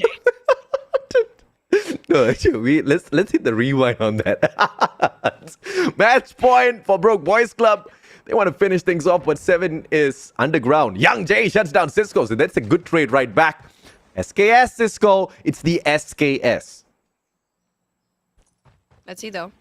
Still doable because everything's evened out. We get to see a slower push coming in for Apple and Poolside. No information given whatsoever, and Josh will be the one that provides that, knowing very well that there's one player. There you go. He spots it, almost gets one. Trophy system gives him enough information, knowing that there's 2 players here, takes the shots, knowing very well, you know what, nope, we don't want to take it here. Snurpy gets that essential kill as well, bringing it down to a 2v3, but this is where we get to see an essential thing, a turning point. There is one player off of Bravo, and if they do decide to go into Bravo, that is going to be a huge risk as well, because that one player, they will not expect that would be one player here from SKADI. I was not expecting Mark to continuously engage, but Chirac with the reposition finds Josh straight in the chest. Beautiful snipe coming on through. And it's going to be Young J pushing on in for a quick plant of his own. It is going to be long-range battles all around. DLQ, can it be the one and only? Used to be the best sniper out there on the battlefield, man. Young J, he was hot in his days as a tyrant. But Chirac steps on in, and that's the kind of plays that you want to see out of Young J. But the game of numbers catches up. And look at who picks up a beautiful defuse. SKADI will still be able to play around the Broke Boys Club for a little bit more. Well, that's actually really good strategy coming from SKADI, knowing very well that the numbers aren't to their advantage, but also knowing very well that they need to be spread out enough to get that information off of Bravo as well. Leaving Chirac just one player there in Bravo, that's going to be essential for them, and he did make a really big kill, making it to a 1v3. And now we're going to be slowing things down even more from Broke Boys Club. And the fact that they lost in a very passive game, maybe they need to change something else, because so far, what's been working for them is being really aggressive on the attack. Cisco picked up the CBR4. It is going to be a SKADI win this time round, but the guy died. Mids finds... Hey! But I told you! CBR4! Let's go, SKADI! Not that almost went south for the Mustachio. I mean, you know, sometimes it's not working out for you. Depending on the gun that you're holding, it just doesn't feel right at some days. I get you, Cisco, man. So stick to the CPR right now. That's his choice. So far, let's see if it's gonna be working out for him. Everyone else in his team, though, Mark is also struggling to actually get a lot of these kills, and he's usually really hot on the snipes, but he's usually also very much aggressive in those quick scopes. So let's see if Chirac can get one kill, but unfortunately, he does go down really early on. Cisco picks up the snipe instead. He says, Shirak, my bro, don't worry, I got you. See if or not he can find a couple of heads out there. A good rotation coming around from the Broke Boys Club. They want to get a B plan, and they will have an open battlefield to do exactly that. Slow rotation coming around from mids. He is a little slow, but he needs to wait for that backup as well. Gets spotted out by Freezy. Tagged up halfway as well. And all angles locked down by the Broke Boys Club. SKADI desperately needs to win this mids. Finds Z-Man. Good positioning as well as shutdown. That Holga does meet its match out there on the battlefield either way, because that ADS speed is a little slow. So he's got to make sure he keeps the distance between himself and everybody else. And Cisco strikes one with a CBR4, only to be traded out. 7 finds Mark. Back and forth we go. But it's a 1v1. With 17 seconds to go. Holger in hand. 14 seconds and 7 is just too good. He already knows that there's one person there in top laundry because the Holger, you need to spam that thing. And he was able to get kills, but unfortunately did not win the round. And there you go. Broke Boys Club. I mean, just like that, they already win that round with a very convincing way. And just like for SKADI, they just seemed a little bit lost in this round. There were some very questionable plays and, you know, players just not stepping up. I feel like for Mark, he's probably one of the biggest players that I was kind of surprised that didn't really step up today, because usually that guy can frag. Maybe a little bit streaky and a little bit inconsistent, but if he is hot, he is just hard to stop. But so far, who's hard to stop right now? It's going to be Freezy. Ice in his veins. 18 kills in Search and Destroy, man. Yeah, I mean, he was destroying everybody out there on the battlefield, no doubt at all. But Callie, I saw your comment. You did. 7 gets 9 kills. Yeah, you if you're following the chat in YouTube, Callie is so dead. Callie, I see you, man. I see you. I got my eyes on you, boy. But Mids tried to do his job for the side of SKADI. 12 kills, not too bad at all. Tried his best to play the objectives. But the rest of his team members just were not keeping up in the way Shirak was alongside Mids. They just needed to find those kills. And I tell you, if we had only seen more CBR4 rounds out of Cisco, Broke Boys Club would have a broken heart in this SND, no doubt. It's also the fact that for SKADI, they did not have any answer towards Freezy. I mean, the guy just went on a rampage. Like, if you wanted to win a lot of these gunfights, you need to stop him early on. But unfortunately for them, it's just too hard for them to actually do so because of how aggressive Broke Boys Club can actually be and how well they use that aggression. Yeah, sometimes they kind of paid the price, especially in that defense, but they only did it once and didn't do it again. And so finally, Broke Boys Club, they finally get a win. So that might feel a little bit better, and you might feel bad if you're actually Easy R, because BONDEE Boys Club, I don't know why it's still BONDEE Boys Club there, but the Broke Boys Club, they're doing so well right now. You change their name as much as Cisco changes his guns. And you change your underwear as much as I say BONDEE Boys Club. I swear I do it. You say that on broadcast, man. Twice a day, every day, all right? Twice a day. That's the overkill, but twice a day, all right? Y'all catching me off here. Broke Boys Club, they nailed that victory, and the last time it was a 7-4 scoreline to the advantage of SKADI. They picked up that victory over the Broke Boys Club. This time, it's the perfect revenge. But would it also be a perfect revenge at Slums?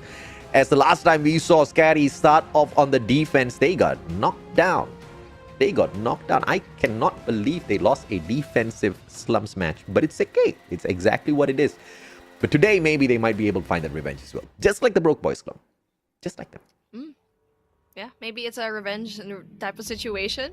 And hopefully here, they won't lose that defensive round. And they've kind of... This is where you bring up the SKS, though, Cisco. If you're going to be using the SKS, man, this is where you bring... I mean, if you're feeling it, because it's...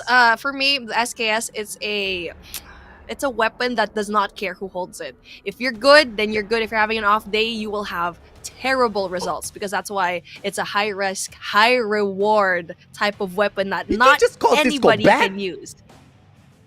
No, I didn't. I said the gun did not choose. It's not this day today. Cisco, eat some rice. Eat some rice to cure that burn, Cisco. Just eat some rice. You do it right now. I don't know if you've got some warm rice with you, Cisco, but you better eat it. But I hope to see that SKS this time around, though. If Cisco... but if he brings out the CBR4, I'll be a happy man. I want to see the guys play. Let's see it. He does bring out the CBR. So it's looking like a bet. Honestly, he's betting on that weapon right now. So far, he's getting a lot of first opening picks so far in his team. Nade, though, being cooked. Gets into Broken. Doesn't really quite get that kill, but information given to his teammates. 7 finds a double for himself. The lives are pretty much equal on both sides, with SKADI just down by 2. They are on the defense. Come on, and it looks like the Broke Boys Club do not care about no defensive advantages. Jumping straight on in for this B point, and it looks like they are getting full control of it to give themselves an extra minute on the clock. But what? A shot by Mids. Wallbang gets the 2 attacking players out of the equation. Mids is on fire. No, yeah, I mean, he's been doing so good when it comes to the Holger and playing it out so well. And now Freezy gets that kill. Possibility for the 3rd tick of progress here in Bravo. And the lives on their side, on the attack, by the way. So that's going to be huge for them. And now, we need to see a different play coming in from SKADI right now, because so far it's not working out for them. They need to stay put. They need to play their defensive side basically on their side, because so far they're a little bit too spread out. A little bit too spread out, but of course, SKADI will try to keep their eye on them. They only have one eye in their logo. No idea where the other one went. Maybe it's closed. The open one looking through the scope of that SKS. It's gonna be Cisco with the 3 kills, turning around, and CBR4 misses that opportunity. Snurpy gets taken down. Instead, Cisco backs away to recover, and he leaves 7 to get the dirty done. But SKADI out there on the battlefield, they are missing huge opportunities here to play on the defense, and I swear to God, they better hop on back into that hill, because this one should be an easy one. As you said that, players are going to be flooded out, though. So far, so good for SKADI. They do have just 1 life advantage, but evened out really quickly. And so far, it's good that they're also leaning towards more statue control, because they have to worry about that flank control. So that's really good. They have to just stay put. That's how you play A. And with 55 seconds left on the clock, though, still very doable for Broke Boys Club to go and break the hill. Yeah, on a more serious note, it's good to see the Broke Boys Club try to go in there for the rotation, but as I say that, they all just back each other up straight up at the front of that door, and they try to smash their way in. I forgot the name. It's Garage. They stack themselves up at the front of Garage, and they all lose their lives. Like dominoes, they fall. And now a 2-life advantage to SKADI, who are on a beautiful control towards that fountain side. And a overextending Shirak gets punished by Young J. Now, Young J on that flank, he's solo, can get the deed done with his DLQ. Oh, wow, they're doing so good when it comes to that push here in Alpha. First tick of progress down. Not just that, they're up lives with a lot of good progress here. Only 1 person, though, Jello, and 1 more person. Oh, Mids has a beautiful gunfight to go and win. With 3 ticks of progress almost being done, even on the lives, though. So really good recovery coming in from SKADI. We need to see 1 more player going in there for that defense, but then with 12 seconds left on the clock, it's just going to be so difficult right now for Broke Boys Club to go and break the hill. I swear to God, SKADI, you do not lose this defense. Come on, man. It's the Gravity Vortex gun out of Cisco. Cisco! With the saving play. 1 more life left in there. But it's a 1v1. Mids for the save. And SKADI gets that round. Oh, my goodness. Oh, my goodness. That was way too close. Comfort, man. So close, but then hey, that was a but really thank God for Cisco and Mids. Yeah, really big kills, really big timing, and Mids winning that 1v1 at the very end was just so essential for their team. But next time they go on the defense, it shouldn't be that close when it comes to the gunfights, and that just proves that Broke Boys Club, they know how to operate well in those aggressive spots. And SKADI's pretty much too scared to play on the defense. Let's see if or not they will be great on this offense as they go out for an all-out push. It's going to be a single-man hold here on this B control point in the hands of Snurpy. Does have the claw to go out for that investment as well. Hops on off of the hill as he brings Cisco on to it instead. And it is going to be Cisco holding on to it, but out of nowhere, Josh gets that wall bang, takes Cisco out of the equation, pissing him off halfway through as well. Now Cisco, one of the top guys out there on the battlefield for sure. And look at what gun he's got in his hands. It's the CBR4 popping off. Yet again, the CBR just proves that it is the best gun in the game right now. It still is, even though so many seasons have passed. And there you go. It's going to be a really fast B capture, and that's going to be really good points for SKADI. Not just that, operators all ready for that attack going into Alpha. Yeah, good play, but the worst thing to see SKADI do right now is to run in towards the garage, just like what the Broke Boys Club did earlier on. It has to be a flank from that left-hand side. Cisco going in for the distraction play, and he does a phenomenal job. In the meantime, no flank coming on through from player number 4 and 5. shhh and Mids, they need to push on up, and they meet Freezy halfway through. Freezy gets taken out of the equation, and that's the kind of fight you want to see SKADI bring on there onto the battlefield. 23-7, they've got triple the number of lives, and it looks like the Broke Boys Club are going to have a broken heart in the second round with 5 more left to their side. Ooh, player number 4, Chirac, is going to be in a very good spot to go and take out anyone else that's going in for Fountain, but unfortunately for him, he does go down. And now, they're going to be slowing things down just a tiny bit, but they still do have such a huge margin when it comes to the lives. Freezy needs to go and reposition because this is a very dangerous spot to be in. Let's see, 4 lives. Broke Boys Club, what sort of miracle they've got on their side. Freezy gets taken out of the equation a little bit premature. shhh fully streaked up, and he's not going to be bringing out any of those streaks this time around. He will be waiting for a little bit later. So this next round, it possibly might just be a 3-0 to the side of SKADI. And Cisco making great headway, but it is going to be the one and only Speed, speeding around everyone, leading the kill feed. Looking like a different SKADI team into this slumps control. And like what you said, Yeah. looking like a Freaky Friday situation. Okay, we lost into our S&D game. But now we're going to be winning our control game. That's going to be a different kind of play coming in. It's going to be very aggressive going in through mid. Not quite sure why BBC actually went through that area. Could have just went in there with the safety of that Boom! broken. Oh! What? Did they just throw out a stupid little trophy system and run 2 ways across each other? Hunter killer, sorry, the Predator missile, absolutely useless because of the quick response out of the Broke Boys Club. I tell you, 3,000 IQ play right there. I mean, it's just so good at the fact that they're playing it so well. And this is the confidence that you get to see SKADI have. Wants to do a 3-0 against Broke Boys Club. They can't touch it at all. Like, 0. I don't know why they actually flooded through that area from mid because it's just so open. Yeah. And now they don't have the opportunity and a possibility for an early spot trap. Speed making his way towards that MVP title. Cisco hot on his heels, but Snurpy wants a piece of it as well. And it is going to be the 15th one coming out from Cisco. And I tell you, the only reason why SKADI is just winning this hands down is because Cisco has got his hands on that CBR4. He is going to be able to push on through alongside Snurpy. Both of these guys are on fire. Here comes that Gravity Vortex gun as well. A double shot coming on through. 7 gets sucked on in. Speed on the side of Snurpy now, pushing on forth. They just want to set up this spawn trap, and they want to annihilate the Broke Boys Club. They want to make sure they give them a broken heart as well. Time runs out, and SKADI beats down the Broke Boys Club 3-0.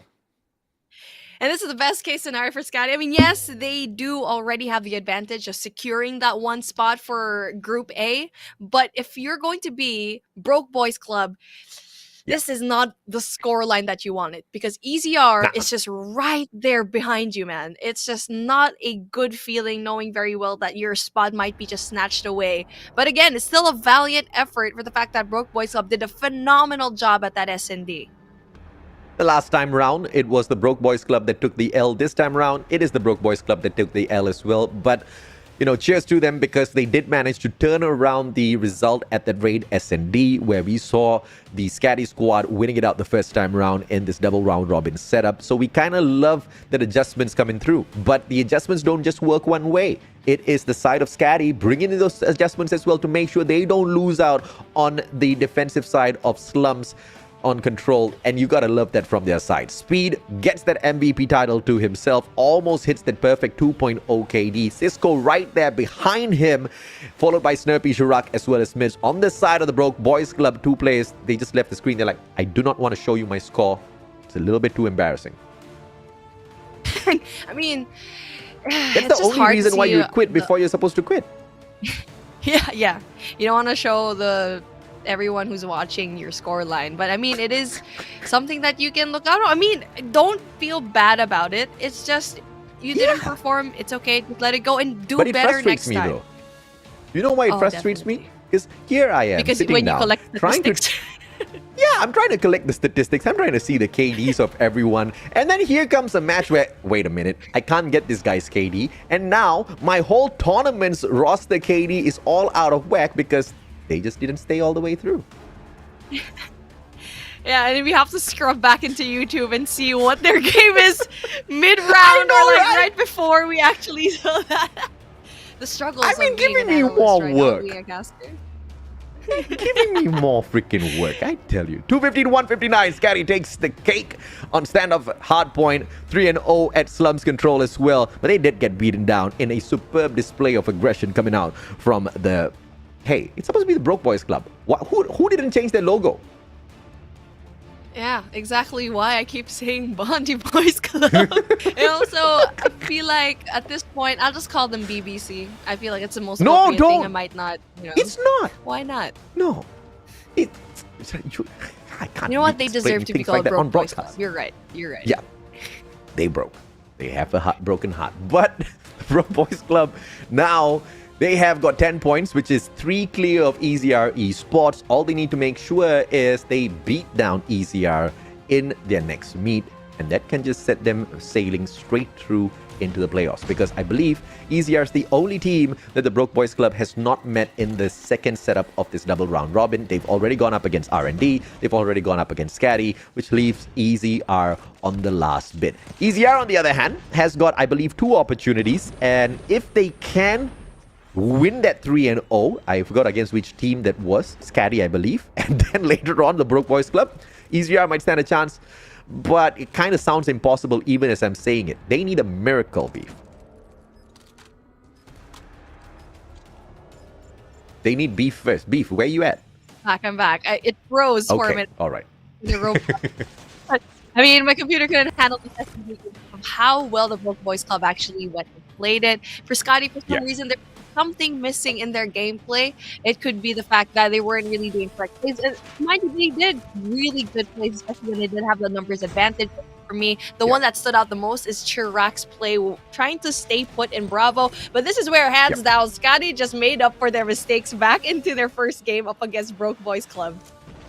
I was just a little disappointed with the push and the flanks that were coming through from the Broke Boys Club, because I think that the flank that Young Jay pushed on through with the DLQ, it was one of the better flanks that I've seen in quite a long time, and he's so good with those long range engagements. But you know, it wasn't happening every single round. It wasn't happening all the time as they were on the attack. So that's the part where I'm a little, you know, confused as to why he didn't focus on those plays. I think he just pulled it off once and then he just gave up on that push all the way through. But SKADI's not going to complain. Mids will be smiling year to year as he picks up the MVP of the game title with 16.67 average kills, 12 average deaths, 10 on the average assists. The average score, not too great, but you know, he's not the one who's going out there for the objectives. This guy is the slayer of the squad. A 2.08 KD, more than enough to speak for that. It's not just that, the fact that this guy just gets so much high impact kills, and he was the player that was able to get that final kill into the defensive round when they almost lost it. It was him and Cisco that did such an amazing job at having a solid hold into that control point. Again, really impressive to see how this team just really plays out. And again, with how their team has been doing, consistent when it comes to just losing one match but not dropping a complete match. Yeah, and everybody thinks that, you know, it was Cisco that was kind of affecting the team as he was bringing out that SKS, but it wasn't the case at all, right? Because Cisco and SKADI, they're not playing for the group stage. They're playing for the playoffs. They want to find out exactly what sort of guns can be best used in the situations. I mean, I know for a fact the guy will be able to just absolutely rip through squads with the CBR4, but he's just giving himself that extra layer of disadvantage just to see if he can find some golden moments with that SKS. And at the end of the day, he's a great content creator. And these things, they make good content. Oh yeah, if you like take clips from this broadcast, dear Lord, I feel like we've been on broadcast for like 1 week already with how many things actually happened. I didn't even realize that, oh, I casted alone a while ago. Callie was here, apparently. Callie was here. Yeah, before All we go thanks to out my and internet break service into provider. laughter. What? Internet service provider. Shout out to you, my friend. But yeah, let's get ready for our favorite part of the broadcast. The interview is gonna come up, and I wonder if it's gonna be Cisco again, because I'm pretty sure AJ has gonna be a lot of questions. There you go. Cisco, what was happening in the kitchen? Were you eating rice? I definitely had rice before the tournament, Mustachio. But what? I tell you, man. Okay, talk to me about this SKS. Like, were you forcing it for a specific reason? So we all know you can really rip through your opponents with the CBR4. But what's up with the SKS story? Okay, so I personally think the SKS does have a lot of impact. During our last game against BBC, they had an SKS player, I think it was Josh, and I had to match the pace, and that's really what gave us an advantage in terms of range. You know, I get to make space for the team.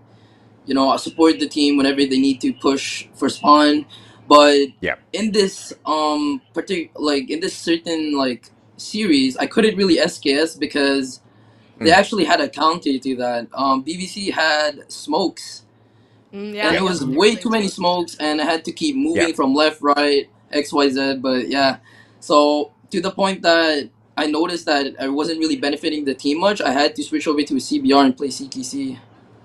Yeah, and it seems to have worked out brilliantly for the team overall. But that's exactly what you want to see out of a pro player, right? Just doing whatever it takes to make sure he benefits the team in the best way possible. Regardless if or not he's climbing up, getting an MVPs or whatever, it's all about playing to the best in terms of your role for the squad beef. And speaking of the best, you guys had a really good job in that Hardpoint game, but also we're going into the opposite end of the spectrum in that S&D.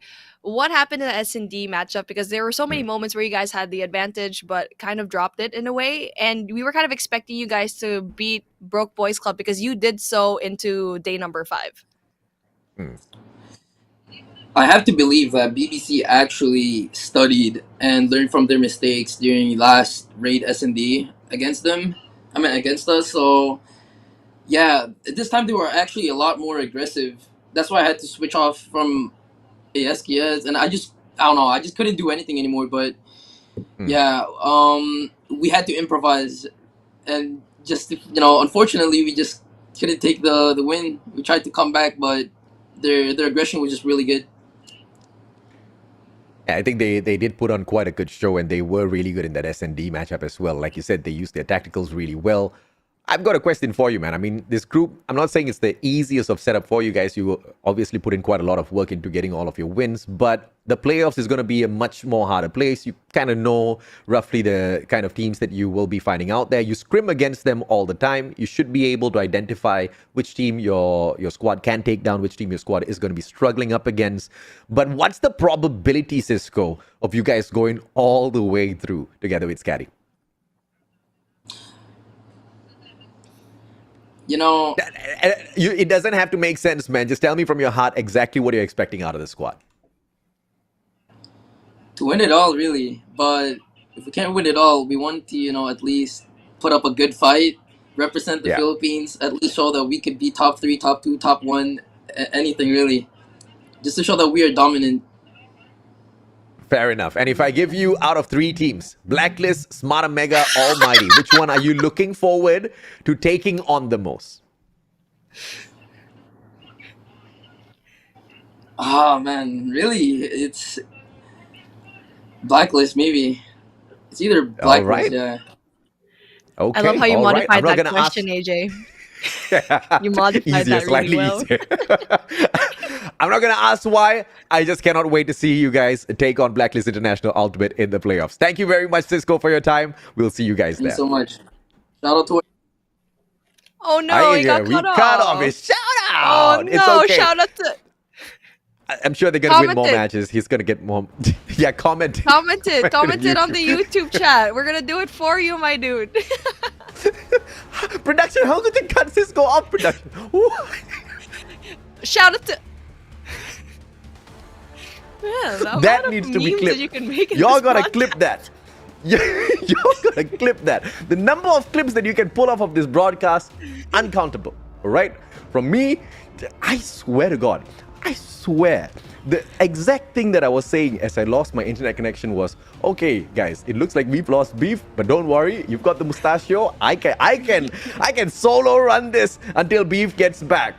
And then to find out about a good 30 to 40 seconds into my spiel, my solo spiel, that it was me that was frozen. It's okay. Don't worry. I got you, my dude. Same way that you got me. But you know what? I got you, Cisco. Shout out to our coach. That's what he wanted to say. I love you, coach. I love you, coach. Shout out to our coach. I love you, coach. But I will not say your name, coach. Good job, Cisco. Good job. Ladies and gentlemen, boys. What a fun broadcast this has been. And, you know, at the end of the day, it's all about exactly how the teams are able to adjust in the second half of the double round robin. That's exactly what we're looking for in this group stage. And it's so beautiful to see that it's not just a one-sided thing. It's not just the teams that are losing who are bringing in the improvement. Teams that win bring in that improvement as well. And we get to see this little bit of back and forth, which just keeps us in a limbo as to what we can expect. It's not just an all-out, I can predict this is exactly what's going to happen in these matches, and it happens in that way. Because the tournament gets a little bit boring if that's the case, Beef. And now, speaking of the tournament, pretty curious how the standings are going to be for our teams, because you already know it's going to be really spicy. Two teams. We're looking at you. We're looking at you, Four Kings. We're looking at you, LF Org. We're looking at you, ECR Esports, and also Broke Boys Club. So interesting how all of these teams really just came about. But taking a look at Group A, Broke Boys Club is actually going to be at the top right now. I mean, it is what it is. SKADI, if they want to do something about that, they have to figure out exactly how they can. Although they have 0 matches to play in the group stages, they just have to somehow figure it out. But at the end of the day, it's going to be a little bit of a challenge for some of the other teams to continue climbing up the leaderboard, mainly for LF Org, because their journey towards the top will involve taking on Smart Omega themselves. So if they really want that spot at the playoffs, they have to literally take it from the dead hands of Smart Omega. I'm looking forward to that. Like, I really don't know what is going to happen, because knowing Smart Omega, they can be a little bit streaky at times, and if they're really good, they're just absolutely God mode. But there are times where, okay, it's kind of questionable. So for LF Org, they can use that to their advantage. And also going in for the other side as well, Group D, Rao FRANIC, Forest Kings. Who's going to take it? It's too close for comfort as well. A lot of questions are going to be answered throughout the weekend. We'll finally get the answer right into Sunday. And EZR Esports, looking at the number of matches that they've played in here so far, the possibility of climbing up to the top, taking away the top 2 spots is not going to be possible anymore. All thanks to Broke Boys Club being able to take away that one map from the side of SKADI. But it has been a good run for EZR Esports. And the thing that we can most definitely look forward to is the suspense from Group C and Group D. And I'm definitely looking forward to that. And the suspense is definitely going to be on to the point where Masashio might not be able to change his underwear. It's that intense. I'm looking forward to that moment, and I'm looking at you, chat. He's going to expose Masashio for being energetic throughout the entire stream. We have so much energy, guys. I mean, we're having so much fun. I mean, not gonna lie, this is the reason why I shoutcast, especially with Masashio, man. Our chaotic energy just merges so well. And if you want to see more of that chaotic energy, don't forget, there's still day 11 and day 12. You're looking forward to it. 11 a.m. GMT plus 8. I know. I'm okay. I'm sad for 2 reasons. Number one, I've got to wake up early tomorrow because we're starting at 11 o'clock in the morning. I'm very sad about that. I've been lazy pants. I've been sleeping in for the past, I think, 2 weeks. But it's okay. I'll change my schedule for Garena Call of Duty Mobile, as I'll have to. But if you guys see red eyes, if you guys see maybe, you know, just me with puffy eyes, you know, just understand that I woke up late, probably didn't shower, but I swear to God I'll change my underwear. If you say that word one more time, I swear I'm gonna see that in my dreams right now. But I mean, like, I'm being completely serious. I haven't had so much fun in a broadcast in such a long time. So great to be casting with you, Masashio. This will be the last time that we'll be casting together now in this series. But you still have greatness going on with your other favorite casters tomorrow and on Sunday to decide who is going to be the top 8 teams. I will go into the playoffs again. I mean, I'm so thankful that I'm here. Thank you to the broadcast. Thank you, AJ. Likewise, I absolutely had fun casting with you. Tomorrow, it's going to be the Mustachio and Wasabi rocking the mic at 11 o'clock in the morning. Yeah, I know, right? I know. I'll catch you guys there. Take care, good night, and goodbye, everyone. Eat your rice.